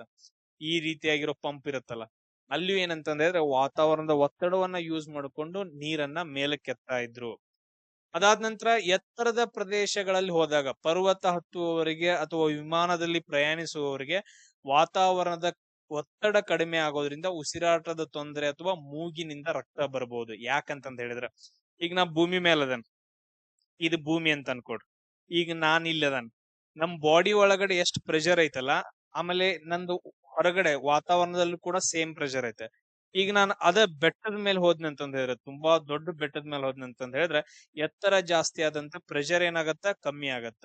ಆಮೇಲೆ ನಾನ್ ಅಲ್ಲಿ ಹೋಗಿ ನಿಂತ್ಕೊಂತಾನ, ನನ್ ಬಾಡಿ ಒಳಗಡೆ ನಾನು ಹತ್ತುವಾಗ ಓಡಿ ಓಡಿ ಏನಂತಂದ್ ಹೇಳಿದ್ರೆ ಪ್ರೆಷರ್ ಜಾಸ್ತಿ ಆಗಿರತ್ತ. ಕರೆಕ್ಟ್ ನೋಡ್ರಿ, ಎರಡೂ ಸೇಮ್ ಈಕ್ವಲ್ ಇತ್ತು ಅಂತಂದ್ ಹೇಳಿದ್ರೆ ನಮ್ ಬಾಡಿ ಕರೆಕ್ಟ್ ಆಗಿ ಆಗತ್ತ. ಇಲ್ಲ ನಮ್ ಬಾಡಿ ಒಳಗಡೆ ಪ್ರೆಷರ್ ಜಾಸ್ತಿ ಆಯ್ತು ಅಂತಂದ್ ಹೇಳಿದ್ರ ಅದು ಹೊರಗಡೆ ಬರ್ಬೇಕಲ್ಲ ಪ್ರೆಷರ್, ಅದು ಬರುವಾಗ ಮೂಗಿಂದ, ಬಾಯಿಯಿಂದ, ಕಿವಿಯಿಂದ ಎಲ್ಲಾ ರಂಧ್ರಗಳಿಂದ ಬ್ಲಡ್ ಅನ್ನ ಹೊರಗಡೆ ತಗೊಂಬರತ್ತ. ವಾತಾವರಣದ ಒತ್ತಡ ಕಡಿಮೆ ಆಗೋದ್ರಿಂದ ಸೇಮ್ ಕೆಲವೊಂದ್ ಜನರಿಗೆ ಏನಂತಂದ್ ಹೇಳಿದ್ರೆ ವಿಮಾನಗಳಲ್ಲೂ ಕೂಡ ಏನಂದ್ರೆ ಸೇಮ್ ಎಕ್ಸ್ಪೀರಿಯನ್ಸ್ ಆಗತ್ತೆ ಕೆಲವೊಂದ್ ಜನರಿಗೆ, ಇದೇ ರೀಸನ್ ಇಂದ. ನೆಕ್ಸ್ಟ್ ಇಲ್ಲಿ ನೋಡ್ರಿ, ಈಗ ಅಪ್ಲಿಕೇಶನ್ಸ್ ಏನೇನು ಅಂತಂದ್ ಹೇಳಿ, ಈಗ ಕತ್ತರಿಸುವ ಚಾಕುವನ್ನ ತಗೊಳ್ಳಿ. ಕತ್ತರಿಸುವ ಚಾಕು, ಈಗ ಚಾಕು ಏನಂತಂದ್ ಹೇಳಿದ್ರೆ ಈ ರೀತಿಯಾಗಿ ಸ್ಮೂತ್ ಆಗಿರುತ್ತೆ. ಇಲ್ಲಿ ಕೆಳಗಡೆ ಕೆಳಗಡೆ ಏನಂತಂದ್ ಹೇಳಿದ್ರೆ ಫುಲ್ ಸ್ಮೂತ್ ಆಗಿರತ್ತ. ಅಂದ್ರೆ ಇಲ್ಲಿ ಏನಂದ್ರೆ ಏರಿಯಾ ಕಮ್ಮಿ ಆಗತ್ತ. ನಾವ್ ಆಗ್ಲೇ ಏನ್ ಹೇಳಿದ್ವಿ, ಎತ್ತರಕ್ ಹೋದಂಗ್ ಪ್ರೆಷರ್ ಏನಂತ ಹೇಳಿದ್ರೆ ಕಮ್ಮಿ ಆಗತ್ತ. ಇಲ್ಲಿ ಏರಿಯಾ ಕಮ್ಮಿ ಆಗಿತ್ತು ಅಂತಂದ್ ಹೇಳಿದ್ರೆ, ಏರಿಯಾ ಕಮ್ಮಿ ಆದಂಗ ಪ್ರೆಷರ್ ಜಾಸ್ತಿ ಆಗತ್ತ. ನೆನ್ಪಿಟ್ಕೊಳ್ರಿ, ಎಷ್ಟು ಚೂಪಾಗಿರುತ್ತ, ಈಗ ಚಾಕುವನ್ನ ತಗೊಳ್ರಿ, ಅದು ಎಷ್ಟು ಚೂಪಾಗಿರುತ್ತ, ಎಷ್ಟು ಚೂಪಾಗಿರುತ್ತ ಅಷ್ಟು ಏರಿಯಾ ಕಮ್ಮಿ ಆಗತ್ತಲ್ಲ. ಅಷ್ಟು ಏರಿಯಾ ಕಮ್ಮಿ ಆಯ್ತು ಅಂತಂದ್ ಹೇಳಿದ್ರೆ ಅಲ್ಲಿ ಏನಾಗತ್ತ, ಪ್ರೆಷರ್ ಜಾಸ್ತಿ ಆಗತ್ತ. ಅಲ್ಲಿ ಏನಾಗತ್ತ ಅಂತಂದ್ ಹೇಳಿದ್ರೆ ಪ್ರೆಷರ್ ಜಾಸ್ತಿ ಆಗತ್ತ. ನಾವು ಈಸಿಯಾಗಿ ಅದನ್ನ ಕಟ್ ಮಾಡಬಹುದು. ನಾವು ಅದನ್ನ ಏನ್ ಮಾಡ್ಬೋದು, ಈಸಿಯಾಗಿ ಕಟ್ ಮಾಡ್ಬೋದು. ಅದಾದ ನಂತರ ಮರಳುಗಾಡಿನ ವಾಹನಗಳು ಅಗಲವಾದ ಟೈರ್ ಗಳನ್ನ ಯೂಸ್ ಮಾಡ್ತಾರೆ. ಯಾಕಂತಂದ್ ಹೇಳಿದ್ರೆ ವಿಸ್ತೀರ್ಣ ಹೆಚ್ಚಾಗಬೇಕು, ವಿಸ್ತೀರ್ಣ ಹೆಚ್ಚಾಯ್ತಂತಂದ್ ಹೇಳಿದ್ರೆ ಕಡಿಮೆ ಒತ್ತಡದಿಂದ ಆರಾಮಾಗಿ ಹೋಗ್ಬೋದು ಅಂತಂದ್ ಹೇಳಿ. ಆಮೇಲೆ ನೆಕ್ಸ್ಟ್ ರೈಲು ಹಳಿಗಳ ಮೇಲೆ ಕೆಳಗಿನ ಮರದ ಪಟ್ಟಿಗಳನ್ನ ಹಾಕ್ತಾರೆ ನೋಡಿ. ಯಾಕಂತಂದ್ ಹೇಳಿದ್ರೆ ಈ ತರ ರೈಲ್ ಹಳಿಗಳಿತ್ತಂತಂದ್ ಹೇಳಿದ್ರೆ ಕೆಳಗಡೆ ಪಟ್ಟಿಗಳನ್ನ ಹಾಕ್ತಾರ, ಒತ್ತಡವನ್ನ ಕಡಿಮೆ ಮಾಡೋಕ, ಒತ್ತಡವನ್ನ ಹೀರ್ಕೊಳಕ್ಕೆ. ನೆಕ್ಸ್ಟ್ ಬ್ಯಾಕ್ ಸ್ಟ್ರಾಪ್, ಬೆನ್ನಿನ ಚೀಲದ ಪಟ್ಟಿಗಳು, ಅಗಲವಾದ ಪಟ್ಟಿಗಳನ್ನ ಭುಜದ ಮೇಲೆ ಹಾಕೊಂಡ್ಬಿಟ್ಟು ಏನಂತಂದ್ ಹೇಳಿದ್ರ ಈಗ ಚೀಲಗಳನ್ನ ತಗೊಂಡು ಬರ್ತಾರ, ಅದಾಗಿರ್ಬೋದು. ಆಮೇಲೆ ಸಮುದ್ರದ ಆಳದಲ್ಲಿ ಹೋದಂಗ್ ನೋಡ್ರಿ, ಸಮುದ್ರದ ಆಳದಲ್ಲಿ ಹೋದಂಗ ಏನಂತಂದ್ ಹೇಳಿದ್ರ ಇಲ್ಲಿ ಭೂಮಿಯ ಮೇಲೆ ಹೋದಂಗ್ ಪ್ರೆಷರ್ ಕಮ್ಮಿ ಆಗತ್ತ. ಅದಾದ ನಂತರ ಸಮುದ್ರದ ಆಳಕ್ ಹೋದಂಗ ಏನಂತಂದ್ ಹೇಳಿದ್ರ ಪ್ರೆಷರ್ ಜಾಸ್ತಿ ಆಗತ್ತ, ಅಲ್ಲಿಯೂ ಕೂಡ ಡೆತ್ ಆಗೋ ಚಾನ್ಸಸ್ ಇರತ್ತ. ಪ್ರೆಷರ್ ಜಾಸ್ತಿ ಆಗ್ತಾ ಆಗ್ತಾ ಆಗ್ತಾ ಕಂಪ್ಲೀಟ್ ಪ್ರೆಷರ್ ಜಾಸ್ತಿ ಆಗತ್ತ. ಸಬ್ ಮರೀನ್ ಗಳು ಕೂಡ ಏನಂತಂದ್ ಹೇಳಿದ್ರೆ ಬ್ಲಾಸ್ಟ್ ಆಗೋ ಸ್ಥಿತಿಯಲ್ಲಿ ಇರುತ್ತೆ. ಯಾಕಂತಂದ್ ಹೇಳಿದ್ರೆ ಸಬ್ ಮರೀನ್ ಒಳಗಡೆ ಏನಂತಂದ್ ಹೇಳಿದ್ರೆ ಪ್ರೆಷರ್ 10 ಇರತ್ತ ಅನ್ಕೊಡ್ರಿ, ಹೊರಗಡೆ ಪ್ರೆಷರ್ ಏನಂತಂದ್ ಹೇಳಿದ್ರೆ 100 ಆಗಿರತ್ತ. ಅವಾಗ ಏನಾಗತ್ತ, ಫುಲ್ ಒತ್ ಬಿಟ್ಟು ಏನಂತಂದ್ ಹೇಳಿದ್ರೆ ಬ್ಲಾಸ್ಟ್ ಆಗೋ ಲೆವೆಲ್ ಬಂದಿರತ್ತ. ಅಂದ್ರೆ ಸಾಗರದ ಆಳಕ್ ಹೋದಂಗ ನೀರಿನ ಒತ್ತಡ ಜಾಸ್ತಿ ಆಗ್ತಾ ಹೋಗುತ್ತ. ಈ ಎಲ್ಲಾ ಪಾಯಿಂಟ್ಸ್ ಗಳನ್ನ ನೀವು ನೆನ್ಪಿಟ್ಕೋಬೇಕು. ಅದೇ ಏನಂತಂದ್ ಹೇಳಿದ್ರೆ ಇವತ್ತಿನ ಕ್ಲಾಸ್ ಪ್ಯಾಸ್ಕಲ್ ಮತ್ತು ಪ್ರೆಷರ್ ಬಗ್ಗೆ. ಎಸ್, ನೆಕ್ಸ್ಟ್ ಟಾಪಿಕ್ ನೋಡ್ರಿ, ಆರ್ಕಿಮಿಡಿಸ್ ತತ್ವ, ಆಮೇಲೆ ತೇಲುವಿಕೆ. ಆ ವಸ್ತುಗಳು ಹೆಂಗ ತೇಲ್ತಾವ, ಯಾವ ಪ್ರಿನ್ಸಿಪಲ್ ಮೇಲೆ ತೇಲ್ತಾವ ಅಂತಂದ್ ಹೇಳಿ. ಸೊ ಏನ್ ಹೇಳ್ತೀವಿ ಅಂದ್ರೆ ಆರ್ಕಿಮಿಡಿಸ್ ಪ್ರಿನ್ಸಿಪಲ್ ಅಂತಂದ್ ಹೇಳ್ತೀವಿ. ಆರ್ಕಿಮಿಡಿಸ್ ಪ್ರಿನ್ಸಿಪಲ್ ಅಂತಂದ್ ಹೇಳಿದ್ರ ಒಂದು ವಸ್ತುವು ದ್ರವದೊಳಗಡೆ ಸಂಪೂರ್ಣವಾಗಿ ಮುಳುಗಬಹುದು ಅಥವಾ ಭಾಗಶಃ ಮುಳುಗಿದಾಗ ಆ ವಸ್ತುವು ತಾನು ಸ್ಥಳಾಂತರ ಮಾಡಿದಂತಹ ಆ ದ್ರವದ ತೂಕಕ್ಕ ಸಮನಾಗಿರುವಂತ ಒಂದು ಮೇಲ್ಮುಖವಾಗಿರುವ ಬಲವನ್ನ ಏನ್ ಮಾಡತ್ತಂದ್ರೆ ಎಕ್ಸ್ಪೀರಿಯನ್ಸ್ ಮಾಡುತ್ತ. ಅದನ್ನ ನಾವು ಬಯಾಂಟ್ ಫೋರ್ಸ್ ಅಂತಂದ್ ಕರಿತೀವಿ ಅಂತಂದ್ ಹೇಳಿ. ಹಿಂಗಂದ್ರೆ ಏನ, ಇಲ್ಲಿ ನೋಡ್ರಿ, ಇವಾಗ ಏನಂತಂದ್ ಹೇಳಿದ್ರೆ ಇದು ಒಂದು ವಸ್ತು ಐತೆ, ಇವಾಗ ಅದ್ರದ್ದು ವೇಟ್ ಐತೆ. ವೇಟ್ ಏನ್ ಮಾಡತ್ತಂತಂದ್ ಹೇಳಿದ್ರೆ ಈಗ ಈ ವಸ್ತು ಇಲ್ಲಿ ಏನಂತಂದ್ ಹೇಳಿದ್ರೆ ಮೇಲ್ಗಡೆ ಐತೆ, ಇದನ್ನ ಏನ್ ಅಂತಂದ್ ಹೇಳಿದ್ರೆ ನೀರೊಳಗೆ ಹಾಕದ, ನೀರೊಳಗೆ ಹಾಕಿದ ನಂತರ ಅದ್ ಅರ್ಧ ಮುಳುಗಿ ಐತೆ. ಅದ್ರದ್ದು ವೇಟ್ ಪ್ರಕಾರ ಏನಂತಂದ್ ಹೇಳಿದ್ರೆ ಇಲ್ಲಿರೋ ನೀರನ್ನ ಸೈಡ್ ಏನ್ ಮಾಡತ್ತಂತಂದ್ ಹೇಳಿದ್ರೆ ತಳ್ಳುತ್ತದ. ಕರೆಕ್ಟಾ? ಇದ್ರ ಬಲ್ಲಿ ಏನ್ ವೇಟ್ ಆಕ್ಟ್ ಆಗಿರುತ್ತ ಸೇಮ್ ಅಷ್ಟೇ ಏನಂತಂದ್ ಹೇಳಿದ್ರೆ ಇಲ್ಲಿ ನೋಡ್ರಿ, ಮೇಲ್ಗಡೆ ಎಷ್ಟು ಇದು ವೇಟ್ ಆಕ್ಟ್ ಆಗ್ತಿರತ್ತ ಅಷ್ಟ ಕೆಳಗಡೆಯಿಂದ ಒಂದು ಫೋರ್ಸ್ ಏನ್ ಮಾಡ್ತಿರತ್ತ ಅಂತಂದ್ ಹೇಳಿದ್ರೆ ಅದನ್ನ ಮೇಲ್ಗಡೆ ಒತ್ತುತ್ತಾ ಇರತ್ತ. ಅದನ್ನ ನಾವ್ ಏನಂತ ಕರಿತೀವಿ ಅಂದ್ರೆ ಬಯಾಂಟ್ ಫೋರ್ಸ್ ಅಂತ ಕರಿತೀವಿ. ಏನಂತ ಕರಿತೀವಿ? ಬಯಾಂಟ್ ಫೋರ್ಸ್ ಅಂತ ಕರಿತೀವಿ. ಇವಾಗ ಮೇಲ್ಗಡೆ ಒತ್ತೋದೇನಾದ್ರೂ ಆಮೇಲೆ ಇಲ್ಲಿ ಅಪ್ಲೈ ಆಗೋದೇನಾದ್ರೂ ಈಕ್ವಲ್ ಇತ್ತು ಅಂತಂದ್ ಹೇಳಿದ್ರ ಅವಾಗ ಏನಾಗತ್ತ, ಅದು ಆ ವಸ್ತು ತೇಲುತ್ತ. ಆ ವಸ್ತು ಏನಾಗತ್ತ, ತೇಲುತ್ತ. ಇವಾಗ ವೇಟ್ ಜಾಸ್ತಿ ಇತ್ತು, ಬಯಾಂಟ್ ಫೋರ್ಸ್ ಕಮ್ಮಿ ಇತ್ತು ಅಂತಂದ್ ಹೇಳಿದ್ರ ಅವಾಗ ಏನಾಗತ್ತ, ಆ ವಸ್ತು ಮುಳುಗತ್ತ. ಅದನ್ನ ಏನ್ ಮಾಡ್ತಾರ ಅಂತಂದ್ ಹೇಳಿದ್ರ ಇಲ್ಲಿ ಹೇಳ್ತಾರ, ಅದನ್ನ ಡೆನ್ಸಿಟಿ ಪ್ರಕಾರ ಹೇಳ್ತಾರ. ಇವಾಗ ಡೆನ್ಸಿಟಿ, ಇದ್ರದ್ದು ಡೆನ್ಸಿಟಿ ಆಮೇಲೆ ವಸ್ತುವಿನ ಡೆನ್ಸಿಟಿ. ವಸ್ತುವಿನ ಡೆನ್ಸಿಟಿ ಎಲ್ಲಾದ್ರೂ ಕಮ್ಮಿ ಇತ್ತು ಅಂತಂದ್ ಹೇಳಿದ್ರೆ ಇಲ್ಲಿ ನೋಡ್ರಿ, ಇದು ಅದರಲ್ಲೇ ಬರುತ್ತ. ದ್ರವದಲ್ಲಿ ಮುಳುಗಿರುವ ವಸ್ತುವಿನ ಮೇಲೆ ದ್ರವ ಪ್ರಯೋಗಿಸುವ ಮೇಲ್ಮೈ, ಇದು ಮೇಲ್ಮುಖ ಬಲ ಏನಿರುತ್ತಲ್ಲ, ನಾನು ಆಗ್ಲೇ ತೋರ್ಸಿದ್ನಲ್ಲ, ಇದು ವೇಟ್ ಆಕ್ಟ್ ಆಗ್ತಿರತ್ತ. ಅದಾದ ನಂತರ ಕೆಳಗಡೆ ಒಂದ್ ಫೋರ್ಸ್ ಇರುತ್ತೆ, ಅದನ್ನ ನಾವು ಬಯಾಂಟ್ ಫೋರ್ಸ್ ಅಂತ ಕರಿತೀವಿ. ಇವಾಗ ಈ ವಸ್ತುವಿನ ಸಾಂದ್ರತೆ, ಆಮೇಲೆ ನೆಕ್ಸ್ಟ್ ಇಲ್ಲಿ ಫ್ಲೂಯಿಡ್ ಇರುತ್ತೆ ಅನ್ಕೊಡ್ರಿ, ಆ ಫ್ಲೂಯಿಡ್ ಏನಂತಂದ ಹೇಳಿದ್ರೆ ದ್ರವದ ಸಾಂದ್ರತೆ. ಈಗ ವಸ್ತುವಿನ ಸಾಂದ್ರತೆ ಜಾಸ್ತಿ ಇತ್ತು ಅಂತಂದ ಹೇಳಿದ್ರೆ ಆ ವಸ್ತು ಮುಳುಗಿ ಬಿಡ್ತೈತಿ. ಯಾಕಂತಂದ ಹೇಳಿದ್ರೆ ಅದ್ರ ವೇಟ್ ಜಾಸ್ತಿ ಇರುತ್ತೆ, ಅದೇನಾಗತ್ತ ಒಳಗ್ ಮುಳುಗಿ ಬಿಡುತ್ತೆ. ಈಗ ವಸ್ತುವಿನ ಸಾಂದ್ರತೆ ಎಲ್ಲಾದ್ರೂ ಕಮ್ಮಿ ಇತ್ತು ಅಂತಂದ ಹೇಳಿದ್ರೆ, ಆ ದ್ರವಕ್ ಹೋಲಿಸಿದ್ರ ಅಥವಾ ನೀರಿಗೆ ಹೋಲಿಸಿದ್ರ ವಸ್ತುವಿನ ಸಾಂದ್ರತೆ ಏನಾದ್ರು ಇದು ಕಮ್ಮಿ ಇತ್ತು ಅಂತಂದ ಹೇಳಿದ್ರ ಅವಾಗ ಏನಾಗತ್ತ, ಆ ವಸ್ತು ಮೇಲ್ಗಡೆ ತೇಲುತ್ತ. ಕ್ಲಿಯರ್? ಇದ್ರ ಮೇಲ್ಗಡೆನ ಏನಂತಂದ ಹೇಳಿದ್ರ ಮುಂದ ಅಪ್ಲಿಕೇಶನ್ಸ್ ಗಳು ಬರ್ತಾವ. ಇವಾಗ ಸಬ್ಮರೀನ್ ಆಗಿರ್ಬೋದು, ಆಮೇಲೆ ಹಡಗುಗಳು ಎಲ್ಲ ಹೆಂಗ್ ತೇಲ್ತಾವ, ಸಬ್ಮರೀನು ಮತ್ತು ಹಡಗು ಇವೆಲ್ಲ ಹೆಂಗ್ ತೇಲ್ತಾವ ಅಂತಂದ್ರೆ, ಈಗ ನೋಡಿ ಹಡಗುಗಳೆಲ್ಲ ಹೆಂಗ್ ತೇಲ್ತಾವು, ಸೇಮ್ ಆರ್ಕಿಮಿಡಿಸ್ ಪ್ರಿನ್ಸಿಪಲ್ ಪ್ರಕಾರ ಆ ಹಡಗಿನ ಡೆನ್ಸಿಟಿ ಕಮ್ಮಿ ಇರುತ್ತೆ, ಅದ ಕಡೆ ಮೇಲ್ಗಡೆ ತೇಲುತ್ತೆ. ಈಗ ಸಬ್ಮರೀನ್ ಅದು ಕೂಡ ಮೇಲ್ಗಡೆ ತೇಲುತ್ತೆ. ಅವಾಗ ಏನ್ ಮಾಡ್ತಾರಂದ್ರ ಈ ಸಬ್ಮರೀನ್ ಡೆನ್ಸಿಟಿ ಏನ್ ಮಾಡ್ತಾರ ಅಂತಂದ್ರೆ ಕಮ್ಮಿ ಮಾಡ್ತಾರ, ಅವಾಗ ತೇಲುತ್ತ. ಆಮೇಲೆ ಪ್ರೆಷರ್ ಹಾಕ್ಬಿಟ್ಟು ಸಬ್ಮರೀನ್ ಡೆನ್ಸಿಟಿ ಏನ್ ಮಾಡ್ತಾರ ಅಂತಂದ್ರೆ ಜಾಸ್ತಿ ಮಾಡ್ತಾರ. ಅವಾಗ ಸಬ್ಮರೀನ್ ಏನಾಗತ್ತ ಅಂತಂದ್ರೆ ನೀರಲ್ಲಿ ಮುಳುಗ್ತಾ ಕೆಳಗಡೆ ಹೋಗುತ್ತ. ಅರ್ಥ ಆಯ್ತಾ ಹೆಂಗ್ ವರ್ಕ್ ಆಗ್ತಾವ ಅಪ್ಲಿಕೇಶನ್ಸ್ ಗಳು ಅಂತಂದೇಳಿ. ಎಸ್, ಅದಾದ ನಂತರ ನೆಕ್ಸ್ಟ್ ನೋಡ್ರಿ ರಿಲೇಟಿವ್ ಡೆನ್ಸಿಟಿ ಅಂತಾರ. ರಿಲೇಟಿವ್ ಡೆನ್ಸಿಟಿ ಅಂತಂದ ಹೇಳಿದ್ರೆ ಯಾವ್ದಾದ್ರು ಒಂದು ವಸ್ತುವಿನ ಸಾಂದ್ರತೆಯನ್ನ ನೀರಿನ ಸಾಂದ್ರತೆಗೆ ಅಥವಾ ಆ ನಿರ್ದಿಷ್ಟ ವಸ್ತುವಿನ ಸಾಂದ್ರತೆಗೆ ಎಲ್ಲಾದ್ರೂ ನಾವು ಕಂಪೇರ್ ಮಾಡಿದ್ವಿ ಅಂತಂದ್ರೆ ಅದನ್ನ ನಾವು ರಿಲೇಟಿವ್ ಡೆನ್ಸಿಟಿ ಅಂತ ಕರಿತೀವಿ. ಇಲ್ಲಿ ಯಾವುದೇ ರೀತಿ ಅದಕ್ಕೆ ಯೂನಿಟ್ ಇರಂಗಿಲ್ಲ, ಜಸ್ಟ್ ಅಷ್ಟೇ ನೆನ್ಪಿಟ್ಕೊಡ್ರಿ, ಅದ್ರ ಮೇಲೆ ಕ್ವಶನ್ ಕೇಳಂಗಿಲ್ಲ. ಈಗ ನೋಡ್ರಿ ಹಡಗುಗಳು ಯಾಕ ಅಂತಂದ ಹೇಳಿದ್ರೆ, ಇಲ್ಲಿ ನೋಡ್ರಿ ಹಡಗುಗಳು ಯಾಕೆ ತೇಲ್ತಾವು ಅಂತಂದ್ರೆ ಹಡಗುಗಳು ತಳ ಏನಂತಂದ್ರೆ ಈ ರೀತಿಯಾಗಿರತ್ತ, ಮೇಲ್ಗಡೆ ಬಯಾಂಟ್ ಫೋರ್ಸ್ ಏನಂದ್ರೆ act ಆಗ್ತಿರತ್ತ, buoyant force Archimedes principal ಪ್ರಕಾರ. ಅದಕ್ಕೋಸ್ಕರ ಅದೇನಂದ್ರೆ ಹೆಚ್ಚಿನ ನೀರನ್ನ ಏನಂತಂದ್ರೆ ತಳ್ಳಿಬಿಟ್ಟು ಹೆಚ್ಚಿಗೆ ಫೋರ್ಸ್ ಆಕ್ಟ್ ಆಗಿ ಅವು ಮೇಲ್ಗಡೆ ತೇಲ್ತಾವ. ಅದಾದ ನಂತರ ಸಬ್ಮರೀನ್ ಏನ್ ಮಾಡ್ತಾರ ಅಂತಂದ ಹೇಳಿದ್ರ ಇದು ನೀರ್ ತುಂಬಿಸಿ ಅದ್ರ ತೂಕವನ್ನ ಹೆಚ್ಚ ಮಾಡ್ತಾರ. ಅದ್ರ ಒಳಗಡೆ ಏನಂತಂದ್ರೆ ನೀರನ್ನ ತುಂಬಿಸಿ ಅದ್ರ ತೂಕವನ್ನ ಹೆಚ್ಚ ಮಾಡ್ತಾರ ಅಂತಂದ್ರೆ ಡೆನ್ಸಿಟಿಯನ್ನ ಹೆಚ್ಚ ಮಾಡ್ತಾರ. ಅವಾಗ ಏನಾಗತ್ತ, ಆ ಸಬ್ಮರೀನು ಒಳಗಡೆ ಮುಳುಗ್ತಾ ಹೋಗುತ್ತ. ನಾನು ಆಗ್ಲೇ ಹೇಳದ್ನಲ್ಲ ಆತರ. ಅದಾದ ನಂತರ ಹಾಲಿನ ಶುದ್ಧತೆಯನ್ನ ಅಳತೆ ಮಾಡಕ್ಕೆ ಅಥವಾ ಹಾಲಿನ ಸಾಂದ್ರತೆಯನ್ನ ಅಳತೆ ಮಾಡಕ್ಕೆ ಯಾವ್ದನ್ನ ಯೂಸ್ ಮಾಡ್ತಾರ, ಲ್ಯಾಕ್ಟೋಮೀಟರ್ ಅಂತಂದ ಹೇಳಿ ಯೂಸ್ ಮಾಡ್ತಾರ. ಆಮೇಲೆ ದ್ರವಗಳ ಸಾಂದ್ರತೆಯನ್ನ ಅಳತೆ ಮಾಡೋಕೆ ಹೈಡ್ರೋಮೀಟರ್ ಅನ್ನ ಯೂಸ್ ಮಾಡ್ತಾರ. ಆಮೇಲೆ ನೆಕ್ಸ್ಟ್ ಹಾಟ್ ಏರ್ ಬಲೂನ್ ಅಂತಂದೈತೆ. ಬಿಸಿಯಾದ ಗಾಳಿಯ ಸಾಂದ್ರತೆಯು ಸುತ್ತಲಿನ ಗಾಳಿಗಿಂತ ಕಡಿಮೆ ಇದ್ರ, ಈಗ ಒಂದು ಬಲೂನ್ ಅನ್ನ ತಗೊಳ್ರಿ, ಈ ಬಲೂನ್ ಅನ್ನ ತಗೊಂಡ್ ಏನ್ ಮಾಡ್ತೀವಿ ಅಂತಂದ್ರೆ ಅದ್ರೊಳಗ ಗಾಳಿಯನ್ನ ತುಂಬ್ತೀವಿ. ನಾವು ಗಾಳಿಯನ್ನ ತುಂಬುವಾಗ ಏನಂತಂದ್ರೆ ನಮ್ಮ ದೇಹದಿಂದ ತಾಪಮಾನ ಏನಂತಂದ್ರೆ ಅದ್ರ ಟೆಂಪರೇಚರ್ ಜಾಸ್ತಿ ಇರುತ್ತೆ ಹೊರಗಡೆ ಕಂಪೇರ್ ಮಾಡಿದ್ರೆ. ಅವಾಗ ಇದ್ರದ್ದು ಡೆನ್ಸಿಟಿ ಏನಾಗತ್ತ, ಡೆನ್ಸಿಟಿ ಕಮ್ಮಿ ಆಗತ್ತ. ಆಮೇಲೆ ನೆಕ್ಸ್ಟ್ ವಾತಾವರಣದ ಡೆನ್ಸಿಟಿ ಏನಂತಂದ್ರೆ ಜಾಸ್ತಿ ಆಗತ್ತ. ಅವಾಗ ಏನಾಗತ್ತ ಅಂದ್ರೆ ಇದು ತೇಲ್ತಾ ಮೇಲ್ಗಡೆ ಹೋಗ್ಬಿಡ್ತೈತೆ. ಬಲೂನ್ಗಳು ಹೆಂಗ್ ಹಾರಾಡ್ತಾವ ಅಂತಂದ್ರೆ ಅದು ಕೂಡ ಆರ್ಕಿಮಿಡಿಸ್ ಪ್ರಿನ್ಸಿಪಲ್ ಪ್ರಕಾರನ ಹಾರಾಡ್ತಾವ. ಆಮೇಲೆ ಮೀನುಗಳು ಹೆಂಗ್ ಸ್ವಿಮ್ ಮಾಡ್ತಾವ, ಸ್ವಿಮ್ ಗ್ಲೈಡರ್ ಮುಖಾಂತರ ಅವು ತೇಲ್ತಿರ್ತಾವಲ್ಲ, ಸೇಮ್ ಅವು ಕೂಡ ಆರ್ಕಿಮಿಡಿಸ್ ಪ್ರಿನ್ಸಿಪಲ್ ನ ಯೂಸ್ ಮಾಡ್ತಾವ. ನೆಕ್ಸ್ಟ್ ಮಂಜುಗಡ್ಡೆ, ಐಸ್ಬರ್ಗ್ ಅಂತಂದ್ ಹೇಳ್ತೀವಲ್ಲ, ಮಂಜುಗಡ್ಡೆ ಹೆಂಗ್ ತೇಲುತ್ತ, ಮಂಜುಗಡ್ಡೆಯ ಸಾಂದ್ರತೆ ಕಮ್ಮಿ ಇರತ್ತ.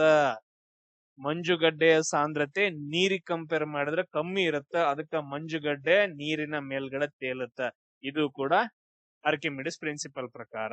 ಈಗ ಯಾವ್ದಾದ್ರು ಏನಾದ್ರು ತಗೊಳ್ರಿ, ಆ ವಸ್ತುವಿನ ಮೇಲ್ಮುಖ ಬಲವನ್ನ ನಾವು ಏನಂತ ಕರಿತೀವಿ, ಬಯಾಂಟ್ ಫೋರ್ಸ್ ಅಂತ ಕರಿತೀವಿ. ನಾವು ಆಗ್ಲೇ ಹೇಳ್ದೆ ನೋಡ್ರಿ, ಸಾಪೇಕ್ಷ ಸಾಂದ್ರತೆ ನೀರಿಂದ ಎಷ್ಟಿದೆ ಅಂತಂದ ಹೇಳಿದ್ರೆ, ನೀರಿನ ಸಾಂದ್ರತೆ ಎಷ್ಟಿದೆ ಅಂತಂದ ಹೇಳಿದ್ರೆ 1 ಇದೆ. ಯಾವ್ದಾದ್ರು ಒಂದು ವಸ್ತುವಿನ ಸಾಂದ್ರತೆ 1 ಗಿಂತ ಕಮ್ಮಿ ಇತ್ತು ಅಂತಂದ ಹೇಳಿದ್ರೆ ಅದೇನಾಗತ್ತ, ಮೇಲ್ಗಡೆ ತೇಲುತ್ತ. ನೆನ್ಪಿಟ್ಕೊಡು, ನೀರಿನ ಒಳಗಡೆ ಹೇಳತ್ತಾನ. ಆ ವಸ್ತುವಿನ ಸಾಂದ್ರತೆ ಎಲ್ಲಾದ್ರೂ 1ಗಿಂತ ಜಾಸ್ತಿ ಇತ್ತು ಅಂತಂದ ಹೇಳಿದ್ರೆ, ಗ್ರೇಟರ್ ದನ್ 1 ಇತ್ತು ಅಂತಂದ ಹೇಳಿದ್ರೆ ಆ ವಸ್ತು ಏನಾಗತ್ತ ಅಂತಂದ್ರೆ ಮುಳುಗುತ್ತ. Clear points? ಈಗ ನಾವು ನೀರಿಗೆ ಕಂಪೇರ್ ಮಾಡಿದ್ರೆ ಹೇಳಿ. ಎಸ್, ನೆಕ್ಸ್ಟ್ ನೋಡ್ರಿ ಟಾಪಿಕ್ ಉಷ್ಣದ ವರ್ಗಾವಣೆ ಅಂತಂದೇಳಿ, ಹೀಟ್ ಟ್ರಾನ್ಸ್ಫರ್ ಅಂತಂದ ಹೇಳ್ತೀವಿ. ಏನಿದು? ಉಷ್ಣವು ಯಾವಾಗಲೂ ಹೆಚ್ಚು ತಾಪಮಾನವಿರುವ ವಸ್ತುವಿನಿಂದ ಕಡಿಮೆ ತಾಪಮಾನವಿರುವ ವಸ್ತುವಿನವರೆಗೆ ಹರಡುತ್ತೆ. ಈಗ ಫಾರ್ ಎಕ್ಸಾಂಪಲ್ ಒಂದು ರಾಡ್ ಐತೆ ಅನ್ಕೊಡ್ರಿ, ಈ ತರ ಒಂದು ಕಬ್ಬಿಣದ ರಾಡ್. ಇಲ್ಲಿ ಏನಾಗತ್ತಂತಂದ ಹೇಳಿದ್ರೆ ಹೆಚ್ಚು ತಾಪಮಾನ ಇರೋದ್ರಕ್ಕಿಂತ ಹಿಡ್ಕೊಂಡು ಕಡಿಮೆ ತಾಪಮಾನ ಇರುತ್ತಲ್ಲ ಸೊ ಈ ಕಡೆಗೆ ಏನಂದ್ರೆ ಹೀಟ್ ಟ್ರಾನ್ಸ್ಫರ್ ಆಗತ್ತೆ. ಇಲ್ಲೆಲ್ಲಾದ್ರೂ ನೀವು ಬೆಂಕಿ ಹಚ್ಚಿಬಿಟ್ಟು ಇದನ್ನ ಸುಡ್ತಾ ಇದ್ರಿ ಅಂತಂದ್ ಹೇಳಿದ್ರೆ ಈ ಕಡೆಗೆ ನೀವು ಈ ಕಡೆ ಕೈಯಿಂದ ಹಿಡ್ಕೊಂಡಿದ್ರಿ ಅಂತಂದ್ ಹೇಳಿದ್ರೆ ಒಂದ್ 2 ನಿಮಿಷ ಆದ ನಂತರ ನಿಮ್ ಕೈ ಸುಡೋಕ್ ಸ್ಟಾರ್ಟ್ ಮಾಡತ್ತ. ಅಂದ್ರ ಹೆಚ್ಚು ತಾಪಮಾನದಿಂದ ಕಡಿಮೆ ತಾಪಮಾನಿಗೆ ಹೀಟ್ ಏನಾಗತ್ತೆ ಅಂದ್ರೆ ಟ್ರಾನ್ಸ್ಫರ್ ಆಗತ್ತೆ ಅಂತಂದೇಳಿ. ಅದ್ರಲ್ಲಿ ಟೈಪ್ಸ್ ಗಳು ಬರ್ತಾವ. ಟೋಟಲ್ ಆಗಿ 3 ಟೈಪ್ಸ್. ಕಂಡಕ್ಷನ್ ಅಂತಂದೇಳಿ, ಇದು ಕಂಡಕ್ಷನ್ ಸೇಮ್ ಹೆಚ್ಚು ತಾಪಮಾನದಿಂದ ಕಡಿಮೆ ತಾಪಮಾನದ ಕಡೆಗೆನೆ ಟ್ರಾನ್ಸ್ಫರ್ ಆಗತ್ತ. ಬಟ್ ಅದ್ರ ಇಲ್ಲಿ ಹೆಂಗ್ ಟ್ರಾನ್ಸ್ಫರ್ ಆಗತ್ತಂದ್ರ ಕಣಗಳ ನಡುವೆ ನೇರ ಸಂಪರ್ಕ ಇರ್ತಾವ. ಈ ಕಬ್ಬಿಣದ ರಾಡ್ ತಗೊಂಡ್ರಿ ಅಂತಂದ್ ಹೇಳಿದ್ರ ಈ ಕಬ್ಬಿಣದ ರಾಡ್ ಅಲ್ಲಿ ಕಣಗಳಿರ್ತಾವ, ಎಲ್ಲ ಹತ್ತಕ್ ಇರ್ತಾವ, ಎಲ್ಲ ಜೊತೆಗಿರ್ತಾವ, ಕೈ ಹಿಡ್ಕೊಂಡಿರ್ತಾವ. ಒಂದ್ರಿಂದ ಹಿಡ್ಕೊಂಡ್ ಒಂದ್ ಕಣದಿಂದ ಇನ್ನೊಂದ್ ಕಣಕ್ ಈ ತರ ಹಿಂಗ್ ಅವು ಟಚ್ ಇರ್ತಾವಲ್ಲ. ಸೊ ಒಂದ್ ಕಣದಿಂದ ಇನ್ನೊಂದ್ ಕಣಗಳ ನಡುವೆ ಏನಂತಂದ್ ಹೇಳಿದ್ರೆ ನೇರ ಸಂಪರ್ಕ ಮೂಲಕ ಉಷ್ಣ ಹೆಚ್ಚು ತಾಪಮಾನದಿಂದ ಕಡಿಮೆ ತಾಪಮಾನಿಗೆ ಟ್ರಾನ್ಸ್ಫರ್ ಆಗತ್ತೆ. ಈ ರೀತಿಯಾಗಿ ಇಂಥದನ್ನ ನಾವು ಕಂಡಕ್ಷನ್ ಅಂತಂದ್ ಕರಿತೀವಿ. ಇದು ಯಾವ ವಸ್ತುಗಳಲ್ಲಿ ಆಗತ್ತ? ಓನ್ಲಿ ಸಾಲಿಡ್ ಅಲ್ಲಿ ಮಾತ್ರ, ಅಂದ್ರೆ ಘನ ವಸ್ತುಗಳಲ್ಲಿ ಮಾತ್ರ ಆಗತ್ತ, ಬೇರೆ ಯಾವ ವಸ್ತುಗಳಲ್ಲಿ ಆಗಲ್ಲ ಕಂಡಕ್ಷನ್ ಇದು. ಆಮೇಲೆ ನೆಕ್ಸ್ಟ್ ಇನ್ನೊಂದ್ ಬರುತ್ತೆ ಕನ್ವೆಕ್ಷನ್ ಅಂತಂದೇಳಿ. ಕನ್ವೆಕ್ಷನ್ ಅಂತಂದ್ ಹೇಳಿದ್ರೆ ಸಂವಹನ ಅಂತಂದ್ ಹೇಳಿದ್ರ ಧ್ರುವ ಮತ್ತು ಅನಿಲ ಕಣಗಳಲ್ಲಿ ಚಲನೆಯ ಮೂಲಕ ಹರಿವಾಗತ್ತೆ. ಇದು ಓನ್ಲಿ ಲಿಕ್ವಿಡ್ ಮತ್ತು ಗ್ಯಾಸ್ ಗಳಲ್ಲಿ ಮಾತ್ರ. ಇದು ಹೆಂಗಂತ ಅಂತ ಹೇಳಿದ್ರೆ ಈಗ ಒಂದ್ ಪಾತ್ರೆ ಅಂತ ಅನ್ಕೊಳ್ರಿ, ಇಲ್ಲೆಲ್ಲ ನೀರು ತುಂಬಿಕೊಂಡಿರುತ್ತೆ. ಇಲ್ಲೆಲ್ಲ ಏನಂತಂದ ಹೇಳಿದ್ರೆ ನೀರು ತುಂಬಿಕೊಂಡಿರುತ್ತೆ. ಈಗ ಫಾರ್ ಎಕ್ಸಾಂಪಲ್ ಈಗ ಏನಾಗತ್ತ ಅಂತಂದ ಹೇಳಿದ್ರೆ ಇಲ್ಲಿ ಕೆಳಗಡೆ ನೀರ್ ಏನಂತಂದ ಹೇಳಿದ್ರೆ ಬಿಸಿ ಆಗತ್ತೆ. ಇದು ಬೆಂಕಿಯನ್ನ ಹಚ್ಚಿದ ನಂತರ ಕೆಳಗಡೆ ನೀರೇನ ಬಿಸಿ ಆಗತ್ತೆ. ಈ ಎಲ್ಲಾ ನೀರ್ ಏನಂತಂದ ಹೇಳಿದ್ರೆ ಮೇಲ್ಗಡೆ ಹೋಗುತ್ತೆ. ಇವೆಲ್ಲಾ ನೀರ್ ಏನಂತಂದ್ರೆ ಮೇಲ್ಗಡೆ ಹೋಗುತ್ತೆ. ಮೇಲ್ಗಡೆ ತಂಪಾಗಿರೋ ನೀರ್ ಏನಂತಂದ ಹೇಳಿದ್ರೆ ಅದ್ರದ್ದು ವೇಟ್ ಜಾಸ್ತಿ ಇರುತ್ತೆ. ತಂಪಾಗಿರೋ ನೀರಿನ ವೇಟ್ ಜಾಸ್ತಿ ಇರೋದ್ರಿಂದ ಅದು ಕೆಳಗಡೆ ಬರುತ್ತೆ. ಸೊ ಈ ರೀತಿಯಾಗಿ ನೀರಿನ ಕಣಗಳು ನೋಡ್ರಿ, ಕಣಗಳ ಚಲನೆ ಉಂಟಾಗತ್ತ. ಕಣಗಳು ಚಲಿಸ್ತಾ ಏನಂತಂದ ಹೇಳಿದ್ರೆ ಇಲ್ಲಿ ಹೀಟ್ ಟ್ರಾನ್ಸ್ಫರ್ ಆಗತ್ತೆ. ಅದಕ್ಕೋಸ್ಕರ ಅದನ್ನ ಕನ್ವೆಕ್ಷನ್ ಅಂತ ಕರಿತೀವಿ. ಇಲ್ಲಿ ಒಂದ್ರಿಂದ ಹೋಗಂಗಿಲ್ಲ. ಇಲ್ಲಿ ನೀರಿನ ಕಣಗಳೇನಂತಂದ ಹೇಳಿದ್ರೆ ಮೇಲ್ಗಡೆ ಕೆಳಗಡೆ ಹೋಗೋದ್ ಮಾಡ್ತಿರ್ತಾವ. ಅವುಗಳ ಚಲನೆಯಿಂದ ಏನಾಗತ್ತಂದ್ರೆ ಕನ್ವೆಕ್ಷನ್ ಆಗತ್ತ. ಇದು ಲಿಕ್ವಿಡ್ ಮತ್ತು ಗ್ಯಾಸ್ ಗಳಲ್ಲಿ ಮಾತ್ರ. ಅದಾದ ನಂತರ ಸೇಮ್ ಅದೇ ತರ ನೋಡ್ರಿ, ನೆಕ್ಸ್ಟ್ ವಿಕಿರಣ ರೇಡಿಯೇಷನ್ ಅಂತಂದೇಳಿ. ಇಲ್ಲಿ ವಿದ್ಯುತ್ ಕಾಂತೀಯ ಅಲೆಗಳ ಮೂಲಕ ಉಷ್ಣದ ಹರಿವು ಉಂಟಾಗತ್ತ. ಇಲ್ಲಿ ಯಾವುದೇ ರೀತಿ ಮೀಡಿಯಂ ಬೇಕಾಗಿಲ್ಲ. ಇದು ನಿರ್ವಾತದಲ್ಲೂ ಅಂದ್ರೆ ವಾಕ್ಯೂಮ್ ಅಲ್ಲೂ ಕೂಡ ರೇಡಿಯೇಷನ್ ಉಂಟಾಗತ್ತ. ಅಂದ್ರ ಇವಾಗ ಹೆಂಗಂತಂದ ಹೇಳಿದ್ರೆ ಈಗ ಅದಕ್ಕ ಮೀಡಿಯಂ ಬೇಡ. ಈಗ ಸೂರ್ಯನಿಂದ ನಮ್ಗ ಕಿರಣಗಳು ಬರ್ತಿರ್ತಾವಲ್ಲ, ಆ ತರ ಡೈರೆಕ್ಟ್ ಆಗಿ ಅದಕ್ಕೆ ಮೀಡಿಯಂ ಬೇಡ, ಏನು ಬೇಡ, ಡೈರೆಕ್ಟ್ ಆಗಿ ಬರ್ತಿರ್ತಾವ. ಸೊ ವಿದ್ಯುತ್ ಕಾಂತೀಯ ಅಲೆಗಳ ಮೂಲಕ ಉಷ್ಣದ ಹರಿವಾಗತ್ತ. ಅದನ್ನ ರೇಡಿಯೇಷನ್ ಅಂತ ಕರಿತೀವಿ.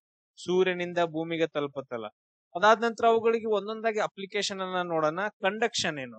ಲೋಹದ ಪಾತ್ರೆ ಬಿಸಿ ಆಗೋದು. ಈಗ ಹೆಂಗಂತಂದ್ ಹೇಳಿದ್ರೆ ಈಗ ಪಾತ್ರೆ ಇಟ್ಟಿರ್ತೀವಿ, ಕೆಳಗಡೆಯನ್ನ ಬೆಂಕಿಯನ್ನ ಹಚ್ಚಿದಾಗ ಇಲ್ಲಿ ಕೆಳಗಡೆ ಅಷ್ಟ ಸುಡೋದಲ್ದೆ ಅದು ನೀವೆಲ್ಲಾದ್ರೂ ಅದನ್ನ ಇಳಿಸ್ಕೊಳಕ್ ಹೋದ್ರಿ ಅಥವಾ ಮುಟ್ಟಿದ್ರಿ ಅಂತ ಇಲ್ಲಿ ಮುಟ್ಟಿದ್ರು ಕೂಡ ನಿಮ್ ಕೈ ಏನಂತಂದ್ ಹೇಳಿದ್ರೆ ಸುಡುತ್ತೆ. ಯಾಕ? ನಾವ್ ಇಲ್ಲಿ ಸುಡ್ತಿರ್ತೀವಿ, ಬಟ್ ಅದ್ರ ಕಣಗಳ ಮೂಲಕ ಏನಂತಂದ್ ಹೇಳಿದ್ರೆ ಟ್ರಾನ್ಸ್ಫರ್ ಆಗಿ ಹೀಟ್ ಇಲ್ಲಿಗೂ ಕೂಡ ಬಂದಿರುತ್ತೆ. ಸೊ ನಾವ್ ಏನಂದ್ರೆ ಬಟ್ಟೆಯನ್ನ ತಗೊಂಡು ಅದನ್ನ ಸೈಡ್ ಹಿಡಿತೀವಿ ಅಥವಾ ಹ್ಯಾಂಡಲ್ ಅನ್ನ ಯೂಸ್ ಮಾಡ್ತೀವಿ. ಕರೆಕ್ಟ್ ಇದಾ? ಲೋಹದ ಪಾತ್ರೆ. ಅದಾದ ನಂತರ ನೀರು ಕುದಿಯುವುದು, ಇದು ಕನ್ವೆಕ್ಷನ್. ಹೆಂಗ ಸರ್? ಸೇಮ್ ಇಲ್ಲೇ ತಗೊಳ್ರಿ. ಈಗ ನೀರ್ ಏನಂತಂದ್ ಹೇಳಿದ್ರೆ ಬಿಸಿಯಾಗಿರುತ್ತೆ. ಕೆಳಗಡೆ ನೀರ್ ಬಿಸಿಯಾಗಿ ಅದು ಮೇಲ್ಗಡೆ ಬರುತ್ತೆ, ತಣ್ಣಗಿರೋ ನೀರ್ ಕೆಳಗಡೆ ಹೋಗುತ್ತೆ. ಅಂದ್ರೆ ನೀರಿನ ಕಣಗಳು ಈ ರೀತಿಯಾಗಿ ಒಂದಕ್ಕೊಂದು ಚಲನೆಯಿಂದ ಉಂಟಾಗಿ ಅದು ನೀರ್ ಕುದಿಯುತ್ತೆ. ಇದು ತುಂಬಾ ಇಂಪಾರ್ಟೆಂಟ್. ನೀರಿನ ಕೆಳಭಾಗ ಬಿಸಿಯಾಗಿ ಅದು ಮೇಲಕ್ ಬರುತ್ತ, ತಂಪಾದ ನೀರು ಕೆಳಗ್ ಹೋಗುತ್ತ. ಇಲ್ಲಿ ಕಣಗಳ ಚಲನೆ ಉಂಟಾಗತ್ತ. ಇಲ್ಲಿ ಏನಾಗತ್ತ? ಕಣಗಳ ಚಲನೆ ಉಂಟಾಗತ್ತ. ಅದಕ್ಕೋಸ್ಕರ ಅದನ್ನ ನಾವು ಕನ್ವೆಕ್ಷನ್ ನಿಯಮದ ಪ್ರಕಾರ ನೀರು ಕುದಿಯುತ್ತ ಅಂತಂದ್ ಹೇಳ್ತೀವಿ. ಅದಾದ ನಂತರ ನೆಕ್ಸ್ಟ್ ಸೂರ್ಯನ ಶಾಖ ಭೂಮಿಗೆ ತಲುಪುವುದು. ಈಗ ನೋಡ್ರಿ, ಸೂರ್ಯನ ಶಾಖ ತಲುಪೋಕೆ ಏನಂತಂದ್ ಹೇಳಿದ್ರೆ ಏನಾದ್ರು ಮೀಡಿಯಂ ಐತೇನ್ರಿ? ಇಲ್ಲಿ ಏನು ಇಲ್ಲ. ಸ್ಪೇಸ್ ಐತೆ, ಸ್ಪೇಸ್ ಒಳಗಡೆ ಏನು ಇರಂಗಿಲ್ಲ. ಭೂಮಿ ಇಲ್ಲಿ ಐತೆ, ಭೂಮಿ ಮೇಲೆ ಇಲ್ಲಿ ವಾತಾವರಣ ಐತೆ ಅಷ್ಟ. ಇದು ಭೂಮಿ ಮೇಲೆ ವಾತಾವರಣ. ಇಲ್ಲಿಂದ ಇಲ್ಲಿಗೆ ಬರ್ಬೇಕಲ್ಲ.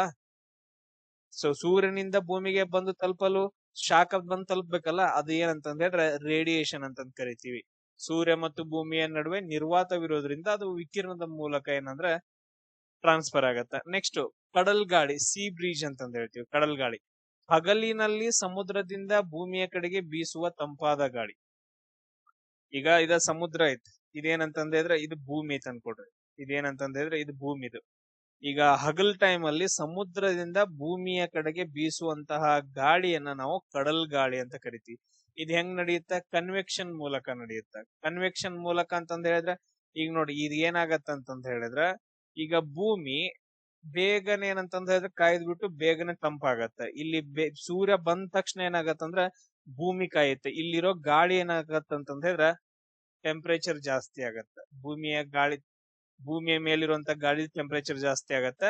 ಇಲ್ಲಿ ನೀರ್ ಇರೋದ್ರಿಂದ ಅದು ಅಲ್ಲಿರೋ ಮೇಲಿರೋ ಗಾಳಿ ಏನಂತಂದ್ ಹೇಳಿದ್ರೆ ತುಂಬಾ ಸ್ಲೋ ಆಗಿ ಏನಂತಂದ್ ಹೇಳಿದ್ರೆ ಅಲ್ಲಿರೋ ಗಾಳಿ ಅದ್ರ ಟೆಂಪರೇಚರ್ ಜಾಸ್ತಿ ಆಗ್ತಿರುತ್ತೆ ತುಂಬಾ ಸ್ಲೋ ಆಗಿ. ಇವಾಗ ಇದು ತಂಪಾದ ಗಾಳಿ ಆಯ್ತು, ಇದು ಬಿಸಿ ಗಾಳಿ ಆಯ್ತು. ಈ ತಂಪಾದ ಗಾಳಿ ಏನಂತಂದ್ ಹೇಳಿದ್ರೆ ಬಿಸಿಯಾದ ಗಾಳಿ ಕಡೆಗೆ ಬೀಸುತ್ತೆ, ಇದು ಬಿಸಿಯಾದ ಗಾಳಿ ಆ ಕಡೆಗೆ ಹೋಗುತ್ತೆ. ಸೊ ಇದನ್ನ ನಾವೇನಂತ ಕರಿತೀವಿ ಅಂತಂದ್ ಹೇಳಿದ್ರೆ ಕಡಲ್ ಗಾಳಿ ಅಂತಂದ್ರೆ ಸಿಂಪಲ್ ಆಗಿ. ಇಲ್ಲಿ ಪ್ರೆಷರ್ ಡಿಫ್ರೆನ್ಸ್ ಆಗತ್ತೆ. ಇಲ್ಲಿ ಪ್ರೆಷರ್ ತುಂಬಾ ಲೋ ಇರುತ್ತೆ, ಇಲ್ಲಿ ಪ್ರೆಷರ್ ಜಾಸ್ತಿ ಇರುತ್ತೆ. ಸೊ ಹೈ ಪ್ರೆಷರ್ ಇಂದ ಲೋ ಪ್ರೆಷರ್ ಯಾವಾಗ್ಲೂ ಗಾಳಿ ಬೀಸುತ್ತೆ ಅಂತಂದ್ ಹೇಳಿ. ಅದಾದ ನಂತರ ನೆಕ್ಸ್ಟ್ ಬೆಂಕಿಯ ಬಳಿ ಕೈ ಇಡುವುದು, ಅದು ರೇಡಿಯೇಷನ್ ಮೂಲಕ. ಈಗ ನಾವೇನ್ ಮಾಡಿರ್ತೀವಿ ಅಂತಂದ್ ಹೇಳಿದ್ರೆ ಈ ರೀತಿಯಾಗಿ ಬೆಂಕಿಯನ್ನು ಹಚ್ಚಿರ್ತೇವೆ. ಬೆಂಕಿಯನ್ನ ಹಚ್ಚಿದ ನಂತರ ನಾವು ಸುತ್ತು ಕಡೆ ಕುತ್ಕೊಂಡು ಕಾಯಿಸ್ಕೊಂತಿರ್ತೀವಲ್ಲ, ಶಾಖ ಏನಂತಂದ್ ಹೇಳಿದ್ರೆ ನಮ್ಮ ಮುಖವರೆಗೂ ನಮ್ಮ ಬಾಡಿವರೆಗೂ ಬಡಿತಿರುತ್ತ. ಅದ್ರ ರೀಸನ್ ಏನಂತಂದ್ ಹೇಳಿದ್ರೆ ರೇಡಿಯೇಷನ್ ಮೂಲಕ ಬಂದ್ ಹೊಡಿಯುತ್ತ. ನೆಕ್ಸ್ಟ್ ರೆಫ್ರಿಜಿರೇಟರ್ ಕನ್ವೆಕ್ಷನ್ ಮೂಲಕ ವರ್ಕ್ ಆಗುತ್ತೆ. ರೆಫ್ರಿಜಿರೇಟರ್ ಒಳಗಿನ ಗಾಳಿಯನ್ನ ತಂಪಾಗಿಸಿ ಸಂವಹನದ ಮೂಲಕ ಆಹಾರ ಪದಾರ್ಥಗಳನ್ನ ತಂಪಿಡುತ್ತ. ಹೆಂಗ್ರಿ ಸರ್? ಈಗ ನೋಡ್ರಿ, ಈಗ ಏನಂತಂದ್ರೆ ಫ್ರಿಡ್ಜ್ ಒಳಗಡೆ ಏನಂತಂದ ಹೇಳಿದ್ರೆ ಈಗ ಹಣ್ಣುಗಳು ಇದಾವ್ರಿ. ಸೊ ಇಲ್ಲಿರೋ ಗಾಳಿ ಏನಂತಂದ ಹೇಳಿದ್ರೆ ಮೊದಲು ತಂಪಾಗತ್ತೆ, ಸುತ್ತು ಕಡೆ ಗಾಳಿ ಎಲ್ಲ ತಂಪಾಗತ್ತೆ ಫ್ರಿಡ್ಜ್ ಅಲ್ಲಿ. ಈ ಹಣ್ಣುಗಳದ್ದು ಏನಂತಂದ ಹೇಳಿದ್ರೆ ಟೆಂಪರೇಚರ್ ಏನಿರುತ್ತೆ ಜಾಸ್ತಿ ಇರುತ್ತೆ. ಸೊ ಅದೇನಂದ್ರೆ ಎಕ್ಸ್ಚೇಂಜ್ ಆಗತ್ತೆ ಅಲ್ಲಿ ಕನ್ವೆಕ್ಷನ್ ಮುಖಾಂತರ ಹೈ ಟೆಂಪರೇಚರ್ ಇಂದ ಲೋ ಟೆಂಪರೇಚರ್ ಎಕ್ಸ್ಚೇಂಜ್ ಆಗತ್ತೆ. ನೆಕ್ಸ್ಟ್ ಪ್ರೆಷರ್ ಕುಕ್ಕರ್, ಇದು ಕೂಡ ಏನಂತಂದ್ ಹೇಳಿದ್ರೆ ಎರಡು ಕಂಡಕ್ಷನ್ ಅಂಡ್ ಕನ್ವೆಕ್ಷನ್. ಯಾಕಂತಂದ್ ಹೇಳಿದ್ರೆ ಎರಡೂ ತರ ಇಲ್ಲಿ ವರ್ಕ್ ಆಗತ್ತೆ. ಒಂದು ಕಾಯುತ್ತ ಕೂಡ, ಆಮೇಲೆ ಸಂವಹನ. ಈಗ ನೀರ್ ಹೆಂಗ್ ಕುದಿಯುತ್ತಲ್ಲ ಆ ತರ ಒಳಗಿನ ಆಹಾರ ಕುದಿಯೋಕ್ ಸ್ಟಾರ್ಟ್ ಆಗತ್ತೆ. ನೆಕ್ಸ್ಟ್ ಬಿಳಿ ಬಟ್ಟೆಗಳು, ಅದು ರೇಡಿಯೇಷನ್. ಬಿಳಿ ಬಣ್ಣವು ವಿಕಿರಣದ ಶಾಖವನ್ನ ಪ್ರತಿಫಲಿಸುತ್ತ ಬೇಸಿಗೆ ಟೈಮ್ ಒಳಗಡೆ ಏನಂತಂದ್ರೆ ಬಿಳಿ ಬಟ್ಟೆಗಳನ್ನ ಧರಿಸ್ಬೇಕು. ಅವಾಗ ನೀವು ಏನಂದ್ರೆ ಒಂದ್ ಸ್ವಲ್ಪ ಫುಲ್ ತಂಪಾಗಿರ್ತೀರಿ ಅಂತಂದ್ ಹೇಳಿ. ಅದಾದ ನಂತರ ನೆಕ್ಸ್ಟ್ ನೋಡ್ರಿ, ಉತ್ತಮ ವಾಹಕಗಳು. ಗುಡ್ ಕಂಡಕ್ಟರ್ಸ್ ಅಂದ್ರೆ ಏನು? ಗುಡ್ ಕಂಡಕ್ಟರ್ಸ್ ಅಂತಂದ್ ಹೇಳಿದ್ರೆ ಹೀಟ್ ಅನ್ನ ಮತ್ತು ಇಲೆಕ್ಟ್ರಿಸಿಟಿಯನ್ನ ವಿದ್ಯುತ್ತನ್ನ, ಉಷ್ಣ ಮತ್ತು ವಿದ್ಯುತ್ ಅಂತ ತಗೊಳ್ಳೋಣ. ಉಷ್ಣ ಮತ್ತು ವಿದ್ಯುತ್ತನ್ನ ಯಾವ ವಸ್ತುಗಳು ವೇಗವಾಗಿ ಟ್ರಾನ್ಸ್ಫರ್ ಮಾಡ್ತಾವ ಅವುಗಳನ್ನ ಗುಡ್ ಕಂಡಕ್ಟರ್ಸ್ ಅಂತಂದ್ ಹೇಳಿ.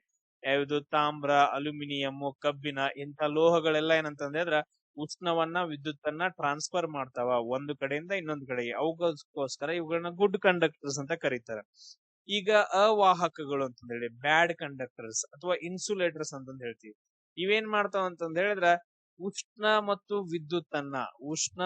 ವಿದ್ಯುತ್ತನ್ನ ಒಂದು ಜಾಗದಿಂದ ಇನ್ನೊಂದು ಜಾಗಕ್ಕೆ ಟ್ರಾನ್ಸ್ಫರ್ ಮಾಡಂಗಿಲ್ಲ.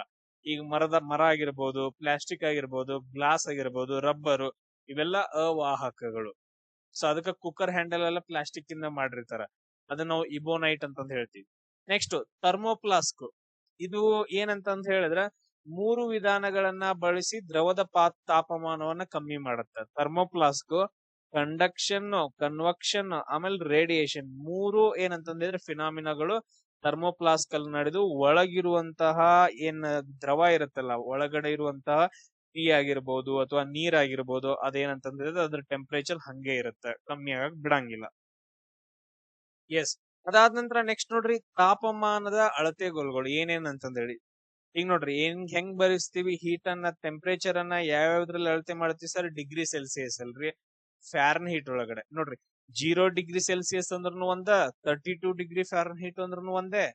ಅದಾದ ನಂತರ ನೆಕ್ಸ್ಟ್ 273.15 ಕೆಲ್ವಿನ್ ಅಂದ್ರೂ ಒಂದೇ. ಇವು 3 ಈಕ್ವಲ್.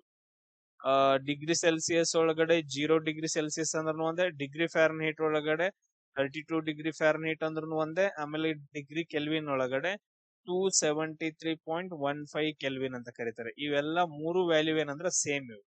ಕ್ಲಿಯರ್? ನೆನ್ಪಿಟ್ಕೊಡ್ರಿ.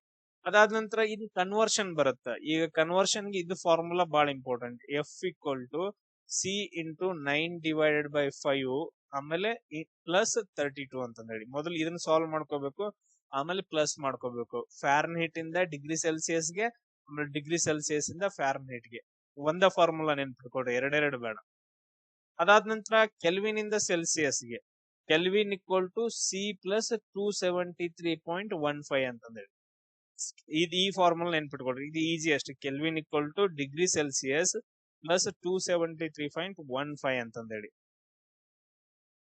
ಎಸ್. ಅದಾದ ನಂತರ ನೆಕ್ಸ್ಟ್ ನೋಡ್ರಿ, ಮಾನವನ ದೇಹದ ತಾಪಮಾನ ಎಷ್ಟಿರುತ್ತೆ? ಸಾಮಾನ್ಯ ತಾಪಮಾನ 37°C ಇರುತ್ತೆ. ಇಲ್ಲ ಅಂತಂದ್ರೆ 98.6°F ಅಂತಂದ್ ಹೇಳ್ತೀವಿ. ಇದು ಎರಡು ಒಂದೇ, ಇವೆರಡು ಈಕ್ವಲ್ ಆಗ್ತಾವ. ಈಗ ನೋಡ್ರಿ ನಮ್ದು 37°C ಐತಾ, ಅದಾದ ನಂತರ ನೆಕ್ಸ್ಟ್ ನೀವು ಕನ್ವರ್ಟ್ ಮಾಡ್ರಿ ಅಂತಂದ್ ಹೇಳಿದ್ರೆ ನಿಮ್ಗೆ ಗೊತ್ತಾಗ್ಬಿಡ್ತೈತೆ 98.6°F. ಆಮೇಲೆ ಕ್ಲಿನಿಕಲ್ ಥರ್ಮಾಮೀಟರ್ ಎಷ್ಟಿರುತ್ತೆ, ವೈದ್ಯಕೀಯ ಥರ್ಮಾಮೀಟರ್ ಗಳಲ್ಲಿ ಏನಂತಂದ್ ಹೇಳಿದ್ರೆ F ಅನ್ನ ಬಳಸ್ತಾರ. ನಾನ್ ನಿಮ್ಗೆ ಆಲ್ರೆಡಿ ಹೇಳಿದೀನಿ. ಆಮೇಲೆ ಥರ್ಮಾಮೀಟರ್ ಒಳಗಡೆ ಯಾವ ಮೂಲ ವಸ್ತುವನ್ನ ಬಳಸ್ತಾರ, ಮರ್ಕ್ಯೂರಿ, ಪಾದರಸವನ್ನ ಬಳಸ್ತಾರ. ಅದಾದ ನಂತರ ನೆಕ್ಸ್ಟ್ ನೋಡ್ರಿ, ಭೌತಶಾಸ್ತ್ರ ಮತ್ತು ರಸಾಯನಶಾಸ್ತ್ರದ ಪ್ರಯೋಗಗಳಲ್ಲಿ ಕೆಲ್ವಿನ್ ಅಂತಂದ್ ಹೇಳಿ ಬಳಸ್ತಾರೆ, SI ಯೂನಿಟ್. ಆಮೇಲೆ ಡೇ ಟು ಡೇ ಲೈಫ್ ಅಲ್ಲಿ ಟೆಂಪರೇಚರ್ದು °C ಅಂತಂದ್ ಹೇಳ್ತೀವಿ. ಡೇ ಟು ಡೇ ಲೈಫ್ ಅಲ್ಲಿ. ಅದಾದ ನಂತರ ಸಮಾನ ಬಿಂದು -40°C ಅಂದ್ರೂ ಒಂದ, ಆಮೇಲೆ -40°F ಅಂದ್ರೂ ಒಂದ. ಈ ಎರಡು ಏನಂತಂದ್ ಹೇಳಿದ್ರೆ ಒಂದೇ ವ್ಯಾಲ್ಯೂವನ್ನ ಸೂಚಿಸ್ತಾವ. ಇದನ್ನ ಕೇಳಿದಾರ ತುಂಬಾ ಸಾರಿ. -40°C ಗೆ ಯಾವ್ದು ಈಕ್ವಲ್ ಆಗಿರುತ್ತೆ ಅಂತಂದೇಳಿ -40°F ಆಗಿರುತ್ತೆ. ಅದನ್ನ ಬಿಟ್ರೆ ಬೇರೆ ಯಾವನು ಆಗಿರಂಗಿಲ್ಲ. ಇಷ್ಟೇನಂತಂದ್ ಹೇಳಿದ್ರೆ ಕೆಲವೊಂದು ಇಂಪಾರ್ಟೆಂಟ್ ಪಾಯಿಂಟ್ಸ್ ಗಳು. ಅದಾದ ನಂತರ ಬೆಳಕಿನ ಪ್ರತಿಫಲನ ಅಂತಂದ್ ಹೇಳಿ ಬರುತ್ತೆ. ಬೆಳಕಿನ ಪ್ರತಿಫಲನ ಅಂತಂದ್ ಹೇಳಿ ಹಿಂಗಂದ್ರೆ ಏನು ಅಂತಂದ್ ಹೇಳಿ ಡಿಸ್ಕಷನ್ ಮಾಡೋಣ. ಅದಕ್ಕಿಂತ ಮುಂಚೆ ಟೈಪ್ಸ್ ಆಫ್ ಮಿರರ್ಸ್ ಬರ್ತಾವ ನೋಡ್ರಿ. ಪ್ಲೇನ್ ಮಿರರ್ ಅಂತಂದ್ ಹೇಳಿ ಸಮತಟ್ಟಾದ ಮೇಲ್ಮೈ ಇರುತ್ತೆ. ಸಮತಟ್ಟಾದ ಮೇಲ್ಮೈ ಇರುತ್ತೆ. ಇಲ್ಲಿ ವಸ್ತುವಿಂದ ಎಷ್ಟು ಗಾತ್ರ ಇರುತ್ತ, ಈಗ ನಿಮ್ಮಲ್ಲಿ ಮಿರರ್ಗಳು ಇರ್ತಾವ ನೋಡ್ರಿ, ನೀವ್ ಎಷ್ಟು ಹೈಟ್ ಇರ್ತೀರಿ, ಎಷ್ಟು ದಪ್ಪ ಇರ್ತೀರಿ ಅಷ್ಟ ತೋರ್ಸುತ್ತೆ. ವಸ್ತುವಿನ ಗಾತ್ರ ಎಷ್ಟಿರುತ್ತ ಅಷ್ಟೇ ಏನಂತಂದ್ ಹೇಳಿದ್ರೆ ಪ್ರತಿಬಿಂಬ ಬೀಳುತ್ತ. ಇದು ಎಲ್ಲಿ ಅಂದ್ರೆ ಪ್ಲೇನ್ ಮಿರರ್ ಒಳಗಡೆ, ನಮ್ದು ಅಂದ್ರೆ ಮನೆಗಳಲ್ಲಿ ಆಮೇಲೆ ಆಫೀಸ್ಗಳಲ್ಲೆಲ್ಲ ಯೂಸ್ ಮಾಡ್ತಾರೆ. ನೆಕ್ಸ್ಟ್ ಕಾನ್ಕೇವ್ ಮಿರರ್ ಅಂತಂದ್ ಹೇಳಿ. ಕಾನ್ಕೇವ್ ಮಿರರ್ ಅಂತಂದ್ ಹೇಳಿದ್ರೆ ಇದು ಒಳಗಡೆ ಏನಂತಂದ್ ಹೇಳಿದ್ರೆ ಈ ತರ ಇರುತ್ತೆ. ಕಾನ್ಕೇವ್ ಮಿರರ್ ಈ ತರ ಒಳಗಡೆ ಏನಂತಂದ್ ಹೇಳಿದ್ರೆ ಬಾಗಿರುತ್ತೆ. ಇಲ್ಲಿ ಒಳಗಡೆ ಏನಂತಂದ್ ಹೇಳಿದ್ರೆ ಈ ರೀತಿಯಾಗಿ ಬಾಗಿರುತ್ತೆ. ಅದಾದ ನಂತರ ನೆಕ್ಸ್ಟ್ ವಸ್ತು ಹತ್ತಿರವಿದ್ದಾಗ ದೊಡ್ಡದಾಗಿ ಕಾಣಿಸುತ್ತೆ. ವಸ್ತು ಏನಂತಂದ್ ಹೇಳಿದ್ರ ನಾವು ನೋಡ್ಬೇಕಂತಂದ್ ಹೇಳಿದ್ರೆ ವಸ್ತು ದೊಡ್ಡದಾಗಿ ಕಾಣಿಸುತ್ತೆ. ದೊಡ್ಡದಾಗಿ ಯಾವ್ದಾದ್ರು ಒಂದು ವಸ್ತುವನ್ನ ನಾವು ದೊಡ್ಡದಾಗಿ ನೋಡ್ಬೇಕಂತಂದ್ ಹೇಳಿದ್ರೆ ಯಾವ್ದನ್ನ ಬಳಸ್ತೀವಿ, ಕಾನ್ಕೇವ್ ಮಿರರ್ ಅನ್ನ ಬಳಸ್ತೀವಿ. ಇದನ್ನ ನೆನ್ಪಿಟ್ಕೋಬೇಕು. ಅದಾದ ನಂತರ ಕಾನ್ವೆಕ್ಸ್ ಮಿರರ್ ಅಂತಂದ್ ಹೇಳಿದ್ರೆ ಈ ರೀತಿಯಾಗಿರುತ್ತೆ. ಸೊ ಅದು ಉಬ್ಬಿದ ಭಾಗ ಇರುತ್ತೆ. ಇಲ್ಲಿ ತಗ್ಗಾದ ಭಾಗ, ಇದು ಉಬ್ಬಿದ ಭಾಗ. ಸೊ ಅದಾದ ನಂತರ ನೆಕ್ಸ್ಟ್ ಇದೇನಂತಂದ್ ಹೇಳಿದ್ರೆ ಯಾವಾಗ್ಲೂ ವಸ್ತುವನ್ನ ಚಿಕ್ಕದಾಗಿ ಕಾಣಿಸುತ್ತ. ಸೊ ದೂರ ಇರುವಂತಹ ವಸ್ತುವನ್ನ ಚಿಕ್ಕದಾಗಿ ನಮ್ ಕಣ್ಣಿಗೆ ಕಾಣಿಸುತ್ತೆ. ಇದು ಪಾಯಿಂಟ್ಸ್ ಗಳು. ಅದಾದ ನಂತರ ನೆಕ್ಸ್ಟ್ ಇನ್ನೊಂದ್ ಕೇಳ್ತಾರೆ ಏನಂತಂದ್ ಹೇಳಿದ್ರೆ ಫೋಕಲ್ ಲೆಂತ್ ಬಗ್ಗೆ ಕೇಳ್ತಾರ. Just formula ನೆನ್ಪಿಟ್ಕೊಡ್ರಿ. 1/x = 1/v + 1/u ಅಂತಂದೇಳಿ. ಎಫ್ ಅಂತಂದ್ ಹೇಳಿದ್ರೆ ಫೋಕಲ್ ಲೆಂತ್, ವಿ ಅಂತಂದ್ ಹೇಳಿದ್ರೆ ದರ್ಪಣದಿಂದ ಪ್ರತಿಬಿಂಬಕ್ಕೆ ಇರುವ ದೂರ. ಸೊ ಇವಾಗ ಈ ತರ ನೀವು ಒಂದ್ ಯಾವ್ದಾದ್ರು ಮಿರರ್ ಅನ್ನ ಬಳಸಿದ್ರಿ ಅಂತಂದ್ ಹೇಳಿದ್ರೆ, ಲೆನ್ಸ್ ಅನ್ನ ಬಳಸಿದ್ರಿ ಅಂತಂದ್ ಹೇಳಿದ್ರೆ ವಸ್ತು ಇಲ್ಲೈತೆ, ಇಲ್ಲಿಂದ ಹಿಡ್ಕೊಂಡು ಅದು ಇಲ್ಲಿಗೆ ಏನಂತಂದ್ ಹೇಳಿದ್ರೆ ಪ್ರತಿಬಿಂಬವನ್ನು ಹೊರಡಿಸುತ್ತ. ಅದ್ರದ್ದು ಲೆಂತ್ ಇದು ಟೋಟಲ್ ವಿ ಅಂತಂದ್ ಹೇಳ್ತೀವಿ. ಅದಾದ ನಂತರ ಯು ಅಂತಂದ್ ಹೇಳಿದ್ರೆ ದರ್ಪಣದಿಂದ ವಸ್ತುವಿಗಿರುವ ದೂರ. ಇಲ್ಲಿಂದ ವಸ್ತು ಎಲ್ಲಿ ಇದು ಆಗಿರತ್ತಲ್ಲ ಈ ದೂರ. ಸೊ ಇದನ್ನ ನಾವು ಮೈನಸ್ ಮಾಡ್ಕೊಂಡಿವಿ ಅಂತಂದ್ರೆ ನಮಗ ಫೋಕಲ್ ಲೆಂತ್ ಗೊತ್ತಾಗತ್ತ. ಅದಾದ ನಂತರ ನೆಕ್ಸ್ಟ್ ನೋಡ್ರಿ, ಸಮತಲ ದರ್ಪಣವನ್ನ ಎಲ್ಲೆಲ್ಲಿ ಬಳಸ್ತಾರ, ಮನೆಯಲ್ಲಿ ಬಳಸುವ ಕನ್ನಡಿಯನ್ನ ಏನಂತಂದ್ ಹೇಳಿದ್ರೆ ಅಲ್ಲೆಲ್ಲ ಬಳಸ್ತಾರ. ಅದಾದ ನಂತರ ಕಾನ್ಕೇವ್ ಮಿರರ್ ಎಲ್ಲಿ ಬಳಸ್ತಾರ, ಕಾನ್ಕೇವ್ ಮಿರರ್ ಎಲ್ಲಿ ಅಂತಂದ್ ಹೇಳಿದ್ರೆ ನಿಮ್ದು ಮುಖ ಸ್ವಲ್ಪ ದೊಡ್ಡದಾಗಿ ಕಾಣಿಸ್ಬೇಕಲ್ಲ ಅಲ್ಲಿ, ಅಂದ್ರೆ ಶೇವಿಂಗ್ ಮಾಡುವಲ್ಲಿ ಆಮೇಲೆ ಮೇಕಪ್ ಮಾಡೋ ಅಂಗಡಿಗಳಲ್ಲೆಲ್ಲ ಅಂತಂದ್ ಹೇಳಿದ್ರೆ ಕಾನ್ಕೇವ್ ಮಿರರ್ ಗಳು ಕಾಣಿಸ್ತಾವ. ಆಮೇಲೆ ನೆಕ್ಸ್ಟ್ ನೀವು ಚಂದ ಕಾಣಿಸ್ತೀರಿ ಮುಖ ಉಬ್ಬಿದ್ದು. ಆಮೇಲೆ ನೆಕ್ಸ್ಟ್ ನೋಡ್ರಿ ಕಾನ್ವೆಕ್ಸ್ ಮಿರರ್ ಅಂತಂದ್ ಹೇಳಿದ್ರ, ಕಾನ್ವೆಕ್ಸ್ ಮಿರರ್ ಪೀನ ಮಸೂರ ಅಂತಂದ್ ಹೇಳ್ತೀವಿ. ಪೀನ ಅಂದ್ರ ಇಲ್ಲಿ ಏನಂತಂದ್ ಹೇಳಿದ್ರೆ ದಂತ ವೈದ್ಯರು ಇದನ್ನ ಯೂಸ್ ಮಾಡ್ತಾರ, ಅಂದ್ರೆ ಹಲ್ಲುಗಳನ್ನ ದೊಡ್ಡದಾಗಿ ನೋಡೋಕೆ. ಇದು ಕೂಡ ಕಾನ್ಕೇವ್ ಅಂತಂದ್ ಹೇಳಿದ್ರ ನಿಮ್ನ ದಂತ ವೈದ್ಯರು ಬಳಸೋದೇನಂತಂದ್ ಹೇಳಿದ್ರ ಕಾನ್ಕೇವ್ ಮಿರರ್. ಯಾಕಂತಂದ್ ಹೇಳಿದ್ರ ಹಲ್ಲುಗಳು ದೊಡ್ಡದಾಗಿ ಕಾಣಿಸ್ಬೇಕಂತಂದ್ ಹೇಳಿ. ಆಮೇಲೆ ನೆಕ್ಸ್ಟ್ ವಾಹನಗಳ ಹೆಡ್ಲೈಟ್ ಹೆಂಗಿರ್ತಾವ ಅಂತಂದ್ ಹೇಳಿದ್ರೆ ಈ ರೀತಿಯಾಗಿ ಹೆಡ್ಲೈಟ್ ಇರ್ತಾವ ಅಂತ ಅನ್ಕೊಳ್ರಿ. ಇದು ದೊಡ್ಡದಾಗಿ ಕಾಣಿಸ್ಬೇಕಲ್ಲ, ಎಲ್ಲಾ ಕಡೆ ಬೀಳ್ಬೇಕಲ್ಲ, ದೊಡ್ಡದಾಗಿ ದೊಡ್ಡದು ನಿಮ್ದು ದೊಡ್ಡದು ಅಂದ್ರೆ ನಿಮ್ನ ಅಂತ ನೆನ್ಪಿಟ್ಕೊಡ್ರಿ. ನಿಮ್ನ ದೊಡ್ಡದು ಅಂತಲ್ಲ, ನಿಮ್ದು ದೊಡ್ಡದು ನಿಮ್ನ ದೊಡ್ಡದು ಅಂದ್ರೆ ದೊಡ್ಡದು ಎಲ್ಲೆಲ್ಲಿ ಕಾಣಿಸುತ್ತ ಅಲ್ಲಿ ನಿಮ್ನ ದರ್ಪಣವನ್ನ ಬಳಸ್ತಾರ ಅಂತಂದೇಳಿ. ಎಸ್. ಅದಾದ ನಂತರ ನೆಕ್ಸ್ಟ್ ಕಾನ್ವೆಕ್ಸ್ ಅಂತಂದ ಹೇಳಿದ್ರೆ ಪೀನ ಮಸೂರ. ಇಲ್ಲಿ ಏನಂತಂದ್ರೆ ವಾಹನಗಳ ರೇರ್ ವ್ಯೂ, ಸೈಡ್ ಮಿರರ್ ಇರುತ್ತಲ್ಲ, ವಾಹನಗಳ ಹಿಂಗಿತ್ತಂತಂದ್ರೆ ಸೈಡ್ ಮಿರರ್ ಇರುತ್ತಲ್ಲ, ದೂರಿಂದ ಇರೋ ವಸ್ತುಗಳೇನಿಲ್ಲ ಅಂತಂದ ಹೇಳಿದ್ರೆ ನಮ್ದು ಹಿಂದ್ಗಡೆ ತುಂಬಾ ದೂರದಿಂದ ಬರುವಂತ ಗಾಡಿಗಳೆಲ್ಲ ಕಾಣಿಸ್ಕೋಬೇಕಲ್ಲ, ಸೈಡ್ ಮಿರರ್ ಅಲ್ಲಿ ಏನ್ ಬಳಸ್ತಾರ ಅಂತಂದ್ರೆ ಪೀನ ಮಸೂರವನ್ನ ಬಳಸ್ತಾರ, ಕಾನ್ವೆಕ್ಸ್ ಅಂತಂದ ಹೇಳ್ತೀವಿ. ಅದಾದ ನಂತರ ಬೀದಿ ದೀಪಗಳ ಪ್ರತಿಫಲಕದಲ್ಲೂ ಕೂಡ ಏನಂತಂದ ಹೇಳಿದ್ರ ಪರ್ಟಿಕ್ಯುಲರ್ ಆಗಿ ಇದು ಮಾಡಕ್ ಏನ್ ಮಾಡ್ತಾರ ಅಂತಂದ ಹೇಳಿದ್ರ ಬಹಿರ್ಗೋಳವನ್ನ ಅಂದ್ರೆ ಪೀನ ಮಸೂರವನ್ನ ಬಳಸ್ತಾರ. ಅದಾದ ನಂತರ ಮ್ಯಾಗ್ನಿಫಿಕೇಶನ್ ಅಂತಂದ ಹೇಳಿದ್ರ, ಇದನ್ನ ಜಸ್ಟ್ ನೆನ್ಪಿಟ್ಕೊಳ್ರಿ. ಮ್ಯಾಗ್ನಿಫಿಕೇಶನ್ ಅಂತಂದ ಹೇಳಿದ್ರ ಪ್ರತಿಬಿಂಬದ ಎತ್ತರ ಮತ್ತು ವಸ್ತುವಿನ ಎತ್ತರ, ವಸ್ತುವಿನ ಎತ್ತರ ಎಷ್ಟೈತೆ ಆಮೇಲೆ ಪ್ರತಿಬಿಂಬ ಎಷ್ಟು ಹೆಂಗ್ ಬಿದ್ದೈತೆ ಅನ್ನೋದ್ರು, ಇದ್ರ ಎರಡರ ನಡುವಿನ ಅನುಪಾತವನ್ನ ಮ್ಯಾಗ್ನಿಫಿಕೇಶನ್ ಅಂತಂದ ಹೇಳಿ ಕರೀತಾರ. ಇಷ್ಟ ನೆನ್ಪಿಟ್ಕೊಳ್ರಿ, ಇದನ್ನ ಬಿಟ್ಟು ಏನು ಬೇಡ, ಯಾಕಂತಂದ ಹೇಳಿದ್ರೆ ಕ್ವಶನ್ಸ್ ಗಳನ್ನ ಕೇಳಂಗಿಲ್ಲ. ಅದಾದ ನಂತರ ಬೆಳಕಿನ ವಕ್ರೀಭವನ ಅಂತಂದ ಹೇಳಿ ಬರುತ್ತೆ. ಬೆಳಕಿನ ವಕ್ರೀಭವನ ಹಿಂಗಂತಂದ ಹೇಳಿದ್ರ ಬೆಳಕಿನ ವಕ್ರೀಭವನ ಒಂದು ಪಾರದರ್ಶಕ ಮಾಧ್ಯಮದಿಂದ ಇನ್ನೊಂದು ಪಾರದರ್ಶಕ ಮಾಧ್ಯಮಕ್ಕೆ ಪ್ರವೇಶಿಸಿದಾಗ ತನ್ನ ಚಲನೆಯ ದಿಕ್ಕನ್ನ ಬದಲಾಯಿಸುತ್ತ. ಈಗ ಹೆಂಗಂತಂದ ಹೇಳಿದ್ರ ಈ ತರ ಎರಡು ಮೀಡಿಯಂಗಳು ಇದಾವ. ಇಲ್ಲಿ ಏನೈತಿ, ಇಲ್ಲಿ ಗಾಳಿ ಐತಿ ಅಂತ ಅನ್ಕೊಡ್ರಿ, ಇಲ್ಲಿ ಏನೈತಿ ನೀರ್ ಐತಿ ಅನ್ಕೊಡ್ರಿ. ಸೊ ಇಲ್ಲಿ ಗಾಳಿಯ ಮೀಡಿಯಂ ಐತಿ, ಅದಾದ ನಂತರ ಇಲ್ಲಿ ನೀರ್ ಐತಿ. ಇವಾಗ ಏನಂತಂದ ಹೇಳಿದ್ರ ನೀವು ಒಂದು ಟಾರ್ಚ್ ಇಂದ ಬೆಳಕನ್ನ ಬಿಡ್ತೀರ, ಆ ಬೆಳಕನ್ನ ಬಿಟ್ರಿ ಅಂತಂದ ಹೇಳಿದ್ರ ಹಿಂಗ್ ಬಂದ ಹಿಟ್ ಆಗತ್ತ. ಇಲ್ಲಿ ನೀರ್ ಐತಲ್ಲ, ಇದು ಹಿಟ್ ಆಗತ್ತ. ಇದನ್ನ ನಾವು ಏನಂತ ಕರಿತೀವಿ ಅಂದ್ರೆ ಇನ್ಸಿಡೆಂಟ್ ಆಂಗಲ್ ಅಂತ ಕರಿತೀವಿ, ಇವಾಗ ಇದು ಹಿಟ್ ಆದ ನಂತರ ಇದು ಹಿಂಗ ಹೋಗ್ಬೇಕಲ್ಲ, ಇದೇ ರೀತಿಯಾಗಿ ಹೋಗ್ಬೇಕದು. ಬಟ್ ಆದ್ರ ಇಲ್ಲಿ ಏನಾಗತ್ತ, ಇದ್ರದ್ದು ಸಾಂದ್ರತೆ ಚೇಂಜ್ ಆಗತ್ತ, ಇದ್ರ ಸಾಂದ್ರತೆ ಬೇರೆ ಇರುತ್ತ, ಆಮೇಲೆ ನೆಕ್ಸ್ಟ್ ಇದ್ರ ಸಾಂದ್ರತೆ, ನೀರಿನ ಸಾಂದ್ರತೆ ಬೇರೆ ಇರುತ್ತ. ಅವಾಗ ಏನಾಗತ್ತ ಅಂತಂದ ಹೇಳಿದ್ರ ಇದು ಚೇಂಜ್ ಆಗಿ ಬೇರೆ ರೀತಿಯಾಗಿ ಬೆಂಡ್ ಆಗತ್ತ. ಏನಂತಂದ ಹೇಳಿದ್ರೆ ಬೆಳಕು ಈ ತರ ಬಂದು ಬೇರೆ ಮಾಧ್ಯಮದಲ್ಲಿ ಹೋಗುವಾಗ ಬೆಳಕಿನ ಚಲನೆಯ ದಿಕ್ಕು ಏನಂತಂದ ಹೇಳಿದ್ರ ಬೇರೆ ಕಡೆಗೆ ಹೋಗುತ್ತಾ. ಇದನ್ನ ನಾವು ಬೆಳಕಿನ ವಕ್ರೀಭವನ ಅಂತ ಕರಿತೀವಿ. ಸೊ ನೋಡ್ರಿ, ಬೆಳಕು ಒಂದು ಮಾಧ್ಯಮದಿಂದ ಇನ್ನೊಂದು ಮಾಧ್ಯಮಕ್ಕೆ ಹೋಗುವಾಗ ತನ್ನ ಚಲನೆಯ ದಿಕ್ಕನ್ನ ಬದಲಾಯಿಸಿದ್ರೆ ಅದನ್ನ ಬೆಳಕಿನ ವಕ್ರೀಭವನ ಅಂತ ಕರಿತೀವಿ. ಸೊ ಅದು ಏನ್ ಎದ್ರ ಮೇಲೆ ಡಿಪೆಂಡ್ ಆಗತ್ತ, ಸಾಂದ್ರತೆ ಮೇಲೆ ಡಿಪೆಂಡ್ ಆಗತ್ತ. ಅಂದ್ರೆ ಬೆಳಕು ವಿವಿಧ ಮಾಧ್ಯಮಗಳಲ್ಲಿ ವಿಭಿನ್ನ ವೇಗದಲ್ಲಿ ಚಲಿಸುತ್ತೆ. ರೀಸನ್ ಏನಂತಂದ ಹೇಳಿದ್ರ ಸಾಂದ್ರತೆ, ಡೆನ್ಸಿಟಿ ಅಂತಂದ ಹೇಳ್ತೀವಿ, ಡೆನ್ಸಿಟಿ.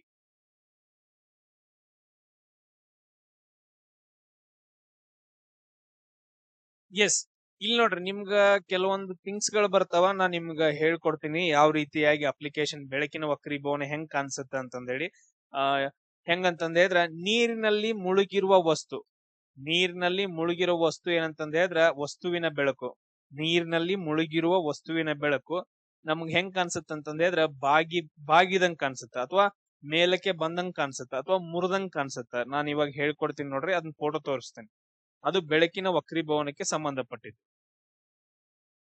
ಎಸ್, ನೀವು ಇಲ್ಲಿ ಡಯಾಗ್ರಾಮ್ ಅಲ್ಲಿ ನೋಡ್ಬೋದು. ಈಗ ಒಳಗಡೆ ಏನಂತಂದ ಹೇಳಿದ್ರೆ ನೀರ್ ಐತೆ ಒಂದ್ ಮೀಡಿಯಂ, ಆಮೇಲೆ ಇನ್ನೊಂದ್ ಹೊರಗಡೆ ಏನಂತಂದ ಹೇಳಿದ್ರೆ ಗ್ಲಾಸ್ ಐತೆ. ನಾವು ಗ್ಲಾಸ್ ಮುಖಾಂತರ ನೋಡ್ತಿರ್ತೀವಲ್ಲ, ಈಗ ನೋಡಿದ್ವಿ ಅಂತಂದ ಹೇಳಿದ್ರೆ ಅದು ಆಕ್ಚುಲಿ ಪೆನ್ಸಿಲ್ ಇಲ್ಲಿ ಬರಬೇಕದು ಈ ರೀತಿಯಾಗಿ. ಬಟ್ ಆದ್ರ ಒಂದು ಮಾಧ್ಯಮದಿಂದ ಇನ್ನೊಂದು ಮಾಧ್ಯಮಕ್ಕೆ ಹೋಯ್ತು ಅಂತಂದ ಹೇಳಿದ್ರೆ ಆ ವಸ್ತುವಿನ ಬೆಳಕೇನಂದ್ರೆ ಬೆಂಡ್ ಆದವ್ರಂಗ್ ಕಾಣಿಸುತ್ತೆ. ಇಲ್ಲಿ ನೋಡ್ರಿ ಬೆಂಡ್ ಆಗೈತಿ, ಇಲ್ಲಿಂದ ಇಷ್ಟು ಬೆಂಡ್ ಆಗೈತಿ ನೋಡ್ರಿ, ಆಮೇಲೆ ಇಲ್ಲಿ ನಿಮ್ಗೆ ಕಾಣಿಸೈತಿ ನೋಡ್ರಿ ಬೆಂಡ್ ಆದವ್ರ ತರ. ಇಂಥ ಫಿನಾಮಿನಾವನ್ನ ಏನಂತ ಕರಿತೀವಿ ಅಂದ್ರೆ ರಿಫ್ಲೆಕ್ಷನ್ ಆಫ್ ಲೈಟ್, ಅಥವಾ ಬೆಳಕಿನ ವಕ್ರೀಭವನದಿಂದ ಪೆನ್ಸಿಲ್ ಹೆಂಗಂತಂದ ಹೇಳಿದ್ರೆ ಮುರಿದಂಗ್ ಕಾಣಿಸುತ್ತ. ಆಮೇಲೆ ಇನ್ನೊಂದೇನು ಸರ್, ಕಾಯಿನ್ ನೋಡ್ರಿ, ಆಕ್ಚುಲಿ ಕಾಯಿನ್ ಏನಂತಂದ ಹೇಳಿದ್ರೆ ತಳದಾಗಿರುತ್ತ. ಬಟ್ ಅದ್ರ ನಾವು ಇಲ್ಲಿ ನೋಡ್ತಾ ಇರ್ತೀವಲ್ಲ, ಇಲ್ಲಿ ಒಂದು ಗಾಳಿ ಮೀಡಿಯಂ, ಆಮೇಲೆ ನೆಕ್ಸ್ಟ್ ನೀರ್ ಇನ್ನೊಂದು ಮೀಡಿಯಂ. ಗಾಳಿಯಿಂದ ನೀರಿನೊಳಗಡೆ ನಾವು ನೋಡುವಾಗ ಕಾಯಿನ್ ಏನಂತಂದ ಹೇಳಿದ್ರೆ ಮೇಲ್ಗಡೆ ಎದ್ದಂಗ್ ಕಾಣಿಸುತ್ತೆ. ಇದು ಕೂಡ ಬೆಳಕಿನ ವಕ್ರೀಭವನದ ಪರಿಣಾಮ ಅಂತಂದ ಹೇಳ್ತೀವಿ.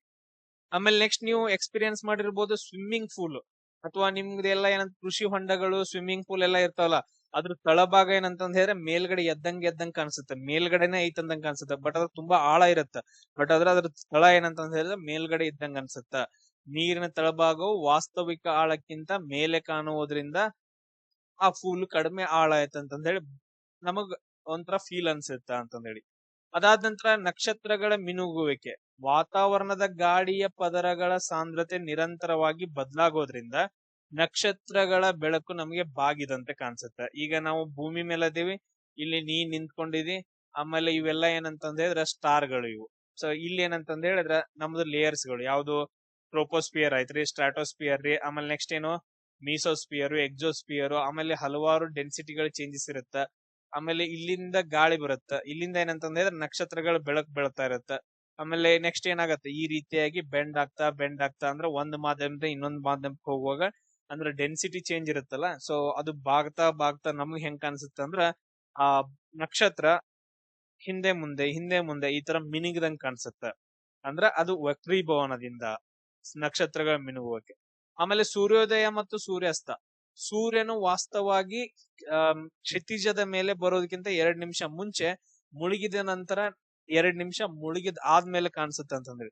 ಇನ್ ನೋಡ್ರಿ, ಸೂರ್ಯ ಹುಟ್ಟೋಕ್ಕಿಂತ ಮುಂಚೆ ಸೂರ್ಯ ಇನ್ನೂ ಬಂದಿರಂಗಿಲ್ಲ, ಬಟ್ ಆದ್ರೆ ನಮ್ಗೆ ಆಲ್ರೆಡಿ ಉದಿ ಆದಾರೋ ತರ ಕಾಣಿಸ್ತಿರತ್ತ. ಬಟ್ ಆದ್ರೆ ಅವ್ ಇನ್ನೂ ಬಂದಿರಂಗಿಲ್ಲ.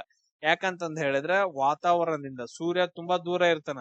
ನಮ್ಮ ವಾತಾವರಣಕ್ಕೆ ಬಂದ ತಕ್ಷಣ ಈ ತರ ಹಿಂಗ್ ವಕ್ರೀಭವನ ಆಗಿ ಏನಂತಂದ್ರೆ ಸೂರ್ಯ ಮೇಲೆ ಬಂದಂಗ ಅನಿಸ್ತಾನ. ಇದೇನಂತಂದ್ರೆ ಸೂರ್ಯೋದಯ. ಆಮೇಲೆ ಸೂರ್ಯಾಸ್ತ ಏನಂತಂದ್ ಹೇಳಿದ್ರ ಸೇಮ್ ಅದೇ ತರ, ಅವ್ ಆಲ್ರೆಡಿ ಮುಳುಗಿರ್ತಾನ, ಬಟ್ ಅದ್ರ ಮುಳುಗಿದಂಗ ಅನ್ಸಂಗಿಲ್ಲ. ಇದು ಮಿರೇಜ್ ಏನೈತಲ್ಲ ಅದನ್ನ ನಾವು ಆಮೇಲೆ ನೋಡೋಣ. ಇದು ಕೂಡ ವಕ್ರೀಭವನದಿಂದನ ಆಗತ್ತ. ಜಸ್ಟ್ ನೆನ್ಪಿಟ್ಕೊಳ್ರಿ. ಇಲ್ಲೇನಂತಂದ್ ಹೇಳಿದ್ರ ಈಗ ಬೆಳಕು ಒಂದು ಮಾಧ್ಯಮದಿಂದ ಇನ್ನೊಂದು ಮಾಧ್ಯಮಕ್ಕೆ ಎಷ್ಟು ಬಾಗುತ್ತಲ್ಲ, ಈಗ ನೋಡ್ರಿ ಒಂದು ಮಾಧ್ಯಮದಿಂದ ಈ ತರ ಬರ್ತಿರತ್ತೆ, ಇನ್ನೊಂದು ಮಾಧ್ಯಮಕ್ಕೆ ಬೆಂಡ್ ಆಗತ್ತೆ. ಅದು ಎಷ್ಟು ಬೆಂಡ್ ಆಗೈತೆ ಅನ್ನೋದನ್ನ ನಾವು ಏನ್ ಅಳತೆ ಮಾಡ್ತೀವಲ್ಲ ಅದನ್ನ ವಕ್ರೀಭವನ ಸೂಚಾಂಕ, ರಿಫ್ರಾಕ್ಟಿವ್ ಇಂಡೆಕ್ಸ್ ಅಂತಂದ್ ಹೇಳಿ ಕರಿತೀವಿ. ಇಷ್ಟ ಏನಂತಂದ್ ಹೇಳಿದ್ರ ನೆನ್ಪಿಟ್ಕೊಳ್ರಿ. Next, reflection of light. ಇಲ್ಲಿ ನೋಡ್ರಿ, ಇಲ್ಲಿ ರಿಫ್ರಾಕ್ಷನ್, ಇಲ್ಲಿವರೆಗೂ ನಾವು ಏನ್ ಮಾಡಿದ್ವಿ, ರಿಫ್ರಾಕ್ಷನ್ ಬಗ್ಗೆ ಅಂದ್ರೆ ಒಂದ್ ಮೀಡಿಯಂದಿಂದ ಇನ್ನೊಂದ್ ಮೀಡಿಯಂ ಹೊರಟೋಗಿ ಬಿಡೋದು. ಬಟ್ ಆದ್ರೆ ಇಲ್ಲಿ ರಿಫ್ಲೆಕ್ಷನ್ ಅಂತಂದೈತೆ. ರಿಫ್ಲೆಕ್ಷನ್ ಅಂತಂದ್ ಹೇಳಿದ್ರೆ ಈಗ ಒಂದು ಮೀಡಿಯಂ ಇರುತ್ತೆ, ಇಲ್ಲಿ ಬಂದ್ ಮತ್ ರಿಟರ್ನ್ ಹೋಗ್ಬಿಡೋದು, ಅದಕ್ಕೆ ರಿಫ್ಲೆಕ್ಷನ್ ಅಂತಂದ್ ಹೇಳ್ತೀವಿ. ಅದ್ ಹಿಂಗ್ ಪಾಸ್ ಆಗಂಗಿಲ್ಲ, ಈ ಕಡೆ ಪಾಸ್ ಆಗೋದಿಲ್ಲ. ಈ ರಿಟರ್ನ್ ಏನಂತಂದ್ರೆ ಬೇರೆ ದಿಕ್ಕಿನಡೆಗೆ ಹೋಗುತ್ತೆ. ಬೆಳಕಿನ ಕಿರಣವು ಒಂದು ಹೊಳೆಯುವ ಅಥವಾ ನಯವಾದ ಮೇಲ್ಮೈಯನ್ನ ತಾಗಿ ಪುನಃ ಅದೇ ಮಾಧ್ಯಮಕ್ಕೆ ಏನಂತಂದ್ರೆ ಈಗ ಏನ್ ಬಂದಿರುತ್ತಲ್ಲ ಅದೇ ಮಾಧ್ಯಮಕ್ಕೆ ತಿರುಗಿ ಹೋಗೋದನ್ನ ನಾವು ರಿಫ್ಲೆಕ್ಷನ್ ಅಂತಂದ್ ಹೇಳಿ ಕರಿತೀವಿ. ಅದನ್ನ ನಾವು ಪ್ರತಿಫಲನ ಅಂತ ಕರಿತೀವಿ, ಬೆಳಕಿನ ಪ್ರತಿಫಲನ. ಇದು ತುಂಬಾ ಇಂಪಾರ್ಟೆಂಟ್. ಕ್ಲಿಯರ್ ಎಲ್ರಿಗೂ? ಇದು ಯಾವಾಗ್ಲೂ ಏನಂತಂದ್ ಹೇಳಿದ್ರ ಈಗ ನೋಡ್ರಿ, ಈಗ ಈ ತರ ಏನಂತಂದ್ ಹೇಳಿದ್ರ ಒಂದು ಪ್ರತಿಫಲನ ಇದು. ಈಗ ಈ ತರ ಏನಂತಂದ್ ಹೇಳಿದ್ರೆ ಬೆಳಕ್ ಬಂತು, ಇದನ್ನ ಇನ್ಸಿಡೆಂಟ್ ಆಫ್ ಆಂಗಲ್ ಅಂತ ಕರಿತೀವಿ. ಅದಾದ ನಂತರ ಬೆಳಕು ರಿಫ್ಲೆಕ್ಟ್ ಆಗತ್ತ, ಇದನ್ನ ನಾವೇನಂತ ಕರಿತೀವಿ ಅಂದ್ರ ರಿಫ್ಲೆಕ್ಟೆಡ್ ಆಂಗಲ್ ಅಂತ ಕರಿತೀವಿ. ಯಾವಾಗ್ಲೂ ಇದು ಎಷ್ಟ್ ಇರುತ್ತಲ್ಲ ಯಾವಾಗ್ಲೂ ಅದು ಇಷ್ಟ ಇರತ್ತ. ಇವ್ ಎರಡು ಏನಂತಂದ್ ಹೇಳಿದ್ರೆ ಯಾವಾಗ್ಲೂ ಸೇಮ್ ಇರ್ತಾವ. ಯಾಕಂತಂದ್ ಹೇಳಿದ್ರೆ ರಿಫ್ಲೆಕ್ಷನ್ ಆಗತ್ತ. ಆ ರೀಸನ್ ಇಂದ ನೋಡ್ರಿ, ಎಲ್ಲೆಲ್ಲ ಅಂತಂದ್ ಹೇಳಿ ನಮ್ ದೈನಂದಿನ ಕನ್ನಡಿ ನಾವು ನೋಡುವ ಪ್ರತಿಬಿಂಬ ಏನಂತಂದ್ ಹೇಳಿದ್ರೆ ಸಮತಲನ ಪ್ರತಿಫಲನದಿಂದ ಆಗತ್ತೆ. ಅಂದ್ರೆ ನಮಗ್ ಪ್ರಾಪರ್ ಆಗಿ ನಮ್ಮ ಪ್ರತಿಬಿಂಬವನ್ನ ರಿಟರ್ನ್ ಮಾಡುತ್ತೆ. ಆಮೇಲೆ ನಾವು ಸೇಮ್ ಇದ್ರಲ್ಲಿ ಇರ್ತೀವಿ. ನೆಕ್ಸ್ಟ್, ವಾಹನದ ಹೆಡ್ಲೈಟ್ಗಳು. ಸೊ ವಾಹನದ ಹೆಡ್ಲೈಟ್ಗಳು ಅದಾದ ನಂತರ ಇದನ್ನ ನಾವು ಆಲ್ರೆಡಿ ಡಿಸ್ಕಷನ್ ಮಾಡಿದೀವಿ. ಆಮೇಲೆ ಸೈಡ್ ಮಿರರ್ ಅನ್ನ ಇಲ್ಲಿ ಯೂಸ್ ಮಾಡ್ತೀವಿ, ಕಾನ್ವೆಕ್ಸ್ ಅಂತಂದು ಯೂಸ್ ಮಾಡ್ತೀವಿ. ಆಮೇಲೆ ಪೆರಿಸ್ಕೋಪ್ ಗಳಲ್ಲಿ ನೋಡ್ರಿ, ಸಮುದ್ರದೊಳಗಡೆ ಸಬ್ಮೆರಿನ್ ಗಳಲ್ಲಿ ಮೇಲ್ಭಾಗದ ದೃಶ್ಯವನ್ನು ನೋಡಲು 2 ಸಮತಲ ದರ್ಪಣಗಳನ್ನ ಯೂಸ್ ಮಾಡ್ತಾರ, ಪೆರಿಸ್ಕೋಪ್ ಅಂತಂದ್ ಹೇಳ್ತೀವಿ. ಸಬ್ಮರೀನ್ ಒಳಗಡೆ ಈ ತರ ಬರೈತ್ ನೋಡ್ರಿ, ಈ ರೀತಿಯಾಗಿ ಬರುತ್ತೆ. ನಾನು ತೋರಿಸ್ತೀನಿ ರೀ. ಇಲ್ಲಿ ಏನಂತಂದ್ ಹೇಳಿದ್ರ ನೀವು ನಿಂತ್ಕೊಂಡ್ ಆಫೀಸರ್ ನಿಂತ್ಕೊಂಡ್ ನೋಡ್ತಿರ್ತಾರ ಒಳಗಡೆ. ಇದು ಮೇಲ್ಗಡೆ ಏನಂತಂದ್ ಹೇಳಿದ್ರೆ ಇದು ನೀರ್ ಇರುತ್ತೆ, ಇದು ಸಬ್ಮರೀನ್ ಅನ್ಕೊಡ್ರಿ. ಈ ತರ ಇಲ್ಲಿ ಏನಂತಂದ್ ಹೇಳಿದ್ರ ಒಂದು ವಸ್ತುವಿಂದ ಬೆಳಕ್ ಬರುತ್ತೆ. ಬೆಳಕ್ ಬಂದ್ ಏನ್ ಮಾಡ್ಬೇಕು, ಇಲ್ಲಿ ಒಂದು ಮಿರರ್ ಹಾಕಿರ್ತಾರ, ಅದ್ ಯಾವ್ದು ಸಮತಲ ದರ್ಪಣ, ನಾರ್ಮಲ್ ಮಿರರ್. ಇಲ್ಲಿಂದ ಏನಂತಂದ್ ಹೇಳಿದ್ರ ಈಗ ರಿಫ್ಲೆಕ್ಟ್ ಆಗಿ ಈ ತರ ಬರುತ್ತೆ. ಇಲ್ಲೊಂದ್ ಏನಂತಂದ್ ಹೇಳಿದ್ರೆ ಮಿರರ್ ಹಾಕಿರ್ತಾರ, ಆಮೇಲೆ ಅವ್ರ ಕಣ್ಣಿಗೆ ಹೋಗಿ ಹಿಂಗ್ ಪ್ರತಿಫಲನ ಆಗತ್ತೆ. ಇಲ್ಲಿ 2 ಸಮತಲ ದರ್ಪಗಳನ್ನ ಬರೆಸ್ತಾರ, ಇಲ್ಲಿ ಪೆರಿಸ್ಕೋಪ್ ಒಳಗಡೆ.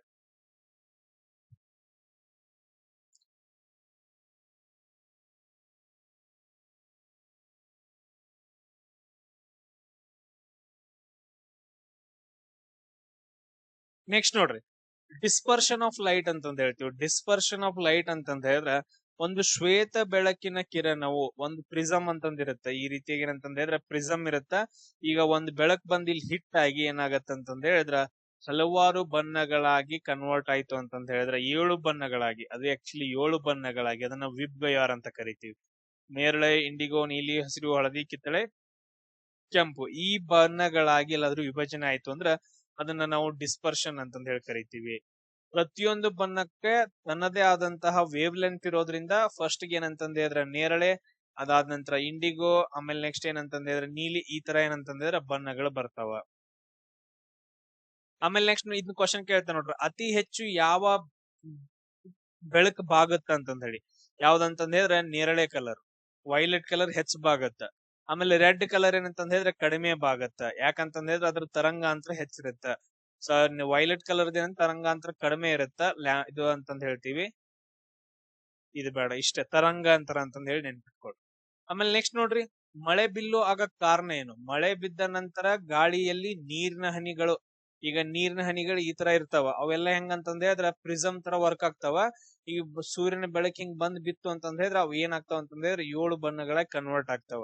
ಅವೆಲ್ಲವನ್ನ ಸೇರಿಸ್ಬಿಟ್ಟು ಏನಾಗತ್ತಂದ್ರ ಒಂದು ಮಳೆ ಬಿಲ್ ಬೀಳುತ್ತ, ರೇನ್ಬೋ ಅಂತಂದ ಹೇಳ್ತೀವಿ. ಅದು ಡಿಸ್ಪರ್ಷನ್. ಆಮೇಲೆ ನೆಕ್ಸ್ಟ್ ಗ್ಲಾಸ್ ಪ್ರಿಸಮ್ ಒಳಗಡೆ, ಈಗ ಸ್ಪೆಕ್ಟ್ರಮ್ ಅಂತಂದ್ರೆ ಗ್ಲಾಸ್ ಪ್ರಿಸಮ್ ಅಂತಂದ್ ಬರುತ್ತೆ, ಈ ತರ ಗ್ಲಾಸ್ ಇಂದು ಅದ್ರೊಳಗಡೆ ನೀವೆಲ್ಲಾದ್ರೂ ನಾರ್ಮಲ್ ಲೈಟ್ ಅನ್ನ ಹಾಸಿದ್ರಿ ಅಂತಂದ ಹೇಳಿದ್ರೆ 7 ಬಣ್ಣಗಳಾಗಿ ಕನ್ವರ್ಟ್ ಆಗತ್ತ. ಆಮೇಲೆ ನೆಕ್ಸ್ಟ್ ನೋಡ್ರಿ, ಡಿವಿ ಮತ್ತು ಸಿವಿಡಿಗಳು ಈ ತರ ಹೆಂಗಂತಂದ್ರೆ ಡಿಡಿ ಮತ್ತು ಸಿಡಿಗಳು ಇರ್ತಾವಲ್ಲ, ಅದ್ರ ಮೇಲೆ ಏನಂತಂದ್ರೆ ಬೆಳಕ್ ಬಿತ್ತು ಅಂತಂದ್ರೆ ನಮ್ಗೆ 7 ಕಲರ್ ಇದ್ದಂಗ ಕಾಣಿಸ್ತಿರತ್ತ ನೋಡ್ರಿ. ರೀಸನ್ ಏನಂತಂದ್ರೆ ಅದಕ್ಕೆ ಡಿಸ್ಪರ್ಷನ್ ಆಫ್ ಲೈಟ್ ಆಗ್ತಿರತ್ತ ಅಂತಂದ ಹೇಳಿ.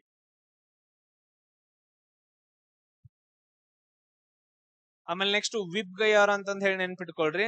ಅತಿ ಕಡಿಮೆ ಬಾಗುವ ಯಾವ್ದಂತಂದ್ರೆ ಅದ್ರ ಡಿಸ್ಪರ್ಷನ್ ಯಾವ್ದಾಗತ್ತಂತಂದ್ರೆ ಚದುರುವಿಕೆ ಅಂತಂದ ಹೇಳ್ತೀವಿ.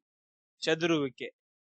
ಡಿಸ್ಪರ್ಷನ್ ಅಂತಂದ್ರೆ ಚದುರುವಿಕೆ, ಚದುರೋದು. ಬೆಳಕೇನಂತಂದ್ರೆ ಚದುರೋದು ಅಂತಂದ ಹೇಳ್ತೀವಿ, ಚದುರುವಿಕೆ. ಕಡಿಮೆ ಯಾವ್ದು ಚದುರುತ್ತ ಅಂತಂದ್ರೆ ಕೆಂಪು ಬಣ್ಣ ಚದುರುತ್ತ. ಆಮೇಲೆ ಅತಿ ಹೆಚ್ಚು ಯಾವ್ದು ಚದುರುತ್ತ ಅಂತಂದ ಹೇಳಿದ್ರೆ ಡಿಸ್ಪರ್ಷನ್ ಆಗತ್ತ, ಅಂದ್ರೆ ಇದು ಸ್ಕ್ಯಾಟರಿಂಗ್, ಇದು ಸಾರಿ ಡಿಸ್ಪರ್ಷನ್ ಆಗತ್ತ ನೇರಳೆ ಬಣ್ಣ ಅಂತಂದ ಹೇಳಿ. ಆಮೇಲೆ ನೆಕ್ಸ್ಟ್ ಏನಂತ ಹೇಳಿದ್ರೆ ಟೋಟಲ್ ಇಂಟರ್ನಲ್ ರಿಫ್ಲೆಕ್ಷನ್, ಒಟ್ಟು ಆಂತರಿಕ ಪ್ರತಿಫಲನ.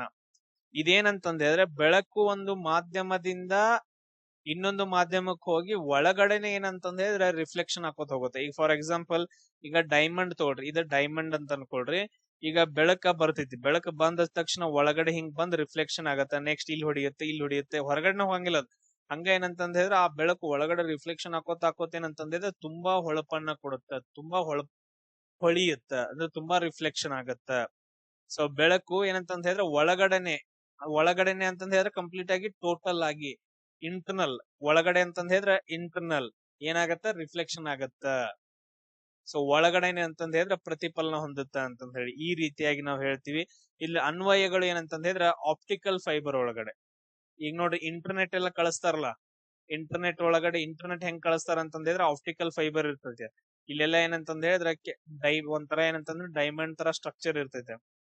ಸೊ ಇಲ್ಲಿ ಏನ್ ಮಾಡ್ತಾರ ಅಂತಂದ ಹೇಳಿದ್ರೆ ಇಂಟರ್ನೆಟ್ ನ ಇಲ್ಲಿ ಬಿಟ್ರ ಅಂತಂದ ಹೇಳಿದ್ರೆ ಅದು ಈ ರೀತಿಯಾಗಿ ಹಿಂಗ್ ರಿಫ್ಲೆಕ್ಷನ್ ಹಾಕೋದು, ಒಳಗಡೆನೆ ಕಂಪ್ಲೀಟ್ ಆಗಿ ಇಂಟರ್ನಲ್ ರಿಫ್ಲೆಕ್ಷನ್ ಹಾಕೋಂತ ಅದ್ ನೀವ್ ಎಷ್ಟು ದೂರ ಬೇಕಾದ್ರೂ ಕಳಿಸಬಹುದು ಇಂಟರ್ನೆಟ್ ನ. ಆಪ್ಟಿಕಲ್ ಫೈಬರ್ ಗಳಲ್ಲಿ ಈ ಫಿನಾಮಿನಾ ಯೂಸ್ ಮಾಡ್ತಾರ. ಆಮೇಲೆ ವಜ್ರ ಹೊಳಪಾಗಕ್ ಕಾರಣ ಏನು, ಆಗ್ಲೇ ಎಕ್ಸಾಂಪಲ್ ಕೊಟ್ಟನಲ್ಲ, ಟೋಟಲ್ ಇಂಟರ್ನಲ್ ರಿಫ್ಲೆಕ್ಷನ್ ಇಂದ ವಜ್ರ ಏನಾಗತ್ತ ಅಂತಂದ ಹೇಳಿದ್ರೆ ತುಂಬಾ ಹೊಳೆಯುತ್ತ.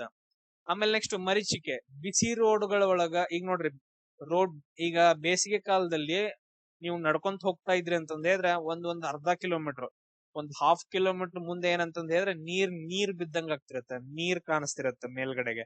ಸೊ ಆ ತರ ಅನುಭವ ಆಗಕ್ಕೆ, ಅಥವಾ ಮರುಭೂಮಿಗಳಲ್ಲಿ ಹೋಗ್ತಾ ಇರುವಾಗ ಎಲ್ಲೋ ಒಂದ್ ಕಡೆ ನೀರು ಕಾಣಿಸ್ತಾ ಇರತ್ತ, ಅದು ಅಲ್ಲಿ ಹೋಗಿ ನೋಡ್ರೆ ನೀರ್ ಇರಂಗಿಲ್ಲ, ಬಟ್ ಅದ್ರ ನೀರ್ ಇದ್ದಂಗ ಕಾಣಿಸುತ್ತೆ. ಇಂತ ಏನಂತಂದ ಹೇಳಿದ್ರೆ ಥಿಂಗ್ಸ್ ಗಳಿಗೆ ನಾವು ಮರೀಚಿಕೆ ಅಂತಂದ ಹೇಳ್ತೀವಿ. ಎಸ್, ಅದಾದ ನಂತರ ನೆಕ್ಸ್ಟ್ ನೋಡ್ರಿ, ಸ್ಕ್ಯಾಟರಿಂಗ್ ಆಫ್ ಲೈಟ್ ಅಂತಂದ ಹೇಳಿ. ಸ್ಕ್ಯಾಟರ್ ಅಂದ್ರೆ ಲೈಟ್ ಏನಂತಂದ್ರೆ ಸ್ಕ್ಯಾಟರ್ ಆಗೋದು. ಇದು ತುಂಬಾ ಇಂಪಾರ್ಟೆಂಟ್. ಇಲ್ಲಿ ಏನಂತಂದ್ರೆ ಬೆಳಕಿನ ಕಿರಣವು ವಾತಾವರಣದಲ್ಲಿ, ಈಗ ನೋಡ್ರಿ ಬೆಳಕಿನ ಕಿರಣ ಹೆಂಗ್ ಬರುತ್ತ, ವಾತಾವರಣದಲ್ಲಿ ಏನಂದ್ರ ಧೂಳುಗಳಿರ್ತಾವ, ಅಂದ್ರ ಅನಿಲದ ಕಣಗಳಿರ್ತಾವ, ಆಮೇಲೆ ಸಣ್ಣ ಸಣ್ಣ ಕಣಗಳು ಬೇರೆದವೆಲ್ಲ ಇರ್ತಾವ. ಇದು ಕಿರಣ ಬಂದ ತಕ್ಷಣ ಏನಾಗತ್ತಂದ್ರ ಅವುಗಳಿಗೆ ಬಡದ್ ಏನಾಗತ್ತಂತಂದ್ರೆ ಎಲ್ಲಾ ಕಡೆಗೆ ಚದರುತ್ತ. ಈ ತರ ಏನಂತಂದ್ರೆ ಎಲ್ಲಾ ಕಡೆಗೆ ಬೆಳಕು ಚದುರ್ತಾ ಹೋಗುತ್ತ. ಅದನ್ನ ನಾವೇನಂತ ಕರಿತೀವಿ ಅಂದ್ರೆ ಸ್ಕ್ಯಾಟರಿಂಗ್ ಆಫ್ ಲೈಟ್ ಅಂತಂದ ಹೇಳಿ ಕರಿತೀವಿ. ಅಲ್ಲಿ ಅಂದ್ರೆ ಈಗ ಬೆಳಕು ಚದುರ್ ಬಿಟ್ಟು ಏನಂದ್ರೆ ಡಿಫರೆಂಟ್ ಬಣ್ಣಗಳಾಗೋದು, ಅದನ್ನ ನಾವು ಡಿಸ್ಪರ್ಷನ್ ಅಂತ ಕರಿತೀವಿ. ಅದನ್ನ ನೋಡ್ರಿ, ಫಸ್ಟ್ ಏನಂತಂದ್ರೆ ಕಾಮನ್ ಬಿಲ್ ಬೀಳೋದು ಡಿಸ್ಪರ್ಷನ್ ಅಂತಂದ ಹೇಳಿದ್ರ ಚದುರ್ ಬಿಟ್ಟು ಬಣ್ಣಗಳಾಗಿ ಕನ್ವರ್ಟ್ ಆಗೋದು. ಇಲ್ಲಿ ಏನಾಗತ್ತಂದ್ರ ಬಣ್ಣಗಳಾಗಿ ಕನ್ವರ್ಟ್ ಆಗಂಗಿಲ್ಲ, ಓನ್ಲಿ ಚದುರುತ್ತೆ ಎಲ್ಲಾ ಕಡೆಗೆ. ಏನಂತಂದ್ರೆ ಹಿಂಗ್ ಚದುರ್ ಬಿಡುತ್ತ, ಅದನ್ನ ನಾವು ಸ್ಕ್ಯಾಟರಿಂಗ್ ಆಫ್ ಲೈಟ್ ಅಂತಂದ ಹೇಳಿ ಕರಿತೀವಿ. ಇದು ಆಕಾಶ ನೀಲಿಯಾಗಿ ಕಾಣೋಕೆ. ಇಲ್ಲಿ ಏನಂತಂದ್ರೆ ಆಕಾಶ ನೀಲಿಯಾಗಿ ಕಾಣೋಕೆ ಏನ್ ಕಾರಣ, ಈಗ ನೋಡ್ರಿ, ಸೂರ್ಯನ ಬೆಳಕು ವಾತಾವರಣ ಪ್ರವೇಶಿಸಿದಾಗ ನೀಲಿ ಬಣ್ಣದ ತರಂಗಾಂತರ ಕಡಿಮೆ ಇರೋದ್ರಿಂದ ವಾತಾವರಣದ ಅಣುಗಳಿಂದ ಹೆಚ್ಚಿಗೆ ಈಗ ನೋಡ್ರಿ, ಬೆಸ್ಟ್ ಎಕ್ಸಾಂಪಲ್ ಏನಾಗತ್ತಂತಂದ್ರೆ ಇದ್ರ ನೀಲಿ ಬಣ್ಣ ಏನಂತಂದ್ರೆ ಇದ್ರ ತುಂಬಾ ಚದುರಿರುತ್ತ. ನಮ್ ಕಣ್ಣಿಗೆ ನೀಲಿ ಬಣ್ಣ ಅಷ್ಟೇ ಕಾಣಿಸುತ್ತೆ, ಉಳಿದ ಬಣ್ಣಗಳು ಕಾಣಿಸಂಗಿಲ್ಲ. ಅದಕ್ಕ ಆಕಾಶ ನೀಲಿಯಾಗಿ ಕಾಣಿಸುತ್ತ. ನೆಕ್ಸ್ಟ್ ನೋಡ್ರಿ, ಸೂರ್ಯೋದಯ ಆಗುವಾಗ ಸೂರ್ಯಾಸ್ತ ಆಗುವಾಗ ಕೆಂಪು ಬಣ್ಣ ಯಾಕೆ ಕಾಣಿಸುತ್ತೆ ಸೂರ್ಯ? ಉಳಿದ್ ನೋಡ್ರಿ, ಬೇರೆ ಟೈಮಲ್ಲಿ ಕೆಂಪು ಬಣ್ಣ ಕಾಣಿಸಂಗಿಲ್ಲ, ಸೂರ್ಯೋದಯ ಮತ್ತು ಸೂರ್ಯಾಸ್ತ ಆಗುವಾಗ. ಯಾಕಂತಂದ ಹೇಳಿದ್ರೆ ರೆಡ್ ಕಲರ್ ಅಂದ್ರ ಸೂರ್ಯೋದಯ ಸೂರ್ಯಾಸ್ತ ಆಗುವ ನಮ್ ಭೂಮಿಲಿ ಇರುತ್ತೆ, ಸೂರ್ಯೋದಯ ಇಲ್ಲಿ ಆಗ್ತಿರುತ್ತೆ. ಇಲ್ಲಿಂದ ಎಲ್ಲಾ ಲೈಟ್ಗಳು ಬರುವಾಗ ನಮ್ಮ ವಾತಾವರಣ ಬಂದ ತಕ್ಷಣ ನೀಲಿ ಬಣ್ಣ ಹೊರಟೋಗುತ್ತ. ನೆಕ್ಸ್ಟ್ ಉಳಿದದ್ ಬೇರೆ ಬಣ್ಣ ಹೊರಟೋಗುತ್ತೆ, ಯೆಲ್ಲೋ ಕಲರ್ ಹೊರಟೋಗುತ್ತ, ಆಮೇಲೆ ಹಸಿರು ಕಲರ್ ಹೊರಟೋಗುತ್ತ. ಎಲ್ಲಾ ಕಲರ್ ಹೋಗ್ಬಿಟ್ಟು ಓನ್ಲಿ ರೆಡ್ ಕಲರ್ ಮಾತ್ರ ಉಳಿಯುತ್ತ. ಅವಾಗ ನಮ್ ಕಣ್ಣಿಗೆ ರೆಡ್ ಕಲರ್ ಅಷ್ಟೇ ಕಾಣಿಸುತ್ತೆ, ಅದೊಂದೇ ಚದುರದಂಗ್ ಕಾಣಿಸುತ್ತೆ. ಉಳಿದೆಲ್ಲ ಚದುರು ಹೋಗ್ಬಿಟ್ಟಿರ್ತಾವ ಆಲ್ರೆಡಿ, ನಮ್ ಕಣ್ಣಿಗೆ ಬಂದ್ ಕಾಣಿಸೋದೇ ಇಲ್ಲ, ಆಲ್ರೆಡಿ ಚದುರು ಹೋಗ್ಬಿಟ್ಟಿರ್ತಾವ. ಓನ್ಲಿ ರೆಡ್ ಮಾತ್ರ ಇರೋದ್ರಿಂದ ಸೂರ್ಯ ಏನಂತಂದ್ರೆ ತುಂಬಾ ರೆಡ್ ಆಗಿ ಕಾಣಿಸ್ತಾನ ಹುಟ್ಟುವಾಗ ಮತ್ತು ಮುಳುಗುವಾಗ. ಇದೇನಂತಂದ್ರೆ ನೆನ್ಪಿಟ್ಕೋಬೇಕು. ಆಮೇಲೆ ಬಾಹ್ಯಾಕಾಶ ಕತ್ತಲೆ ಹಾಕಿರೋದು ರಾತ್ರಿ ಟೈಮ್ ಏನಂತಂದ ಹೇಳಿದ್ರೆ ಯಾವುದೇ ಬೆಳಕಿರಂಗಿಲ್ಲ. ಸೊ ಅದಕ್ಕೆ ಏನಂತಂದ ಹೇಳಿದ್ರೆ ಅಲ್ಲಿ ಚದುರಿಕೆ ಇರಂಗಿಲ್ಲ, ನಮ್ಗ ಕಣ್ಣಿಗೆ ಆಕಾಶ ಯಾವುದೇ ರೀತಿ ಕಾಣಿಸಂಗಿಲ್ಲ, ಅದಕ್ಕೆ ಕಪ್ಪಾಗಿ ಕಾಣಿಸುತ್ತೆ ಅಂತಂದ ಹೇಳಿ. ಆಮೇಲೆ ನೆಕ್ಸ್ಟ್ ಟಿಂಡಾಲ್ ಇಫೆಕ್ಟ್ ಅಂತಂದ ಹೇಳಿ ಬರುತ್ತೆ, ಒಂದ್ ಹೆಸರನ್ನ ಕೊಡ್ತಾರೆ ಟಿಂಡಾಲ್ ಇಫೆಕ್ಟ್. ಈಗ ನೋಡ್ರಿ, ಬೆಟ್ಟಗಳು ಇಮೇಜ್ ತೋರಿಸ್ಬಿಡ್ತಾನೆ ನೋಡ್ರಿ, ಅದನ್ನ ನಾವು ಟಿಂಡಾಲ್ ಇಫೆಕ್ಟ್ ಅಂತ ಕರೀತೀವಿ. ದಟ್ಟ ಅರಣ್ಯದ ಮರಗಳ ನಡುವೆ ಸೂರ್ಯನ ಬೆಳಕು ಬಿದ್ದಾಗ ಧೂಳಿನ ಕಣಗಳು ಚೆದರಿದಂತೆ ಕಾಣಿಸ್ತದೆ. ಧೂಳಿನ ಕಣಗಳು ಅಂದ್ರ ಇವಾಗ ಬೆಳಕು ಕಾಣಿಸುತ್ತೆ, ಅದ್ರಲ್ಲಿ ಧೂಳಿನ ಕಣಗಳು ಕಾಣಿಸುತ್ತ. ಇಲ್ಲ ಅಂತಂದ ಹೇಳಿದ್ರೆ ನಿಮ್ಮ ಏನಾದ್ರು ಒಂದು ಮೇಲ್ಗಡೆ ಏನೋ ಇದು ಹಾಕಿರ್ತೀರಿ, ಈಗ ಹಂಚುಗಳಂತಂದ ಹೇಳ್ತಾವ, ಅಥವಾ ಏನಾದ್ರು ಒಂದು ಮೇಲ್ಗಡೆ ರೋಫ್ ಹಾಕಿರ್ತೀರಂದ್ರ ಅದಕ್ಕೊಂದು ಹೋಲ್ ಬಿಟ್ಟಿರ್ತೀರಿ.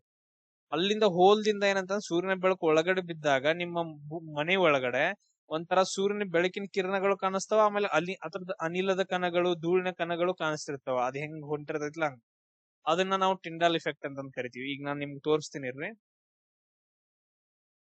ಇಲ್ಲಿ ನೋಡ್ರಿ, ಅರಣ್ಯದೊಳಗಡೆ ಈ ರೀತಿಯಾಗಿ ಕಾಣಿಸುತ್ತೆ ನೋಡ್ರಿ ಟಿಂಡಾಲ್ ಇಫೆಕ್ಟ್. ಇದಕ್ಕೆ ನಾವು ಟಿಂಡಾಲ್ ಇಫೆಕ್ಟ್ ಅಂತ ಕರಿತೀವಿ. ಇದು ಕೂಡ ಸ್ಕ್ಯಾಟರಿಂಗ್ ಆಫ್ ಲೈಟ್, ಬಟ್ ಆದ್ರ ಅವನು ಟಿಂಡಾಲ್ ಅನ್ನೋ ಒಬ್ಬ ಸೈಂಟಿಸ್ಟ್ ಕಂಡಿಡೋದ್ರಿಂದ ಟಿಂಡಾಲ್ ಇಫೆಕ್ಟ್ ಅಂತ ಹೇಳಿ ಕರಿತೀವಿ. ನೆಕ್ಸ್ಟ್, ಅತಿ ಹೆಚ್ಚು ಚದುರುವ ಬಣ್ಣ ಯಾವುದು? ನೀಲಿ ಕಲರ್. ಕ್ವಶನ್ ಕೇಳ್ತಾರ. ಅತಿ ಕಡಿಮೆ ಚದುರುವ ಬಣ್ಣ ಯಾವುದು? Red colour. ಆ ರೀಸನ್ ಇಂದ ಏನಂತಂದ ಹೇಳಿದ್ರೆ ರೋಡ್ ಗಳಲ್ಲಿ ತುಂಬಾ ಅಂದ್ರೆ ಕೆಂಪು ಬಣ್ಣದ ಥಿಂಗ್ಸ್ ಗಳನ್ನ ಜಾಸ್ತಿ ಯೂಸ್ ಮಾಡ್ತಾರೆ, ಅಂದ್ರೆ ದೂರಿಂದ ಕಾಣಿಸ್ಬೇಕು ಅಂತಂದ ಹೇಳ್ಬಿಟ್ಟು. ನೆಕ್ಸ್ಟ್ ಡಿಫ್ರಾಕ್ಷನ್ ಅಂತಂದ ಹೇಳಿ ಬರುತ್ತ. ಇಲ್ಲಿ ಬೆಳಕಿನ ಕಿರಣಗಳು ಯಾವುದೇ ಅಡೆತಡೆಯ ಅಂಚಿನ ಬಳಿ ಬಂದಾಗ ಆ ಅಡೆತಡೆಯ ಸುತ್ತ ಬಾಗಿ ಚಲಿಸುವ ವಿದ್ಯಮಾನ. ಸರಳವಾಗಿ ಹೇಳೋದಂತಂದ್ರೆ ಬೆಳಕು ಕೇವಲ ನೇರ ರೇಖೆಯಲ್ಲಿ ಅಷ್ಟೇ ಹೋಗಂಗಿಲ್ಲ, ಸಣ್ಣ ದ್ವಾರಗಳ ಮೂಲಕ ಹಾದು ಹೋಗುವ ಸ್ವಲ್ಪ ಮಟ್ಟಿಗೆ ಬಾಗುತ್ತ. ಅದನ್ನ ನಾವು ಡಿಫ್ರಾಕ್ಷನ್ ಅಂತಂದ ಹೇಳಿ ಕರಿತೀವಿ. ಅಂದ್ರೆ ಇವಾಗ ಈಗ ಯಾವ್ದಾದ್ರು ಒಂದು ವಸ್ತು ಇತ್ತಂತಂದ್ರೆ ಸೂರ್ಯನ ಕಿರಣಗಳು ಈ ತರ ಬಂದು ಸ್ವಲ್ಪ ಬೆಂಡ್ ಆಗಿ ಏನಂತಂದ್ರೆ ಹಿಂಗ್ ಚಲಿಸ್ತಾ ಇರ್ತಾವ. ಇದನ್ನ ನಾವು ಡಿಫ್ರಾಕ್ಷನ್ ಅಂತ ಕರಿತೀವಿ. ಇದ್ರ ಮೇಲೆ ಅಷ್ಟೊಂದೇನ್ ಕ್ವಶನ್ಸ್ ಗಳನ್ನ ಕೇಳಂಗಿಲ್ಲ, ಟೆನ್ಷನ್ ತಗೊಳಕ್ ಹೋಗ್ಬೇಡ್ರಿ.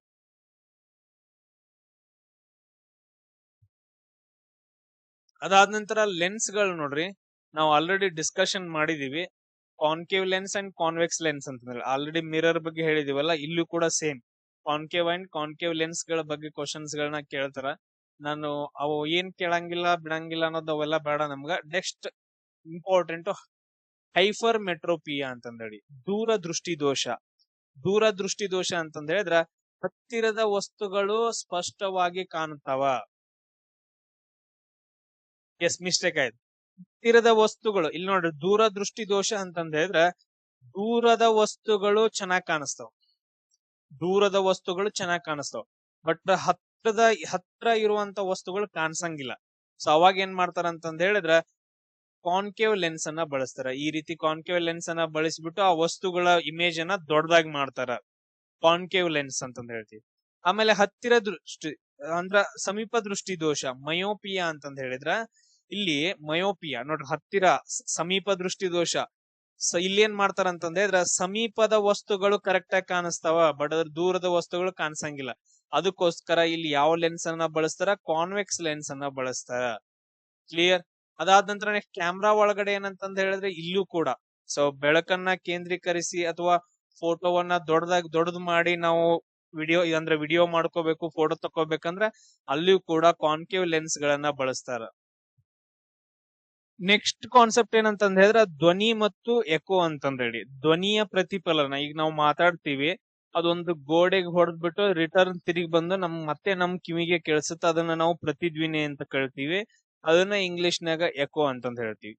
ಸೊ ಈಗ ಮೂಲ ಧ್ವನಿ ನಾವು ಮಾತಾಡಿ ಮತ್ತೆ ರಿಟರ್ನ್ ಕೇಳಿಸ್ಕೊಂತೀವಲ್ಲ, ಇದ್ರ ನಡುವೆ ಗ್ಯಾಪ್ ಎಷ್ಟಿರ್ಬೇಕು? 0.1 ಸೆಕೆಂಡ್ ಇರಬೇಕು. ಅಷ್ಟು ಸಮಯದ ಅಂತರ ಇರುತ್ತೆ. ಆಮೇಲೆ ನೆಕ್ಸ್ಟ್ ಪ್ರತಿಧ್ವನಿ ಆಗ್ಬೇಕಂತಂದ್ ಹೇಳಿದ್ರೆ ಕನಿಷ್ಠ ಎಷ್ಟು ದೂರ ಇರಬೇಕು? ನಾವು ಮಾತಾಡೋದು ಆಮೇಲೆ ನೆಕ್ಸ್ಟ್ ಗೋಡೆಯ ನಡುವೆ ಎಷ್ಟಿರ್ಬೇಕಂತಂದ್ ಹೇಳಿದ್ರೆ 17.2 ಮೀಟರ್ ಇರಬೇಕು. ಇಲ್ಲ ಅಂತಂದ್ ಹೇಳಿದ್ರೆ ಪ್ರತಿಧ್ವನಿ ಆಗಂಗಿಲ್ಲ, ಎಕೋ ಆಗಂಗಿಲ್ಲ ಅಂತಂದ್ ಹೇಳ್ತೀವಿ. ಎಷ್ಟಿರ್ಬೇಕು? 17.2 ಮೀಟರ್ ದೂರ ಇತ್ತು ಅಂತಂದ್ ಹೇಳಿದ್ರೆ ಅಲ್ಲಿ ಕಂಪಲ್ಸರಿ ಎಕೋ ಆಗತ್ತೆ. ಅದಾದ ನಂತರ ಇದನ್ನೇ ಬಳಸ್ತಾರ ಎಲ್ಲಂತಂದ್ ಹೇಳಿದ್ರೆ ಸೋನಾರ್ ಒಳಗಡೆ. ಸೋನಾರ್ ಅಂತಂದ್ ಹೇಳಿದ್ರೆ ಸೌಂಡ್ ನ್ಯಾವಿಗೇಷನ್ ಅಂಡ್ ರೇಂಜಿಂಗ್ ಅಂತಂದ್ ಹೇಳಿ, ಇಲ್ಲಿ ಅಲ್ಟ್ರಾಸಾನಿಕ್ ತರಂಗಗಳನ್ನ ಬಳಸ್ತಾರ. ಅಲ್ಟ್ರಾಸಾನಿಕ್ ಸೌಂಡ್ ಅನ್ನ ಬಳಸ್ತಾರ. ಸೌಂಡ್ ಅನ್ನ ಬಳಸಿ ನೀರೊಳಗಿರುವಂತಹ ವಸ್ತುಗಳ ದೂರನ್ನ, ದಿಕ್ಕನ್ನ ಮತ್ತು ಅದರ ವೇಗವನ್ನ ಪತ್ತೆ ಹಚ್ತಾರ. ಅಂತದ್ ಒಂದು ಹಿಂಗನ್ನ ನಾವು ಸೋನಾರ್ ಅಂತ ಕರಿತೀವಿ. ಇದನ್ನ ಎಲ್ಲಿ ಬಳಸ್ತಾರ ಅಂತಂದ್ ಹೇಳಿದ್ರ ಸಬ್ ಮರೀನ್ಸ್ ಗಳಲ್ಲಿ, ಆಮೇಲೆ ಶಿಪ್ ಗಳಲ್ಲಿ, ಆಮೇಲೆ ಮೀನುಗಾರಿಕೆ ಶಿಪ್ ಒಳಗಡೆ, ಇಲ್ಲೆಲ್ಲಾ ಕಡೆ ಏನಂತಂದ್ ಹೇಳಿದ್ರೆ ಬಳಸ್ತಾರ. ಆಮೇಲೆ ನೀರೊಳಗೆ ಇರುವಂತಹ ಬಂಡೆಗಳನ್ನ ಪತ್ತೆ ಹಚ್ಚೋಕೆ, ಅಥವಾ ಹಡಗುಗಳೆಲ್ಲಾದ್ರೂ ಅಪಘಾತ ಆಗಿಬಿಟ್ಟು ಮುಳುಗಿದ್ರ ಅವು ಎಲ್ಲಿ ಮುಳುಗಿದಾವ್ ಅಂತ ನೋಡಾಕ ಇದನ್ನ ಬಳಸ್ತಾರ. ಈಗ ಹೆಂಗಂತಂದ್ ಹೇಳಿದ್ರೆ ಈಗ ಮೇಲ್ಗಡೆ ಒಂದು ಈ ತರ ಏನಂತಂದ್ ಹೇಳಿದ್ರೆ ಹಡಗಿರುತ್ತ, ಅದು ಮಷೀನ್ ಅನ್ನ ಕೂಡ್ಸಿರ್ತಾರ ಇಲ್ಲಿಗೆ. ಇಲ್ಲಿಂದ ಏನಂತಂದ್ ಹೇಳಿದ್ರೆ ಸೌಂಡ್ ಅನ್ನ ಬಿಡ್ತಾರ. ಈ ಸೌಂಡ್ ಅನ್ನ ಬಿಟ್ಟು ಈಗ ಏನಂತಂದ್ ಹೇಳಿದ್ರೆ ಕೆಳಗಡೆ ಇದು ಸಮುದ್ರ ತಳ ಅನ್ಕೊಡ್ರಿ, ಇಲ್ಲೊಂದೇನ್ ಸಬ್ ಮರೀನ್ ಮುಳುಗಿ ಬಿಟ್ಟೈತೆ, ಅದು ಆಫ್ ಆಗಿಬಿಟ್ಟೈತೆ. ಇದಕ್ ಬಡದ್ ಬಿಟ್ಟು ರಿಟರ್ನ್ ಏನಂತಂದ್ ಹೇಳಿದ್ರೆ ಸೌಂಡ್ ರಿಟರ್ನ್ ಹೋಗ್ತಾ ಇರತ್ತೆ. ಈ ರಿಟರ್ನ್ ಹೋಗಕ್ ಟೈಮ್ ಎಷ್ಟು ತಗೊಳತ್ತಲ್ಲ, ಅದನ್ನ ಏನಂತಂದ್ ಹೇಳಿದ್ರೆ ಕ್ಯಾಲ್ಕುಲೇಟ್ ಮಾಡಿ ಇಲ್ಲೇ ಐತಿ ಸಬ್ ಮರೀನು ಅಂತಂದ್ ಹೇಳಿ ಅದನ್ನ ಕ್ಯಾಲ್ಕುಲೇಷನ್ ಮಾಡ್ತಾರ. ಸೊ ಅದೇ ಏನಂತಂದ್ ಹೇಳಿದ್ರೆ ಸೋನಾರ್ ಅಂತಂದ್ ಹೇಳ್ತೀವಿ. ಇಲ್ಲಿ ಯಾವ ಸೌಂಡ್ ಅನ್ನ ಬಳಸ್ತಾರ? ಅಲ್ಟ್ರಾಸಾನಿಕ್ ತರಂಗಗಳನ್ನ ಬಳಸ್ತಾರ ಅಂತಂದ್ ಹೇಳಿ. ಕ್ಲಿಯರ್ ಆಯ್ತು? ಈ ಪಾಯಿಂಟ್ಸ್ ಅನ್ನ ನೆನ್ಪಿಡ್ಕೋಬೇಕು.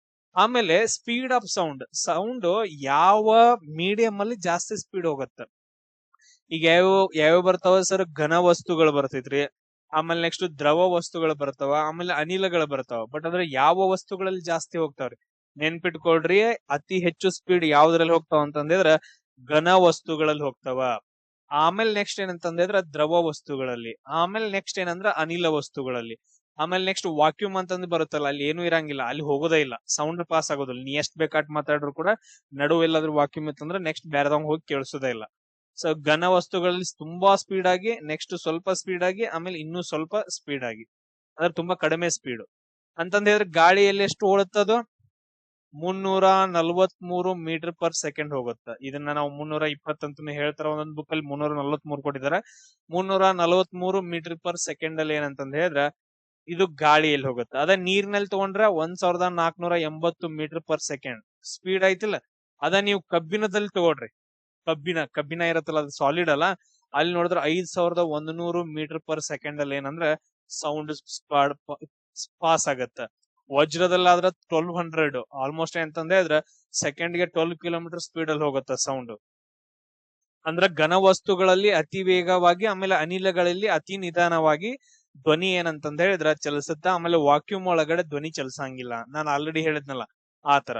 ಈಗ ಮೆಡಿಕಲ್ ಒಳಗಡೆ ಸ್ಕ್ಯಾನಿಂಗ್ ಮಾಡಿಸ್ತಾರಲ್ಲ, ಅಲ್ಟ್ರಾಸೌಂಡ್ ಸ್ಕ್ಯಾನಿಂಗ್ ಮಾಡಿಸ್ತಾರಲ್ಲ, ನಮ್ ಬಾಡಿ ಒಳಗಡೆ ಅಲ್ಟ್ರಾಸೌಂಡ್ಸ್ ಗಳನ್ನ ಬಿಟ್ಟು ಎಲ್ಲೆಲ್ಲಿ ಏನೇನಾಗೈತಿ ಅಂತಂದೇಳಿ, ಅದಕ್ಕೆ ಸೇಮ್ ಇದೆ. ಧ್ವನಿಯನ್ನ ಬಳಸ್ಬಿಟ್ಟು ಅದ್ರ ಪ್ರತಿಬಿಂಬಗಳನ್ನ, ತರಂಗಗಳ ಪ್ರತಿಫಲನವನ್ನ ಬಳಸ್ಕೊಂಡು ನಮ್ಗ ಸ್ಕ್ಯಾನಿಂಗ್ ರಿಪೋರ್ಟ್ ಅನ್ನ ಕೊಡ್ತಾರ.